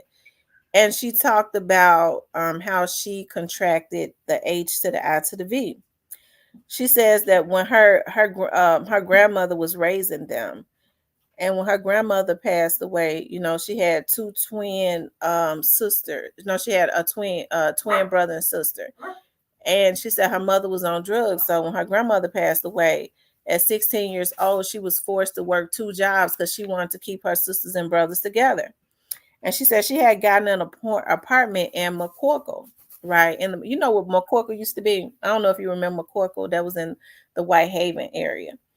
And she said, so when she went out to the rest, I mean, not to the rest, when she went out to the garbage, she says that was the worst night of her life. She said she had been working so much. She said, when she walked into a house, she was like, my grandmother would turn over in her grave and she saw how nasty this house is. And so she went out to the garbage can. And when she went out to the garbage can, as she was cleaning up her house, as she was putting stuff in the garbage, a man saw her out there in McCorkle, and he raped her. And from that, she got pregnant, and she ended up having a child. His name is Malachi. And she contracted the H to the I to the V, right? Because she goes around speaking at United Way, and she speaks at Friends for Life, which is one of the places in the Memphis area.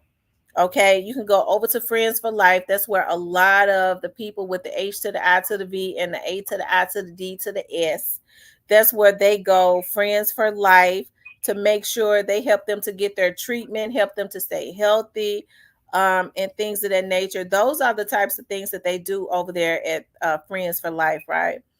And I had her on my show, and so many people was receptive. And as the United Way used her as the, because Friends for Life and the United Way, they have her going around speaking, and she speaks very well, talking about why it is important, to donate and to give, because this is her story. She ended up keeping a child, and she gave a testimony about her child, even though she contracted the H to the I to the V from the grape. She had the child, but the child does not have the H to the I to the V or the A to the I to the D to the S, right? So these are the types of things that I've been promoting before I ever even came on YouTube, you motherfuckers. And as a matter of fact, I'm gonna start back promoting it even more. Let go. I'm with it. Yeah, I'm with it. Okay, it's a lot of people that feel comfortable enough to tell their stories, to make sure that people go get tested, and those that are living with it. Some of these men, and they mad because they don't want to come out the damn closet. Okay, they like to mess with boys, but it's just not befitting of them. I guess they feel like they supposed to be fake gangsters, and they don't feel comfortable coming out talking about they like to suck dick.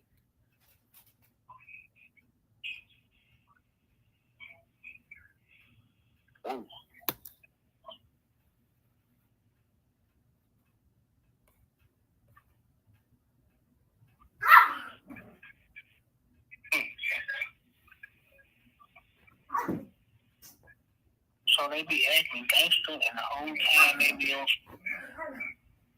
But never mind.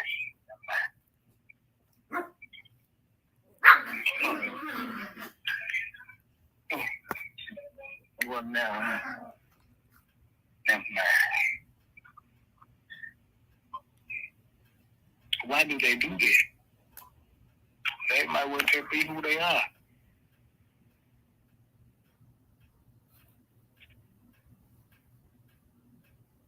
Mm-hmm. They might well be who they are. Ain't no really trying to be gangster.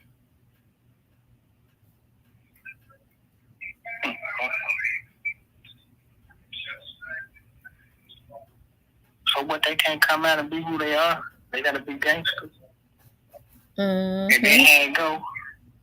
Mm-hmm. So sad.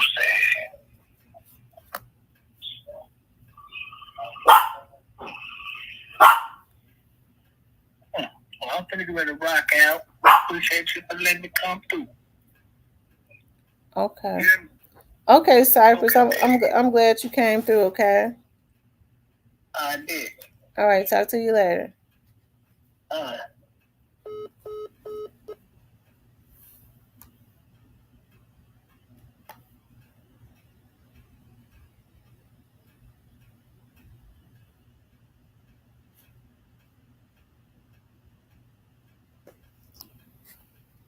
Hold on, you guys. I'm doing something right quick.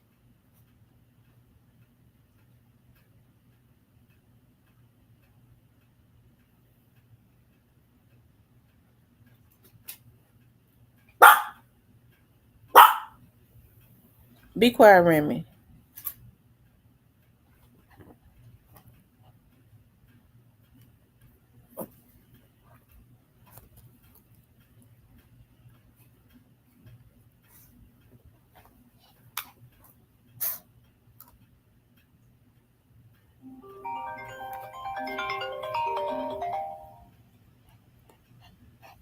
Tracy Williford.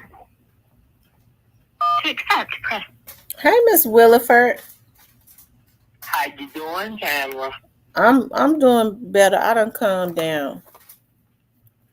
Well, that's why I really called to talk to you about. Let me tell you something. Let me give you some words of advice. You stop letting people get up under your skin. That's the reason why they do it. Let me tell you something. I learned this from my first holy youth. Negative attention beats no attention at all. Mm-hmm. So when they call you them little names,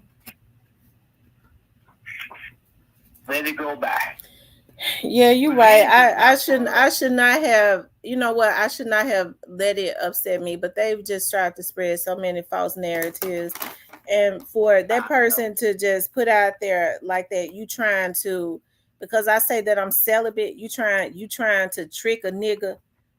You trying to trick a nigga into I'm trying to trick somebody into being with me. Baby, you can't stop people from saying what they say out of their mouth. You can't stop that. Let me tell you something. Before you were born, they were talking about you. Yeah. You think I'm kidding, right? Right. Let me give you an example. Check this out. Before they told your mother what you was gonna have, everybody was going around. Can I put your stomach? What you gonna have? This is a girl or boy? That was just what? Talking about you and your mother's womb. Right. Now check this out. Now here's the important thing. When you pass what they gonna say about you, now that's what you got something to do about with. That's what you worry about. Or they gonna say, you know what, Tamara was full of shit, or they gonna say what? She was a good person. Right. She had a show. She had people following her that cared about what she said and how she felt. And she spread the truth.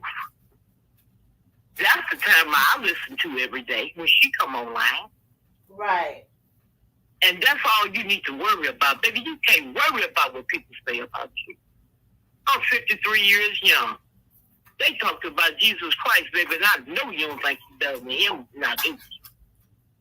They sure talk about it. That's for sure. So what you do, baby, you keep on holding on to God's unchanged his hand. Keep putting him first, and you keep on going about your business. Keep your head held high, and you keep moving. Because it's very unsafe for you to be out here giving yourself to these people that are unworthy. That's true. I agree. You have sexual relations with these demon people. They spread all on top of you, baby. Mm-hmm. And we talking about the semen that may leak in you. Right. What you think you are? Exactly. That part right there. So, you're doing right. You stop letting people try to stir you wrong. That's why people get these podcast shows. to change the world's mind, to stir the narrative. I don't figure that out. Yeah. I'm hooked up with some of the biggest podcast shows it is. I'm one of their subscribers. And most of them, I don't even get on them now. Because I listen to the first 3 or 4 minutes of them, and they're so full of it, it's ridiculous. So you are one of the ones that I listen to. Well, I appreciate that. And I enjoy it. I do. I appreciate that. But I do not want to hear you on her upset like that. That's bothering me. Yeah, like I said, I should not have, but I noticed the thumbnail, the little picture that they use, and I noticed that person come in here trolling before. Then I know when I did the video on, that the H to the I to the V and stuff was rising in Memphis, I got some people to troll me on that. And so this person comes in here trying to troll me, and flat out, I went back and looked at that. And he said that you trying to trick a nigga. So that was a direct attack on me. Girl, please. The more they attack you, what that means? Listen, you got to go through something, Tamara. To what? To get something. The more they attack you, that just mean what, baby? You leveling up. See, listen. Let me straighten this out for you. Listen, you going up, Tamara.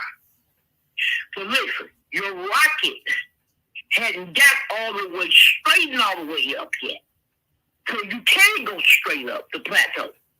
You was a little crooked, see. So the more enemies you got, Tamara, the more that rocket is rocking, the more it's getting ready to what? Straighten up, baby. Right. And when they get ready to launch, all them haters you got, all them haters I got, all them haters everybody got is what? Gonna fall off. That's true. And then it's gonna launch into the sky. All them tears you crying every day, all you doing is nourishing your flower, baby. So your flower can grow. That's true. And I'm gonna just say this: I don't allow these YouTubers to make me cry, but I'm tired of them trying to defame my character. You can't. When it gets real bad, now people showing up at your house, you need to do something about that. Oh, absolutely, and I have been. Trust me, and I know I can't be impatient. I understand that this stuff on YouTube now, that this stuff was happening before I got on here. I understand some things can be perpetual, but when it's perpetual, when it takes a little while, it makes some of these people that think that they had been getting away with stuff, they continuously think, oh, ain't nothing gonna happen to me. Like the Big Steppers and the Countdown Johns, and they say Ratchet TV and all of them. Now that's going too far. Let me tell you something. When they showing up at your home, at your job, see, let me explain something to you. Whether you know it or not, you live a celebrity. You are considered a celebrity. Let me say it one more time. Whether you know it or not, you are considered a celebrity. You may not have the fortune of one, but you damn sure got the fame of one. You ain't catching none of that, did you? I hear what you're saying. Let me say it slow for the people in the chat, okay? Tamara is a celebrity. She got fans. How many subscribers do you have now? I don't know. I think it might be about 16,000. I'm not sure. Tell me again. How many you think? It might be about 16,000 or so. Okay, hold on. Even if it was 20 people, you're on YouTube. YouTube is just like being on power. Anytime they can see your face and your body and can match you with a name, you become a celebrity. It's that. Okay? How long have you been on YouTube, my love? For almost like for longer than that, but just blogging for like 3 years. You are a celebrity. Yeah. And you should carry yourself as such. Do not let people get close in your face. Keep people out of your circle that does not belong. Right. You leave trolls and you leave haters where they belong. That's true. I hate I got angry, but I just, you know, to be sitting up to be right to be.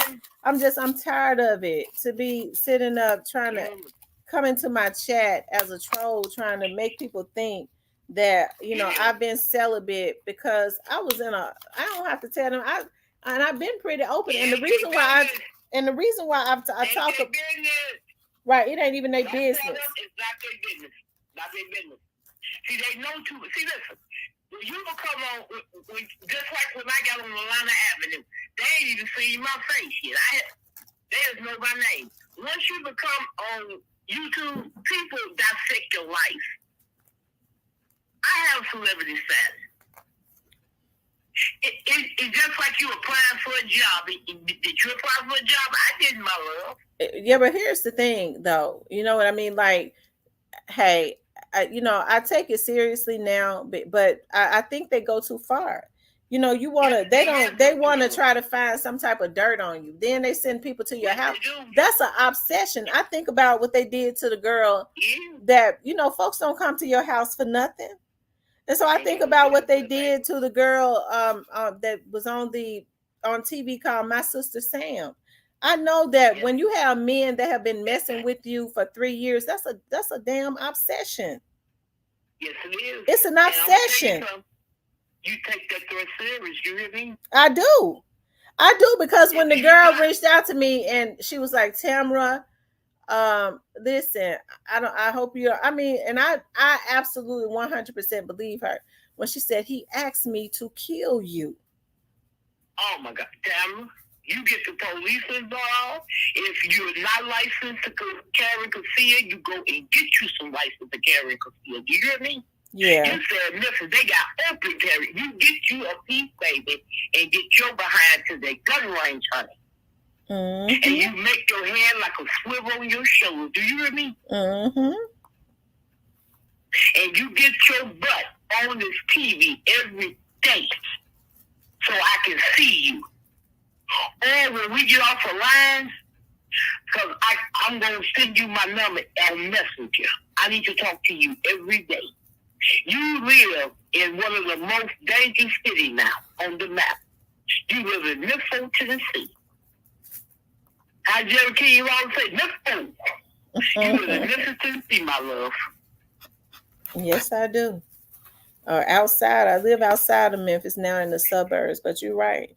I be in Memphis every day. People show up at your house. They've been watching you. Mm-hmm. Change up your directions you've been going. If you've been wearing long weed, stop. Get you something to just come to your shoulder. You gotta switch it up, mama.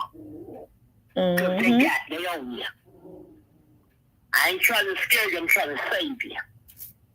I stayed with Memphis 2 years. I know how they operate. I live right across the bridge, right over there in Coke, Arkansas. In Fort City, I know how they operate, baby. Stayed there 21 years. I know how to get down there. I live in St. Louis, Missouri, the city in the United States. Mm-hmm. I know how people get down. And see, you live, you compete, there's a you in the dumpster, girl, somewhere. You better have you something. So if they get you, you can get off you. I can't see you.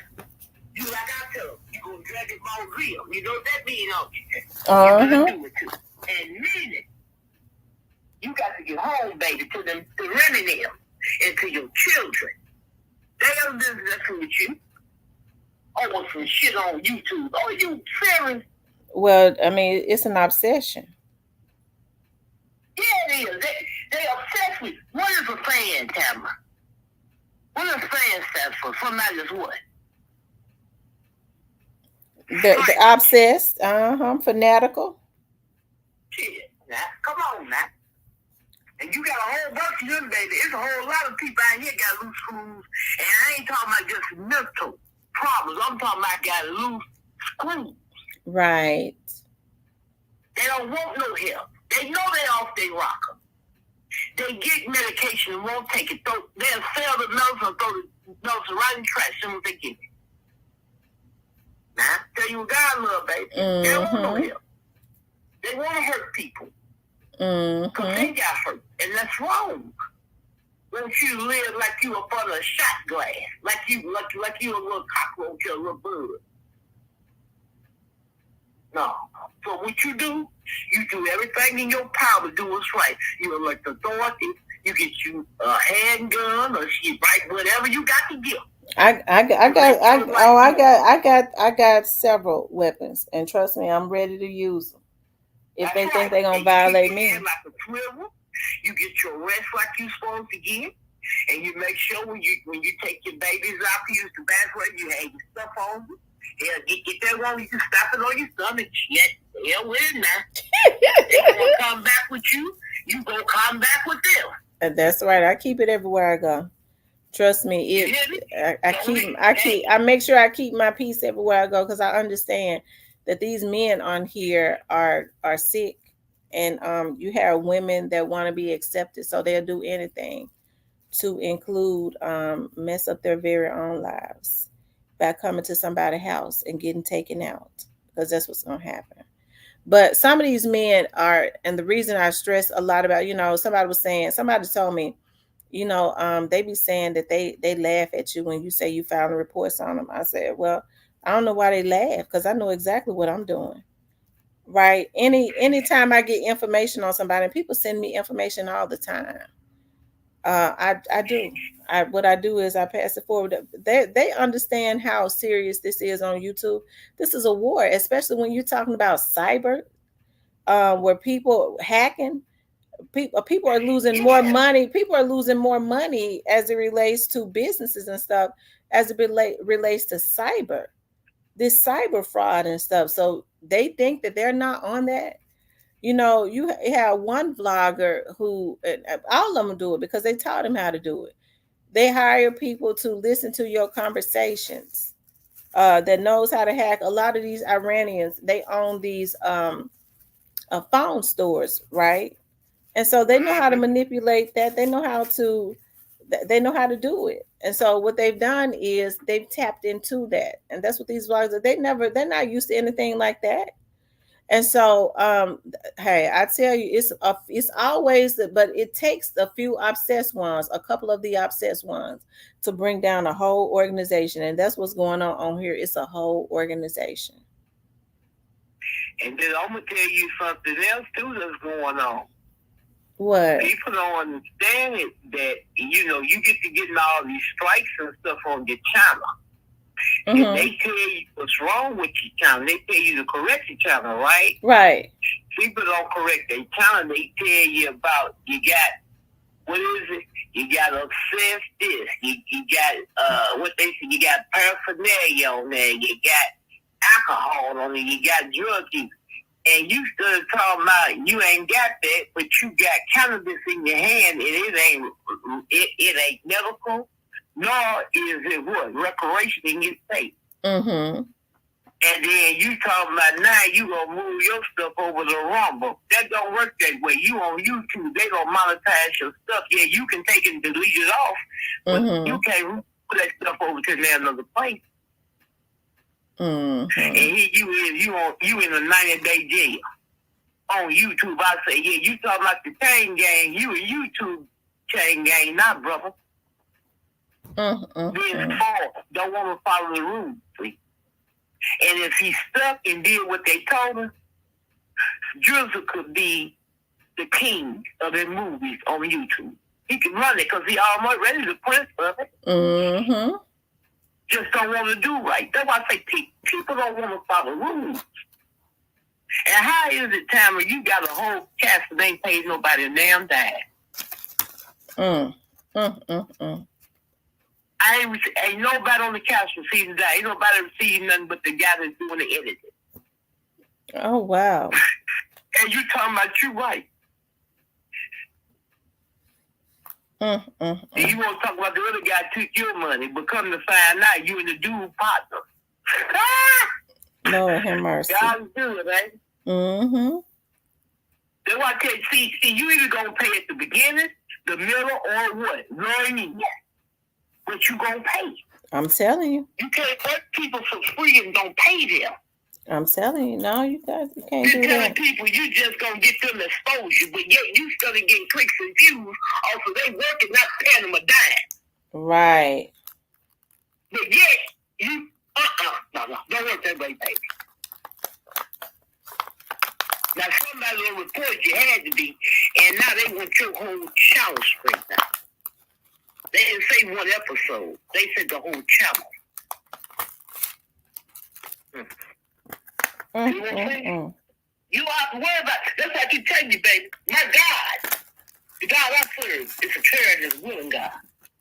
He fights my battles for me. Every time somebody skip over me, baby, God make them come right back. I'm called for 3 years. This is your second season.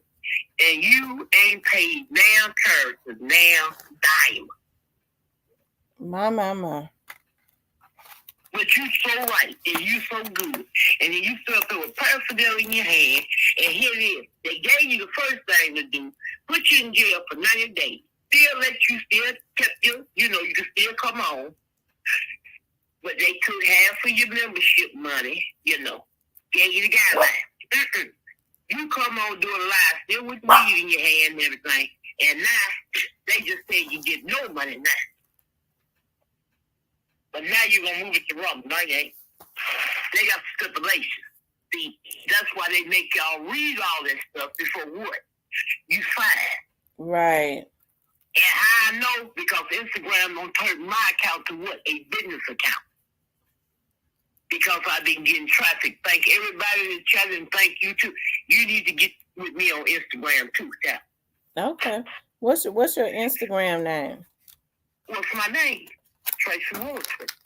Okay. Who else can I be, my love? Right. Some people have different handlers. I know they do, but you know why I did that? You know why I did my name? A, because I love it. I didn't put my middle name, but A, because I love it, and I got it's a good story behind my name. And because I didn't want nobody fighting off of me. So that's why I used my name. And good thing I did, though. But yeah, I done been in 5 episodes. My name been used in 5 episodes. I have not collected a dime. The other people been on there 3 years, not 1 cent, baby. You can't do this shit. That shit crazy. Every time they tell me about it, just took my stomach. So he's supposed to have $66.67. So if they let him upload 66, it's supposed to come out today, but I think they're going to try to get it out by tomorrow. But if he ain't made no corrections to it, they just going to what? They're going to have it hold it. It's going to be what? Steady. And then it's going to happen. So he's supposed to make corrections, but he was on this daytime. I don't know how we're going to turn down. It ain't about turning it down. It's about making the necessary corrections and following direction. Yeah, you the producer. But everybody got rules to follow, Tamara. Right. I agree. If you think about it, ever since you've been born, who told you to do mommy and what? Daddy and grandmama. Right. Then when you got older and you decided to go secondary school, you went to college, they still told you what to do. And then after if you didn't get married, if you dated somebody, y'all had to work together and follow rules. So otherwise, you gonna have somebody tell you what to do the rest of your life now. Right. So you got to play by the rules. Just do right and use the right energy like I do. Positive energy. You're right. You're right. And I'm gonna stop letting, like I said, I have moments like I do good. I know, but then I would say I had been up working from 11 o'clock last night all the way up until like I didn't get home until like 3 o'clock, maybe 3 o'clock on the dot. And I went to sleep. And I was supposed to get back out and work tonight, but I'm not going to. I'm gonna give me some rest so I catch up on my rest. But I think I have been doing good because they have been, still throwing out jabs at me, messing with me, trying to throw jabs out at me. I knew that this was coming though. Like I be watching like the direction that they go in. I know what sector it is. There's certain types of stuff. I say it, and I had been saying it's funny because my mother is so prophetic. She asked me, she was like, "Has that vlogger, that guy, been messing with you again?" And she said, "Has he still been messing with you?" I was like, not as much as he had. I said, if he's doing, I think he's kind of doing stuff behind the scenes. And so she said, "Oh, okay." She said, "Because I had been praying in the spiritual, and God told me that He's probably, God is getting ready to raise you up, to you get ready to level up even more." So she said, "So he's probably, that demon in him is going to rise back up and start messing with you again." And so she was like, "So what I want you to do is," my mother called me late one night. She was like, "Oh, I want you to do is, I want you to start praying, because that man has a demon on him." So I was looking at him. That man has a demon on him. She said, "And so I know you want to fight evil with evil, but you have to pray for that man." And so she was like, "I've been praying for him." She said, "Believe it or not, I only pray anything bad for. I pray for God to save him because he tortured." And so, anyways, I kid you not, it was not to, I had been praying. It was like 2 days later. I was like, "God," I remember the night before Miss Lowdown had reached out to me. I didn't even know that her and a vlogger had been going at it. Because I hadn't, I didn't know. And so I remember that night on my knees, I was like, "God, all these people that's doing this stuff," because I had been looking at the comments. They had been trolling, been trolling me and stuff. I saw, some of the types of stuff they was leaving, like when I'm trying to spread awareness as it relates to anything in the community. So it ain't just the young dogs case. They just obsessed with me. They don't want me on here. And so I said, "Start shaking them down out of the trees." I kid you not. D-Mom woke me up out of my sleep, and I had overslept. And she was like, "Tam, have you looked at Miss Lowdown?" And I was like, "No, I haven't." And she said, I think you should go over there and look at her." She said, "I think that you should." She said, "I was scrolling and I saw your name. And she said, and I looked at it. I think that you might want to go look at that." So I woke right up, and even before I started looking at it, I started praying about it. You know what I mean? Because that's where I'm at now. I start praying. And so I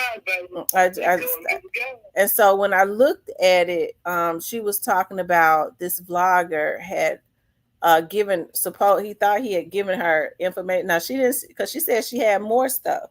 She had not sent it to me or whatever, but she told me she had more stuff.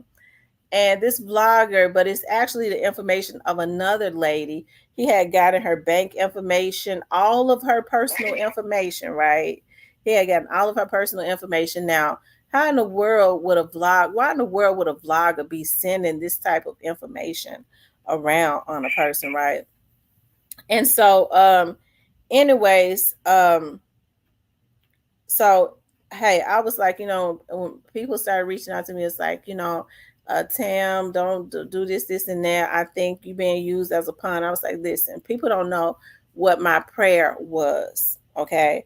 I told God that night, start shaking them down out of the trees. And hey, I think it's by any means necessary, because when I gave that information to the federal agents, hey, listen, this lady who we ended up finding, because I was like, "It's not my information." And he was like, "You don't understand, it don't matter, because information like that is not supposed to be transmitted via the internet anyways, right? And how would somebody get somebody's financial statements? That's illegal within itself."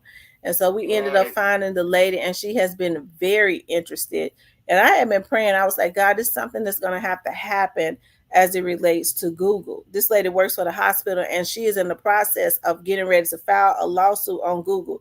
And I promise you, listen, Google think that they have disclaimed a whole lot of stuff where, if you're hacked and you're this and that, we're not liable. But you are, when you have people that is working for you, that is helping these people to manipulate accounts and things of that nature. These are, a lot of them are your workers. So it's just a lot of stuff. And since that has happened, I don't talk a lot about it, but it's just been people that have been coming forward and things of that nature. And that's because of the prayers. And I do know the prayers of the righteous availeth much. That's the reason why I have had peace about it. Even with a lot of the trolling hadn't stopped. Like I said, I have been spreading awareness about the H to the I to the V, and they have been coming up under my account and things of that nature, asking me why are you so interested. The way you have an interest in this, like is this personal to you? You know what I mean? As is they're insinuating that I got the H to the I to the V or the A to the I to the D to the S. Like I just don't have the patience today. I've been up for many hours, and I hate that I gave them my energy, but I'm tired of it. I get to thinking about all of the things that they did to me. You know what I mean? Coming to my house, coming to I've had to go to court, jumping up on panels, lying on me, talking about I'm sleeping. I slept with all the police officers. I've slept with married men trying to defame my character. I'm spending money. Got lawyers walking down shit on them. I'm tired of it. Well, check this out, Sam. Can I tell you something? What? I've been heard you slept with all the police department. I've been heard you slept with the lawyers. Now what? I'm still here. Now what? Right. Can't believe what people say. I'm this type of person. I got to believe it myself. Hell, you on TV. Hell, I may not never in my life see you. But at least I can say I don't talk to you numerous times, ain't I? Right. And to be trying to spread that type of venom that hold it. So I can tell them what. They can suck a little and stick it up a rhinoceros ass, can't they? Right. So they gone with it. I told baby, you can't stop people from talking, baby. Damn, you will be up 15 nights. They'll have to take you to the nearest fucking Michael Bliss. You know what that is? The nut house. Mm-hmm. You'll be a problem nut job. Look, when you get off the line tonight, what's the best smelling candle you got in your house? My lemon, my pink lemonade candles. I smell so good. I want you, when you get off the line, I want you to light that candle. Mm-hmm. I want you to dim them lights in that room or cut them lights off. And I want you to put you on some contemporary jazz or some light R&B. Put you on some Monica, some Joe. You got to change your mood. These people got you all wound up, baby. And take you a nice bubble bath, like, or a hot. Have you a glass of wine or some hot tea. They got you wound up. They doing too much. How much I was in Memphis, I'll show you how to do this shit. I bet you wouldn't be wound up like I'm good now. I'm good now. I just, like I said, and I've seen that picture on I've seen that picture on certain channels, so I know who it is. They just kind of changed the name, but they come in and they continue with the trolling. It's like it's a sickly obsession. Mm-hmm. So now you already know. Now when you see it, you already know it's gonna be what? Straight shit. Right. Don't even worry about it. So put it in your mind. Every time you see that name or that face, what? Straight bullshit. You pull over and keep going. They not even important. See, the more you pay attention to the person, the more steam you get them. That's the more shit they keep doing. So when they show up at your house, all gloves off. Mm-hmm. You don't come to my house, my kids' home, my job, my mother was living. Them off limits, baby. Mm-hmm. That right there, that'll get you one of the domes. That's why I shoot it in the dome. Mm-hmm. Straight through here. Because I got to peel that cap back and see what's making your brain think. Because it can't be like everybody else's brain. It can't be. Right. You showing up at my house. Well, I'll pay the bill. You don't pay that damn bill. When this bill come, I just let you bill. Whose name be on there? Don't your name be on that, baby? Yeah, it be on there. Exactly. That person's name ain't on your bill, is it? No. No. They pay your rent. They don't pay my mortgage. No, they don't pay nothing. That's all I need to know. Is they on your occupancy permit? Nope. Did you invite them in there? Nope. Then that is it. They ain't got no business that is.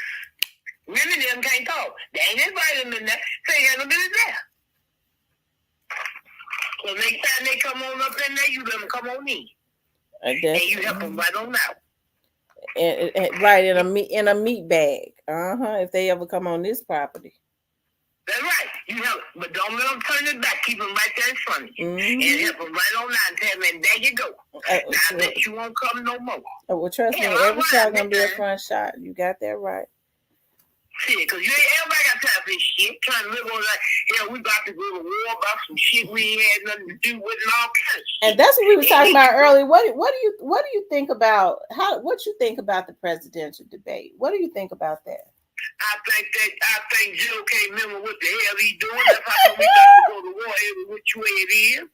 And get ready if you got kids between 18 and 26, boy and girl. If this motherfucker walk a straight line, it's over with, unless they got what? A college education.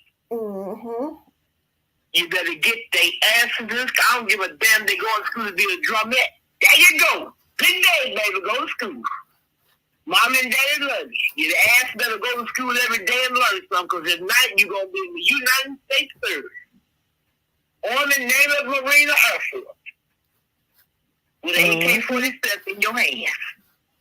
Right. Take your ass to school. I don't give a damn, go to play school. Don't come out of school. Get out of here. Because listen, they already did it. You didn't see it? And last time they had a war, they had 700,000 people. Guess how many they got now, Tam? How many? 70,000, baby. Ooh, child. You better say them again. Now, let me tell you something. Everybody that hears the sound of my voice, I live in St. Louis, Missouri. We sitting up here out of 7 states. We sitting up here on nuclear motherfucking missiles. I say, my mother, God, please bless me, Jesus. Don't let me be in the area where they at. I went and bought me a nuclear motherfucking map and the whole damn suit. I go out the house limited. So Joe ass crazy. I bet you Joe gonna find that tunnel that got down upon the ground. What you want to do? Ain't that damn crazy? And you see him and Trump was up there talking about golf. Him and Trump's friends. He go down to Trump golf place all the time and play golf, they say. Yeah, they friends. Hell yeah, they friends. Because he already know who's going to win. Trump going to win the election. Listen, y'all. Don't worry about that shit. That's the food. So you know what's going on. That's keep you distracted. Fuck that shit. From Trump going to court and all that. That motherfucker ain't going to do a lick of time. That's a distraction. Let me tell you the facts. They say right here in Missouri, over half the people if it's a nuclear war gonna die. I'm in a sacrifice. Well, let me say this. I hear that the crime is high. Is Missouri, St. Louis is number 1 in crime. We ain't number 1 now. Y'all is. No, I was reading that St. Louis is still number 1 over Memphis. We down to number 5 now. We got these dispensaries up there. Y'all got the. And see, they try. Yeah, you know, we legal up here, baby. We legal big. We got the dispensaries up here. Y'all ain't legal big. Well, I'm talking about the violent crime, though. You know, it's pretty high in Missouri. Y'all got us beat, baby. Y'all got to kill 5 6 days.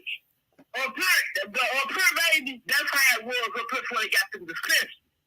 I'm not lying. Tamara, listen to me. Here's my hand to the good Lord. Listen to me, baby.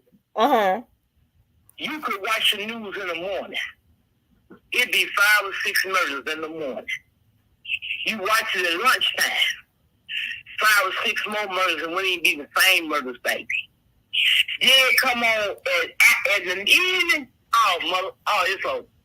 They do a recap from lunch and morning, and then they add on 3 or 4 murders in the evening. Right. It was that it was so bad it was depressing. People stopped even watching the local news. It was, and I ain't talking about and during COVID. Oh my God. Lord have mercy. It's like when people went on the dancing spree. That's when the kids and the women. That's when I knew the game had changed. We ain't supposed to be outside. And people was coming to bed. Lord have mercy. And people ain't supposed to be outside, Tamara. I said, what is going on? They can't get along. How to say here? People just knocking them off. We were number one. We stayed number one in the country for 2 years, 3 years. They were talking about, and it happened. We were like the made it when they killed, what's his name? They was rising up so bad then. You was almost scared. Anything at nighttime, you weren't coming outside. Right. Nothing in there. But yeah, COVID started and they got the feeling, but yeah, no, we number 5 now. Because see, they trying to turn this back into a tourist town. So do y'all still have sweetie pies? No, you know that was sour. Cause remember all them gone? All her restaurants closed? Oh, and you remember she had the hamburger place too. Oh, that's gone, baby. Oh my God! So, cause we went to the upper crust. No, all that's gone now. That lady had Tim ruined her business. That lady had that business for years. And when Tim did that, so do y'all believe that Tim did that to his nephew? Let me tell you something. Now I'm finna tell you something. Now, see, here you go. Now you finna go viral. Here you go. You ready? Yeah. You ready for your moment? They say it's a silver lining in every cloud, right? Right. Now I live in St. Louis, Missouri, y'all. My helper was one of the ladies on the show, cousin. So the information I'm going to tell you is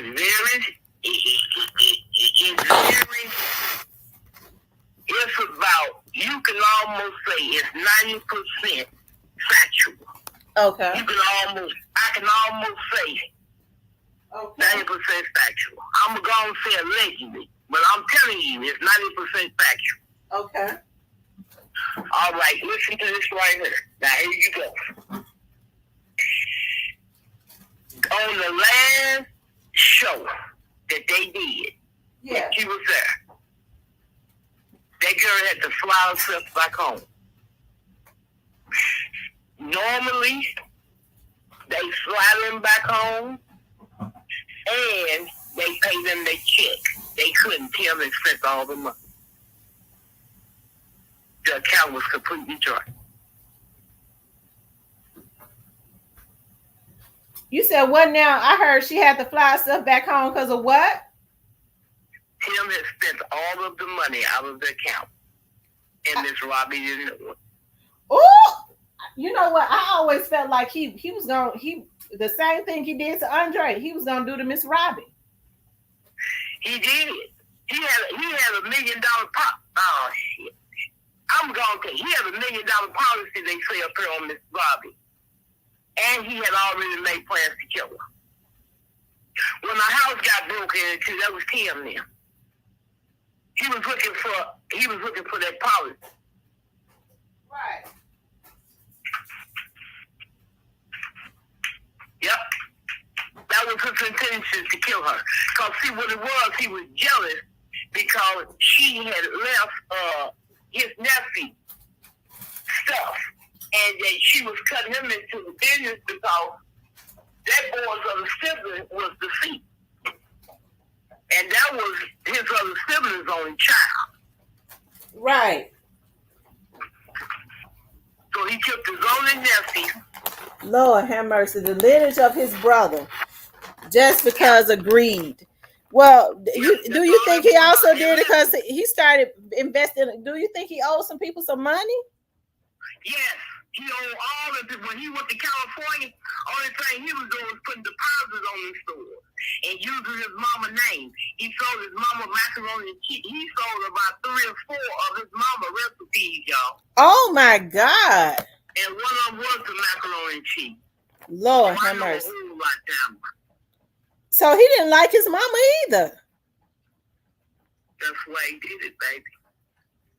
Because he felt that he was privileged. You know, he had just got out of jail. Uh-huh. When he started working for his mama. Remember, he had just come home from jail. He had just come home from doing the bid. He had a bad coke habit and a bad hoe habit. That's where all his money went to. And when he get mixed up with that coke and drinking, he go to what? Talking crazy and fighting and gambling.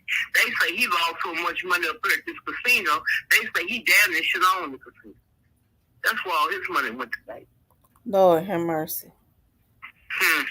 Like I say, baby, I could tell you some things. But yeah, he destroyed his mother's record. And she still go see him, y'all. So is she in denial? No, you know, a mother's love for her child is undeniable. And I guess she figured that's all she got left, baby. Well, do you think she know he did it? Oh, she know that boy did that shit. They had the Texas and everything. They started all the way back from when he was planted. They got sentenced.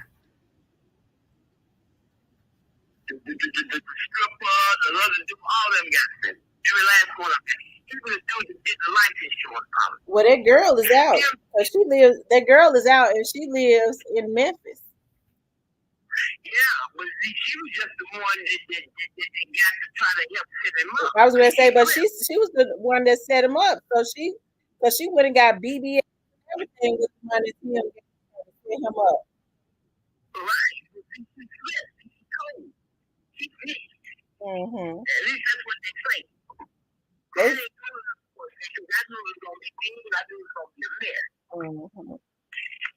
And I knew it because, I knew a lot because the girl worked for me. Right. The other girl worked for me. And I knew she was a hot ass mess, but I knew the conversations I was overhearing. While the girl was at work. And you can look at him in the back. And I tell you, he was abusing y'all. All you got to do is go back and put them on the thing. Yeah, he was abusing Charles, and I believe Tim was in jail for 15 years. He probably liked men. You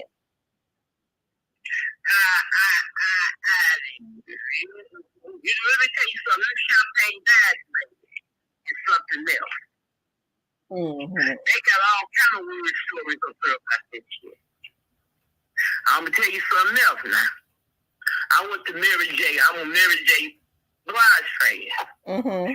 First time Mary came here, when her and Ken Du was going through their little rut, they hadn't got divorced yet, or they hadn't announced it yet.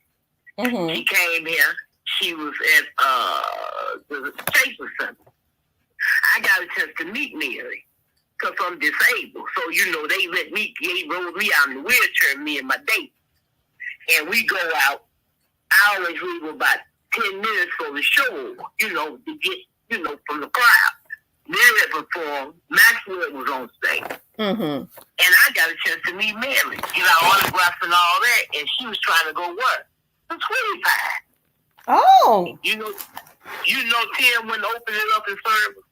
What? Nope, Miss Robbie was out of town. So he was trying to make his mama look bad. I'm telling you, he made him look bad. He went over, next time when Mary came back, her and Ken Du, he had announced that he was divorced, it was over, Mary came back to the Fox. Mary was back less than 6 months. Because I went to go see her. She wasn't no damn sweet pie there, baby. She wasn't no damn sweet pie. The hell with sweet pie, baby.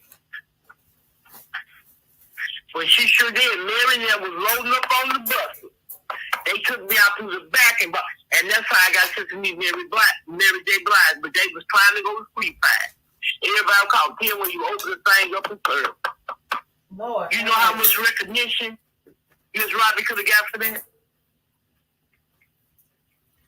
Yep. Stuff like that. He just was horrible, baby, horrible. And then, not speaking down there, you go down there and get a chicken plate. 2 pieces of chicken, mac and cheese, and a thing. They want $25. Is you crazy? And this was back then. This was before COVID, baby. Yeah, because when we went there, we drove down there. We was like, let's drive down there. We drove down there and